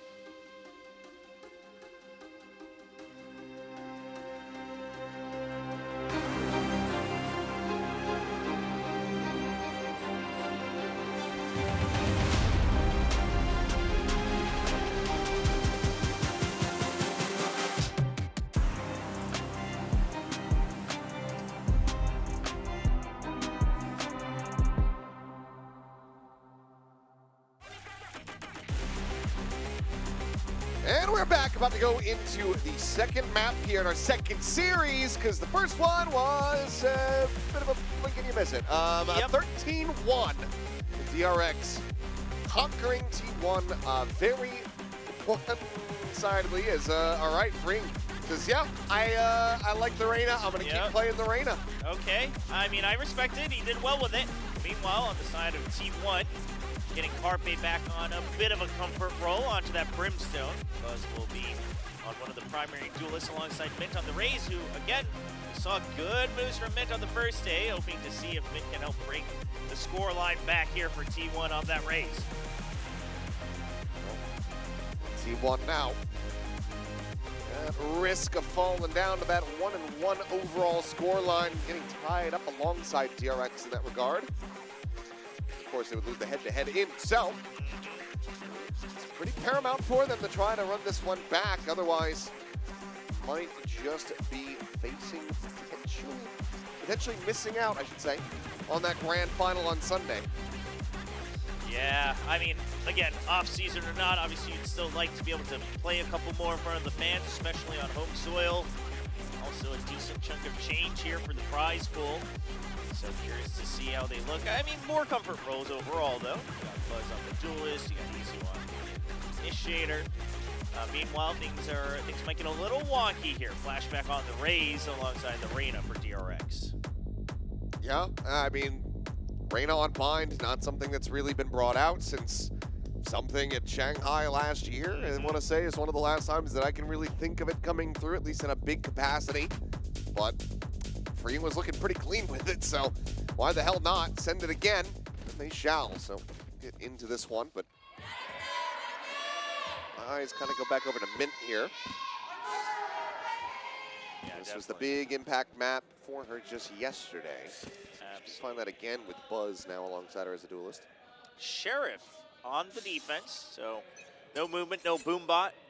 Just relying on the paint shells for extra delay, otherwise looking for the extra frags. The early guiding light to try to pinch out of showers, but otherwise they'll just take control without any frags. Swing on the corner, and Serena can take it down, puts Buzz at 10 HP, but cannot find that kill. Mint now. Lobbing in the paint shells, gets a good chunk of damage there onto Mia. Do have them slowed down a decent amount. Spike planted. Actually going for as much spam to prevent the plan as I had anticipated there. They actually played this out a little bit more quietly. All five in around this corner, flashback. Hindered up, but Bane with a big peek in, is able to find one. That's Summer gone. Buzz now trying to scale forward, but just 10 HP, and flashback does manage to find the turn, gets a headshot, but now it is all down to Freeing, who just does not have the angle. The fuse will be held, and that's going to be T1 getting themselves on the board nice and early. Yep, getting their first pistol of the series here for T1. I love that they played it a little bit slower, make sure they guarantee the numbers advantage. I was a little afraid when Bane got the first kill on Lamps, tried to equalize the numbers a bit, but at the end of the day, they were able to push through despite this nasty flick from Flashback. The main force is already going down a bit too fast. Just realized, I mean, also, single adjustment, but it is the deadlock here for Summer, whereas yesterday was playing that Cypher. True. So minor little change up compared to what DRX might have been fully expecting here. It does make you a bit more active as well with the deadlock.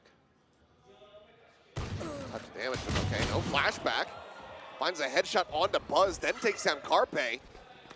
And this would be devastating. No, they can manage to find this conversion. Zoo being forward, able to find the one, pushes up, gets the second. stems the bleeding here. Puts both sheriffs on the ground. They're just going to wrap around to see if DRX can try to catch another one. Never worry about it, maybe pick up a weapon here, but there won't be much waiting for them. There will be a sheriff upgrade if they so choose. 3v3 pack mentality. Both teams, all three players clustered together. Just how far do they start pushing down through market? I mean, it seems like T1 kind of expecting that this could end up being a B hit, but they're about to get the bad news. There. Close enough is Izu to be able to have the audio for this plant. They just have him here as insurance. Hopefully he doesn't get caught off guard. Spike planted. Trying to slot himself forward here is on, up and over. Bane gonna get caught, going for the reload. Oh, the turn! So well read by Izu, who might be giving us our second ace here of the tournament. But freeing will deny that one away, but they know exactly where he's at, and Summer will go ahead and take it down. 3 kills, solid effort here from DRX, but not able to pull off the thrifty, so it's gonna be T1 moving up 2-0. Yeah, and not a 5-buy investment here from T1, so they're overall okay with it. You still keep the Outlaw, one of the Spectres as well. Of course, lots of kills for Izu, now 1 away from that Sky ult for the Seekers. Just want to also point out, I mean, Freeing doing his best. I believe it was Freeing. It was Serena walking back out of Bats to just dump the pistol just in case they were still waiting in the site. Ends up not mattering too much, but nice effort from DRX to make the most of that situation. The grab net proving to be very valuable. Oh, Saxa swapped in, DH out. Each taking their turn. Love to see it. Buzz is going to go for the Bucky here, full armor. So maybe some diving shenanigans, or at least is going to get posted up on a close angle there at Showers. Looking like very little ambiguity as DRX widely just stomping around outside of B long here. Yeah, they know they just want to push them out with a better firepower, at least get some space to work with. They still have Serena on the other side if they so choose to rotate. One off a showstopper now for flashback. But, oh, very good shot. And then in the headshot, Carpe doing the same. Flashback now dead. Showstopper going to be gained, but not available. Bane is able to respond with 1. They're a little stuck, though. Nowhere really to go. Free's found mid, finds Izu, and suddenly, he had all the space in the world. Carpe just cannot hold him back. And now it's just Buzz with a Bucky. Yeah, I mean, sure, it's your bonus, but given how things started, you're thinking you could have won this round. I don't know what you can do. You already used all your util. There's the nice pick with the 4K for Freeing. And why use util when the gun gets the job done? Freeing scoreline now. Gonna start ballooning up a little bit. Very good start. 3v5 conversion here at its peak for DRX. On the back of this Reyna.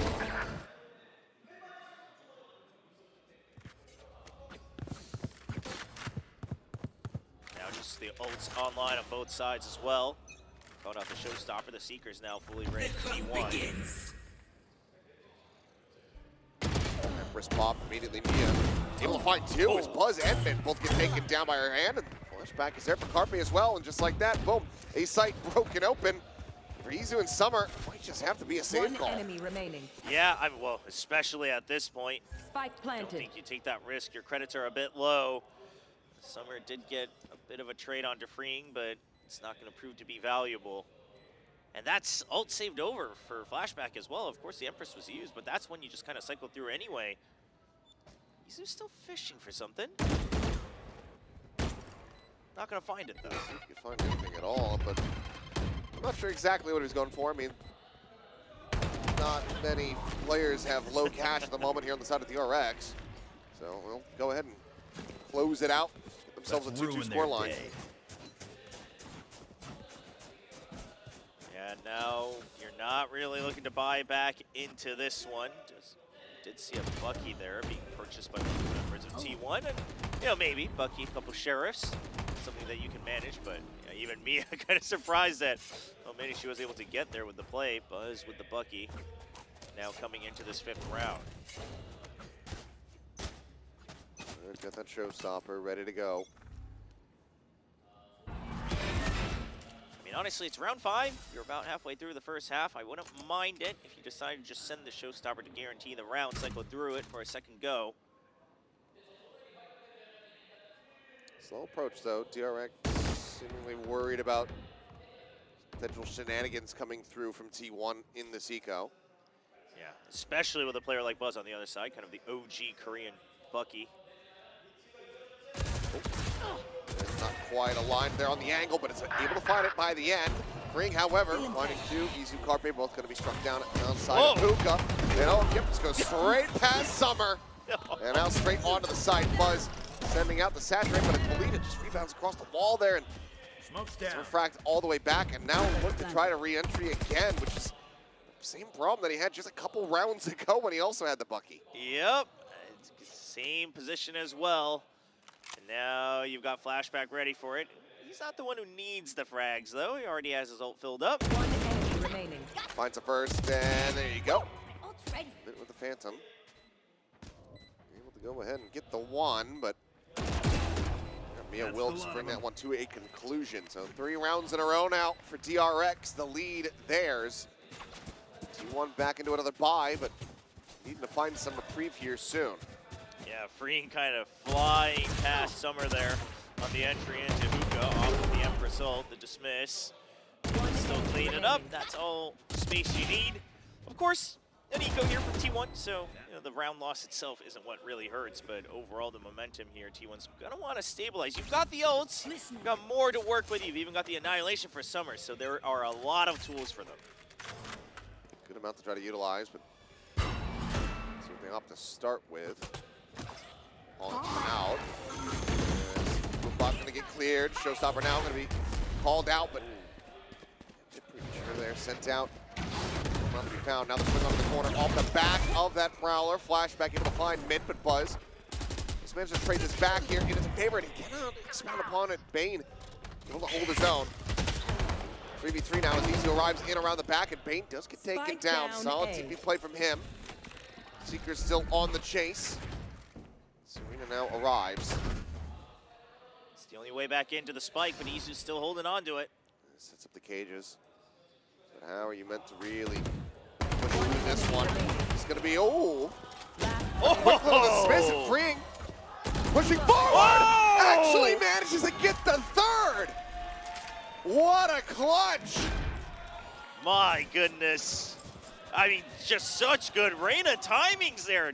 Dismisses out, here's the gun swap, immediately pops back out of the smoke, and then just pushes up on a close angle that Summer's not quite expecting. A great showing, what a performance. In, right out, here. You hear back the gun in. swap, oh man. You know? Yeah, just calm as ever though. Maybe keep freeing on Reyna, DRX. Maybe this is something that you're really going to actually have to consider. I mean, but then do you put Flashback back on the Sentinel? Triple duelist, baby. Triple duel. You know, honestly, hey, with the util changes, maybe. Maybe you do. Reyna, Waylay, Yoru Yeah, all I mean, day. Yeah, Yoru's a half initiator. That works for me. I'm fine with that. Well, T1 not too thrilled about how these past couple rounds have gone, despite the good start in the pistol. Still a little bit of a chuckle from Meteor. Knows that, there isn't too much you can do from the outside of the server when the Reyna starts popping off like that. You got Stacks in the booth now, so maybe he could give some guidance as far as calling structure and getting a read here on DRX, but I'll have to just see, because it's another very brutal buy. Still do have 3 critical ultimates available for them, but there's nearly 5 available for DRX, so kind of just getting bested in every single regard. That Empress is already back, and he's probably going to pop it right away. There it is. Just cycling through that Reyna ult. The massive buff. Huge tag from the Fade.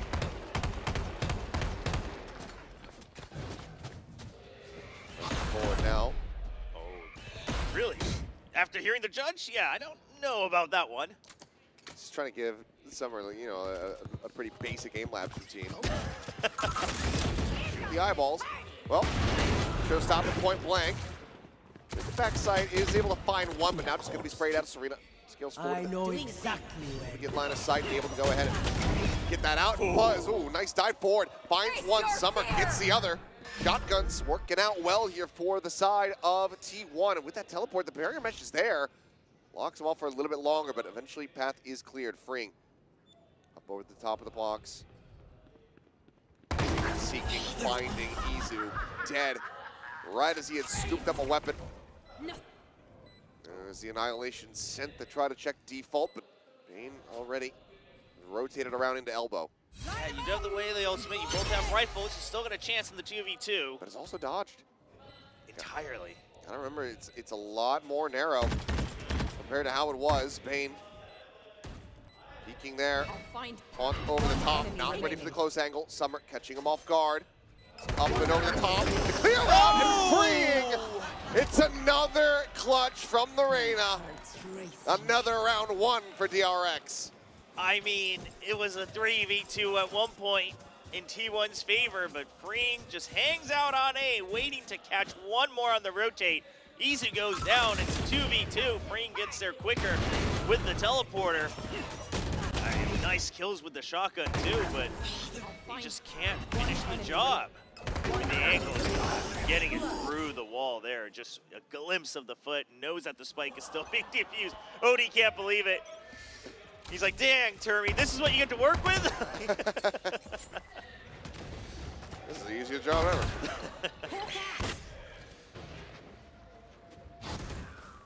Well, that is the majority of the ults there burnt from the side of DRX. They just have the orbital strike behind now. As does Carpe. No surprises. Going into another buy, so opportunity. Perhaps C1 to close the gap a little bit. Themselves a third round win. Flashback, scraping forward as Lear just going to be disrespected there. Summer trying to just shoot around it, find the kill, but Freeing does manage to survive. Down to 67, but still has another Devour. So another assisted kill. It's going to be right as Rain was gone. Izu dead, just mint now. Yeah. Having made plenty of noise, just arriving in the teleporter, so they know exactly where she is. Yeah, I presume she'll just scout out, maybe see if she gets a pick on someone trying to catch her off guard, but otherwise she's looking for the save. Freeing's on the hunt, though, already looking for his third ultimate. Uh-oh, spotted. It's the setup. And has it.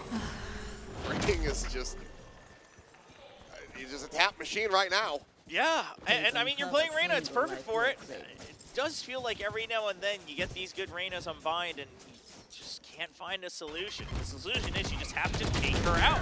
There's just no real other answer. And now with obviously the nerf on a lot of the cooldowns on the util, you don't feel too good about just dumping it blind without knowing if the Reyna is there or not. And Freeing is taking advantage of that extra space. Sound sensor up. Another disjointed buy. Guardian, Bucky, some Sheriffs. This round not looking very bright here for T1. Saturate going to be sent. Buzz diving forward. Trailblazer there. Lear up and over the top, but eventually they are able to go ahead and overwhelm Freeing. Yeah, but it cost so much, didn't it? Oh, okay. Wow. Great little one tap there. Easy trying to flash his way out into long. Unable to find the shots though, so most of the wayside. But weapons now going to be collected for T1. Player advantage established. Just have to work their way across towards this B site. Bane, he has put himself on an island out in the open. An awkward angle though. Full commitment, finds the first and cannot get realigned for a second. Low HP on two of these players for T1. Still that orbital in the back pocket for Carpe. Could just send it out. Yeah, this feels so doable for T1, but like you said, they're running out of time as well as HP. Through via Serena finding one apiece, and it's up and over the top for Carpe. There's a fuse to come in, T1. Not going down without a little bit more of a fight here as they pull off a thrifty. Carpe always does find the perfect times to shine to try to flip the script. A big clutch coming in there all the way down to the 1v1. But, I mean, this is what you have to do, though, right? If you're not sure if you can take the aim duels, you don't want to just use your util blind, then you have to scout out the Reyna and then just dump everything. The saturate, the dash forward, you know, the light speed, you've got the guiding light, you got the Trailblazer, and then 3 people. But thankfully, it leads to a round win, so that's a lesson learned for T1. Now the operator in Buzz's hand. Big change up, first time having this one ready to go, and there you go. Has the shot lined up, and Bane does get taken down. Stuck around. A little bit too long for the paint shells. Yeah, I'm a little bit confused about that one. Might have thought he had a refract still ready to go, perhaps. I am not sure either way. Ends up being a 1-for-1 trade. Teleporter now going to be taken. Freeing has just walked all the way through this site. Oh. Some are wary about it, but nothing to really be done. I mean, now you do just have to wait and group up. You have a decent amount of util left. You got to use it just to get through Freeing. Oh, well, swings Okay. a little bit early. The Lear not fully blooming, so Carpe plenty of vision. Able to find that kill. Still that orbital online. Could just send it over towards Lamps and try to clear out at least one area. Seems like that's going to be the case. Yep, it's sent straight over, trying to push it out into the open. Does so, and now it is all on flashback. Showstopper drawn out, set, finds one, but as he plants his feet, Carpe is right there swinging the corner. So the fuse will come in. T1 pick up a 4th round win. 2 more to be played here in the half. Yeah, it's arduous, but at least they're getting their points back one by one, slowly trying to build up some credits, even though most of them lose their weapons each time. At least they're getting the round wins. And the bonus creds from that. I was a little iffy about not dumping all the util against Freak, but they get it to work. Good combos on the ults, and Flashback kind of overcommits to that showstopper. Gets caught off guard by Carpe. I think had he not bounded so far up into the sky, might have been able to have an opportunity there, but another right good punish coming in there from Carpe as operator back in hand here. Guardian to clear out. Swing coming through, but it's Mia who finds the shot. I mean, Frink does get tagged down to 30. And Izu desperately trying to find the kills off the back of that and doesn't manage to do so. Plenty of damage dealt to the players of DRX, but those eliminations not quite coming through. But as that teleporter gets taken by Summer, immediately the pivot call comes in. We look to rotate back across in towards A, where it's now just Mint here to try to hold the line. Face the showstopper, worst case, to try to buy time. Seas gets a catch, headshot, come through onto Freeing, taking down the Reyna, but plant now, gonna be opened up. Spike planted. We're denying the post-plant position here with the orbital strike, and 1 kill on Summer, and she will have the annihilation. Could be the difference maker. 1 enemy remaining. Carpe not quite able to make it in the lamps. The Summer now a 1v3. Haunt not cleared. Pop shot ringing out, sent her way. Get the annihilation regardless now. Does have it available. You gotta consider it, I think. That gonna be lobbed in, the push. The off shot ready to go out, but it's gonna be Bane with the Phantom up close to take her down. So lead at the half secured here for DRX. Before the switch. And either a 7-5 or an 8-4. T1 can't pick up this final round of the half. Yeah, considering the absolute spree Freak's been going on, 17 kills on the board.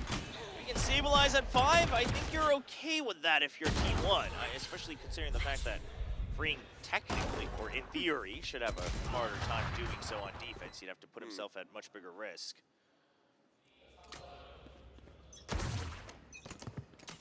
Well, the buy's not great, though, for the last round of a half, is it? No, it is not. Third or fourth time having a Bucky, rather, for Buzz here. Certainly not ideal. Ooh, early wall as well, just to prevent Freak from getting too much space for free while they figure out what to do with B main. But Serena's going to be a menace. Avoids the grab net. Just really wants to clear this out. He's finally able to do so, and there's the annihilation burns him. find the catch and does manage to put out a lot of damage. Now, you do want to finish the job at some point, because otherwise the Empress is on. Yes. Oh. For that point-blank shot, but Serena able to tuck back around the corner. Fast enough to avoid catastrophe. Mint. Whoa. Very nice shot as Summer finishes the job. There you go. Freeing taken down now. Suddenly doable, despite the lower firepower. Okay, we pick up a weapon as well for Mint. Extremely doable. There's Serena 30 seconds left. Things out over here at Garden. Scaling past this point, going to prove to be a little bit difficult. Sheriff out. Swinging. Nizu shooting. Has the headshot, the drop down. Summer from backside will apply that kill. Comes down to Mia. Pick up 2, but cannot finish the job. Thrifty for T1. Gets them at 5th round win at the half. Switching sides. Yeah, good recovery from T1. Not getting completely swayed by Freeing after about the halfway mark of this first half. But good shots, crispy shots coming out from Mint as well. It does feel like everyone now starting to get comfy on the server here for T1 and their own individual aim as well. Meteor and Stacks looking satisfied enough as we enter halftime. Let's see what the strategy looks like going over now to this attacker's side. Wow, fan came all the way down from Seoul to watch Izu here. Well, 2 hours on that train. Not too bad. But I think these guys, you know, getting a bit of a decent show, but it certainly could end up being perhaps a bit of a closer map. Yes. I mean, it already is, but you would like it, yeah. Yeah, if we can get this a little bit more neck and neck between these teams, then that would be good. So looking to see if T1's going to be able to get that opening pistol. These bottom 2 signs in that previous shot, one of the signs said, "Can someone tell me the name of the handsome player sitting in the middle?" And their friend said, "The player sitting in the middle is Freeing, but the handsome player's name is Flashback." So just saying that Freeing isn't the handsome one sitting in the middle. Brutal. Calling him out like that. That is pretty brutal. I'd say his scoreline is pretty handsome, at least. Oh, it is 1772 is very, very good, as it turns out. But can he continue to do that from the defending side? Everybody, why do somebody stacked in spawn at the moment? They've been doing this a lot on Bind. A lot of the Ascension teams have been doing this, where they just kind of wait to see so they can go for the fast rotate. Okay. Yeah, given just the map's layout. And it seems to be working out for a lot of different teams, honestly. Choir going to be spotted there in Hookah as the entry from Buzz comes in, pushes the smoke, immediately finds the kill to Freeman. Carpe going to be traded out. Flashback finds him. Serena looking out from 2, finding 1. Izu answering back. Being out, getting involved. And Serena gets a second. Main will get the finisher, so Pistol ends up going the way here of DRX. And there you go. That's why you do it. You get to choose correctly. You know, you throw your info out on one side. Kind of threw me off the first couple times I saw it as well, but hey, if it pays off, you do what you need to. I was waiting for the timer to That's, pause. Yep. Yeah, the first time I was, me too, I was like, 3 people disconnected. Looks like it's going to be maybe something similar here. You know, as they sort out where they want everyone to go. Yeah, just long range now, so you can hold those early angles. Feeling a lot more comfortable with that on the defensive side. Full Classics pushing in towards the lighter stack.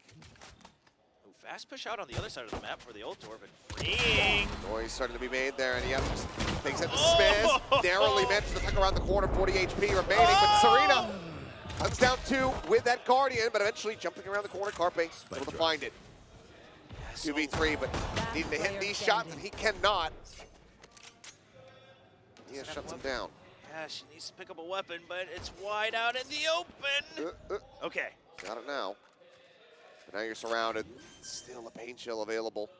Yep, there you have it. Quick little shot to the back. As that's going to be just 2 players lost here for DRX overall. Keeping the lion's share of the weapons that they would really care about. He could have maybe taken the Spectre instead of the Marshall there, Bane, but... Oh, that's true, yeah. still get the long range, I guess. But, I mean, good setup here from DRX. Just the cover from Serena, so good. Getting the double buys a little bit extra time, despite the grab net. And a good swarm back on the retake. Nice wraparound from Flashback. This is a nice spot. Should be noted that we have seen the impact of the Cypher nerfs a little bit here. Just not getting the info as quickly as Freeing opens up with another first kill. He's getting plenty of info. There. He's pushing forward, using his eyes. Very quickly dispatching his opponents. Summer also gonna, oh my god, be taken down as well. Izu find a nice cozy corner of the map. You got 1 minute and 8 seconds to try to survive. This is turned into the perfect game for Halloween. Little horror night here for Izu. One less. Finds one. Have to be an ace clutch, and Flashback is not going to give him any time whatsoever to try to get that started. 4K for the Rays. I may have jammed my Opponents converted in the second half for DRX, who seem like they're quite hungry to go ahead and bring this series to a conclusion. Yeah, I mean, given the way that they're able to just lock onto the headshots right now, especially with something like the Reyna, of course, Flashback doing his fair share as well. I don't really see a good way for T1 to get back into this, especially with the econ, right? You're going to have to most likely give up at least 11, and then it's a long road ahead of you. Cutting their vision. 9-4 for Brink, still continuing to play on an absolute island. Maybe a bit too bold. A nice shot from Izu to try to shut him down. Flashback at the same time, able to find Summer, trying to make his exit out of the teleporter. He'll be able to do so. Weapon upgraded for Buzz. Be a 4K clutch. Satchel's gonna be lobbed in. Flashback overheating. Buzz collecting these kills. Now T versus Serena. Teleporter gets taken. I'm not sure he's quite going to be ready for her position. She's going to go all the way around through the back here as Cam gets the spot out. Oh, does he suspect that she's going to be very quick? Spike Around now. You can see he's looking over towards backside. He has no idea whatsoever. Wow. Excellently done by Serena. As TRX, I mean, so close to closing this out at T1, but my ultimate is ready. DRX able to just persevere.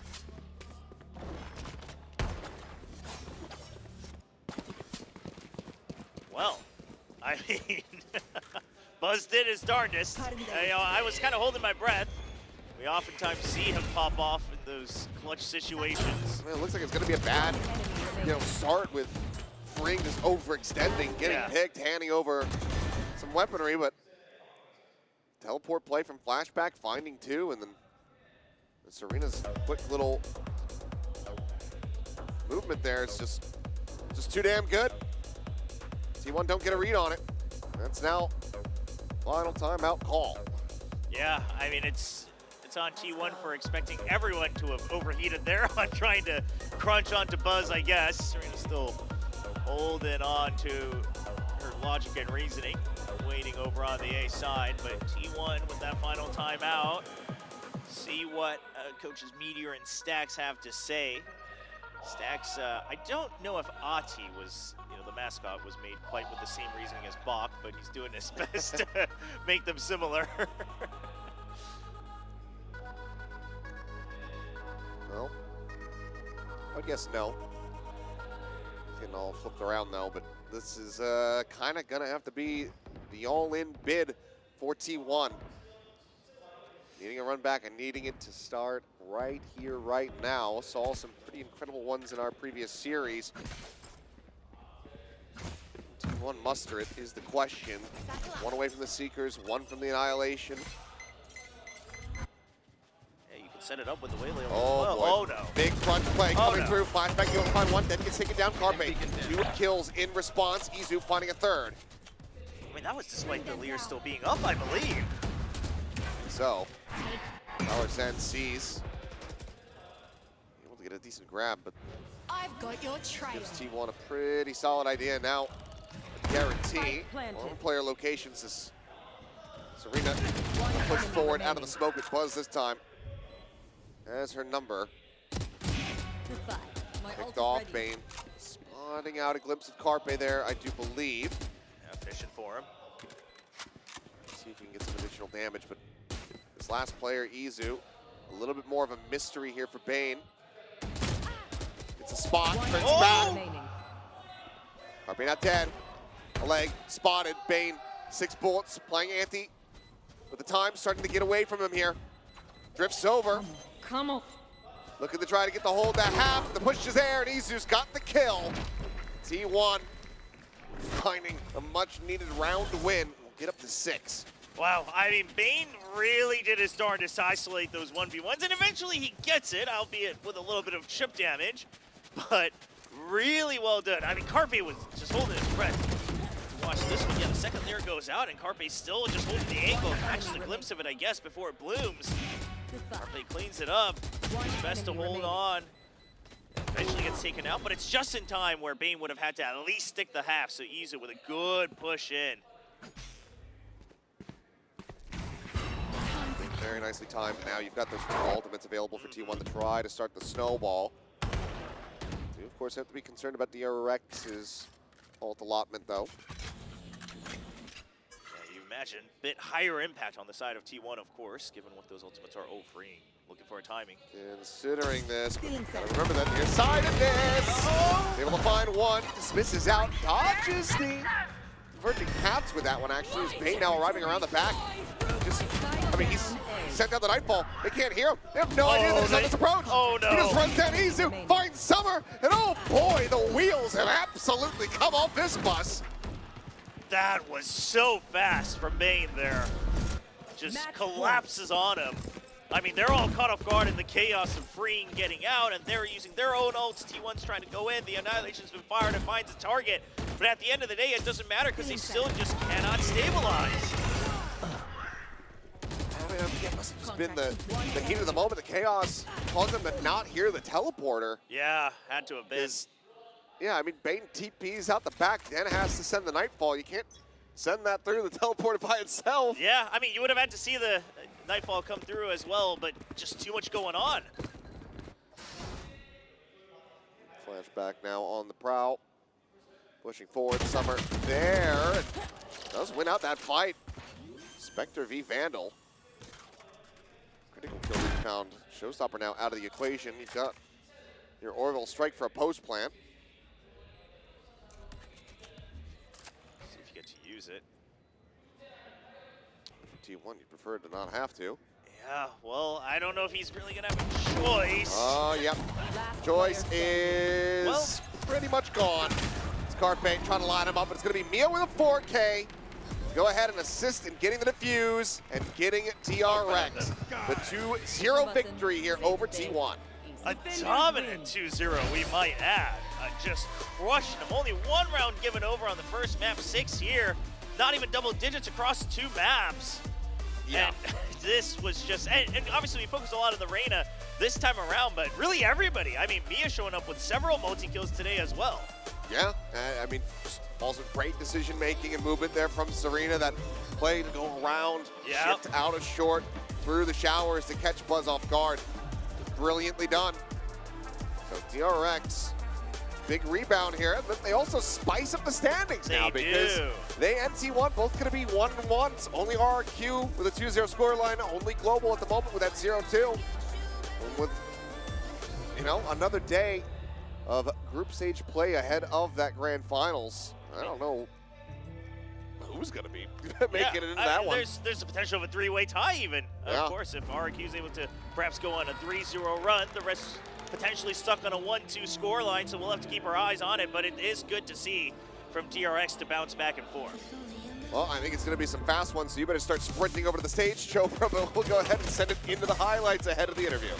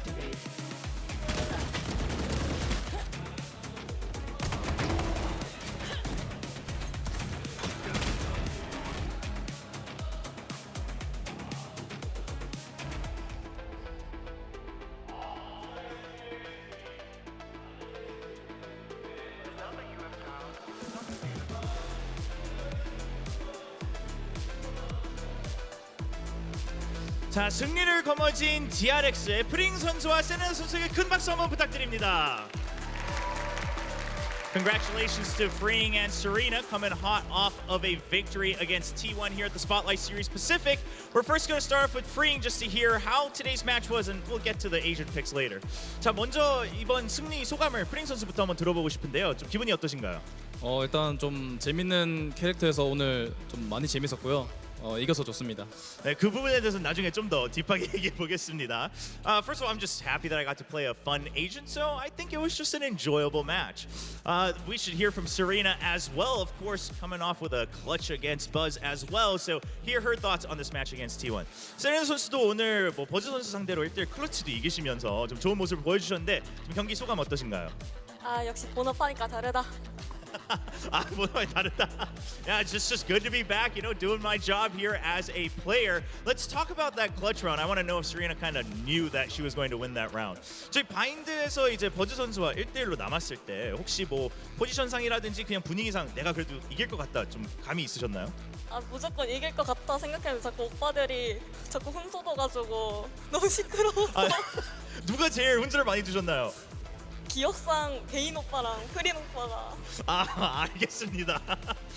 You know, I was pretty confident I was going to win, but the DRX boys were just so loud trying to backseat my clutch. So I asked who was the loudest. She's like, well, in my memory, I think it was Bane and then Freeing who were the loudest there in the clutch. So maybe they'll have to tone that down, give a little trust to Serena in the future. Let's talk to Freeing about that Reina pick as well. 아까 이제 프링 선수는 뭐 재밌는 요원을 해서 좀 재밌었다고 하셨는데 레이나를 항상 뭔가 경기 때도 보여주고 싶었다는 좀 마음이 크셨나요? 아니요, 이번이 처음 듣는 것 같고요. 어제 저희가 졌잖아요, 아르키한테. 근데 이제 한 명 잡고 약간 살 수 있었던 게 많았다고 생각해서 그럼 레이나면 하면 되지 않을까라고 생각해서 했던 것 같습니다. 그럼 약간 즉흥으로 어제 피드백 이후로. 알겠습니다. No, I didn't actually ever think about playing Reina before in any type of match, but we lost to our Q yesterday, and there were so many rounds where I just felt I could get a frag and then get out, stay alive. So I said, why not try Reina today? And it worked out quite well, so a bit of an immediate feedback loop there. Let's hear from Serena just how it's been to play with the DRX players and also in front of the crowd here in Korea. 그럼 세레나 선수는 이제 DRX 선수들과 또 경기를 이제 두 번이나 치러봤는데 좀 같이 소통하고 협업을 하는데 좀 어떠셨나요? 역시 챔스 3위 했던 팀이라 그런지 너무 편하더라고요. 좀 많이 편하게 그래도 많이 도움을 주셨나요? 네, 많이 줬어요. 알겠습니다. 그리고 오늘 또 팬분들도 많이 와주셨는데 또 팬분들에게도 인사 한마디 부탁드립니다. 오늘 응원 와주셔서 너무 감사하고 내일도 오늘보다 더 멋진 경기라고 보여드리도록 약속하겠습니다. 응원 와주셔서 감사합니다. So Serena just saying it was great to play with a team that, reached third at champs. They made things a lot easier for yourselves, and also just thanking all the fans out here in the arena. Let's give Freeing a chance to thank everyone watching globally as well. 프링 선수도 저희 전 세계적으로도 지금 많은 분들이 또 관심을 갖고 보고 계신데 팬분들께 인사 한마디 부탁드립니다. 일단 이렇게 직관 와주셔서 너무 감사드리고 이렇게 온라인으로도 보시는 분들 응원해주셔서 너무 감사합니다. And Freeing also just saying thank you to everyone who visited the arena today, but also everyone who's watching online around the world. Thank you so much once again. We're going to give a big round of applause to our winners today and go back to the desk. 그럼 다시 한번 오늘 승리를 하신 프링과 세레나 선수에게 큰 박수 다시 한번 부탁드립니다. 감사합니다. 감사합니다.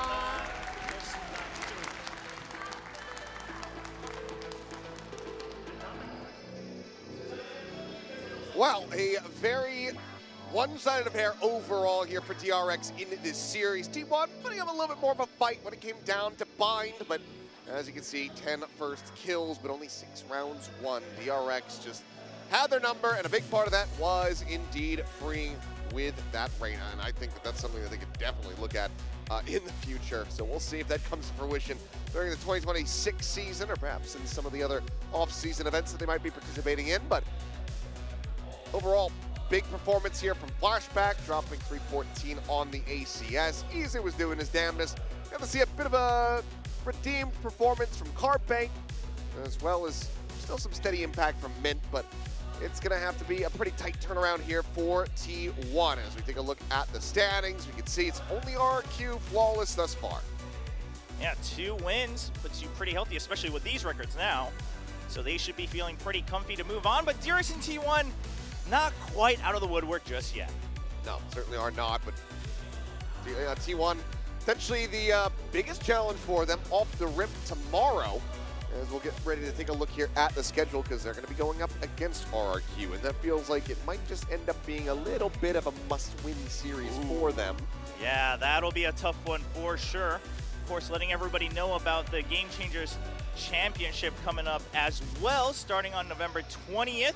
Being held here in Seoul, South Korea. Well, not here. Here's Gwangju, but in South Korea at the Lol Park. In and of this course, country. Yes, featuring Ninetales, the first ever Korean Game Changers team to make it all the way to the championship. So that should be exciting as well. No, absolutely. So, I mean, I'm looking forward to that one. Not going to be casting it, spoilers, personally. No. But I will be there to hang out and watch the games and whatnot. So any excuse to go to Lowell Park is always a pretty good one. So I haven't been yet, actually. Really? I still haven't. I know. It's a bit of a sacrilegious thing, really, for me. Yeah, that's kind of crazy. I just kind of left when it was first constructed, and then I just never got back to it. But I hope to be there this time, being able to watch the games as well. I mean, I guess I've only been there maybe 4 or 5 times, something like that. So nothing too significant, but more than me. it's always a really cool place to go check out. They've got some really neat like artwork and statues and that kind of stuff in there. There's a PC bung right outside. Okay.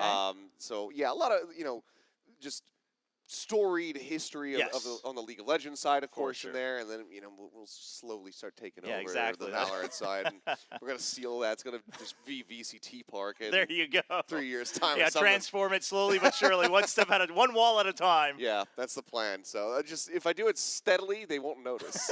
You're just all right. Well, obviously, great matches so far. Looking forward to it, like you said, to see if T1 can bring it back tomorrow, and that will be the end of the round robin. That it will be, and then it's going to be that grand final on Sunday. But guys, thank you for tuning in. We'll be back same time, same place tomorrow for T1 versus RRQ and DRX versus Global.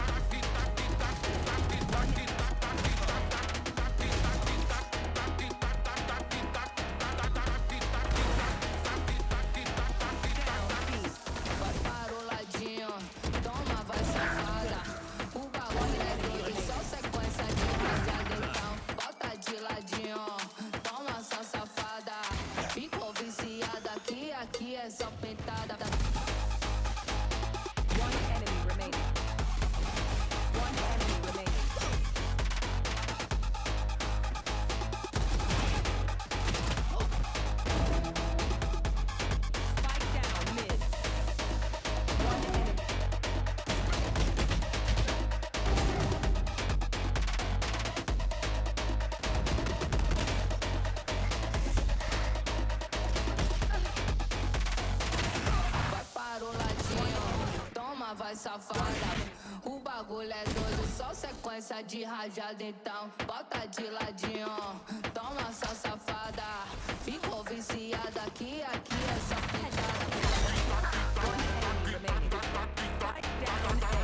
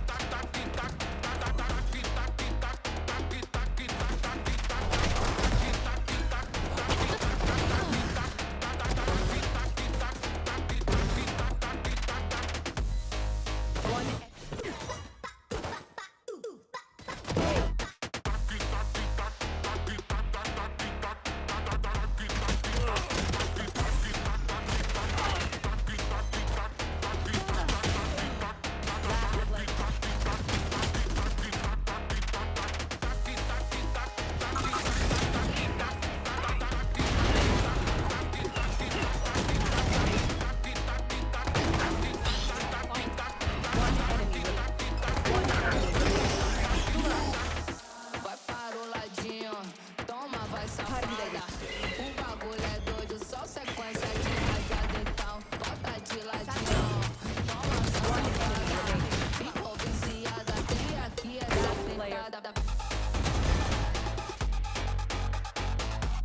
Stealing center. Contract. One enemy.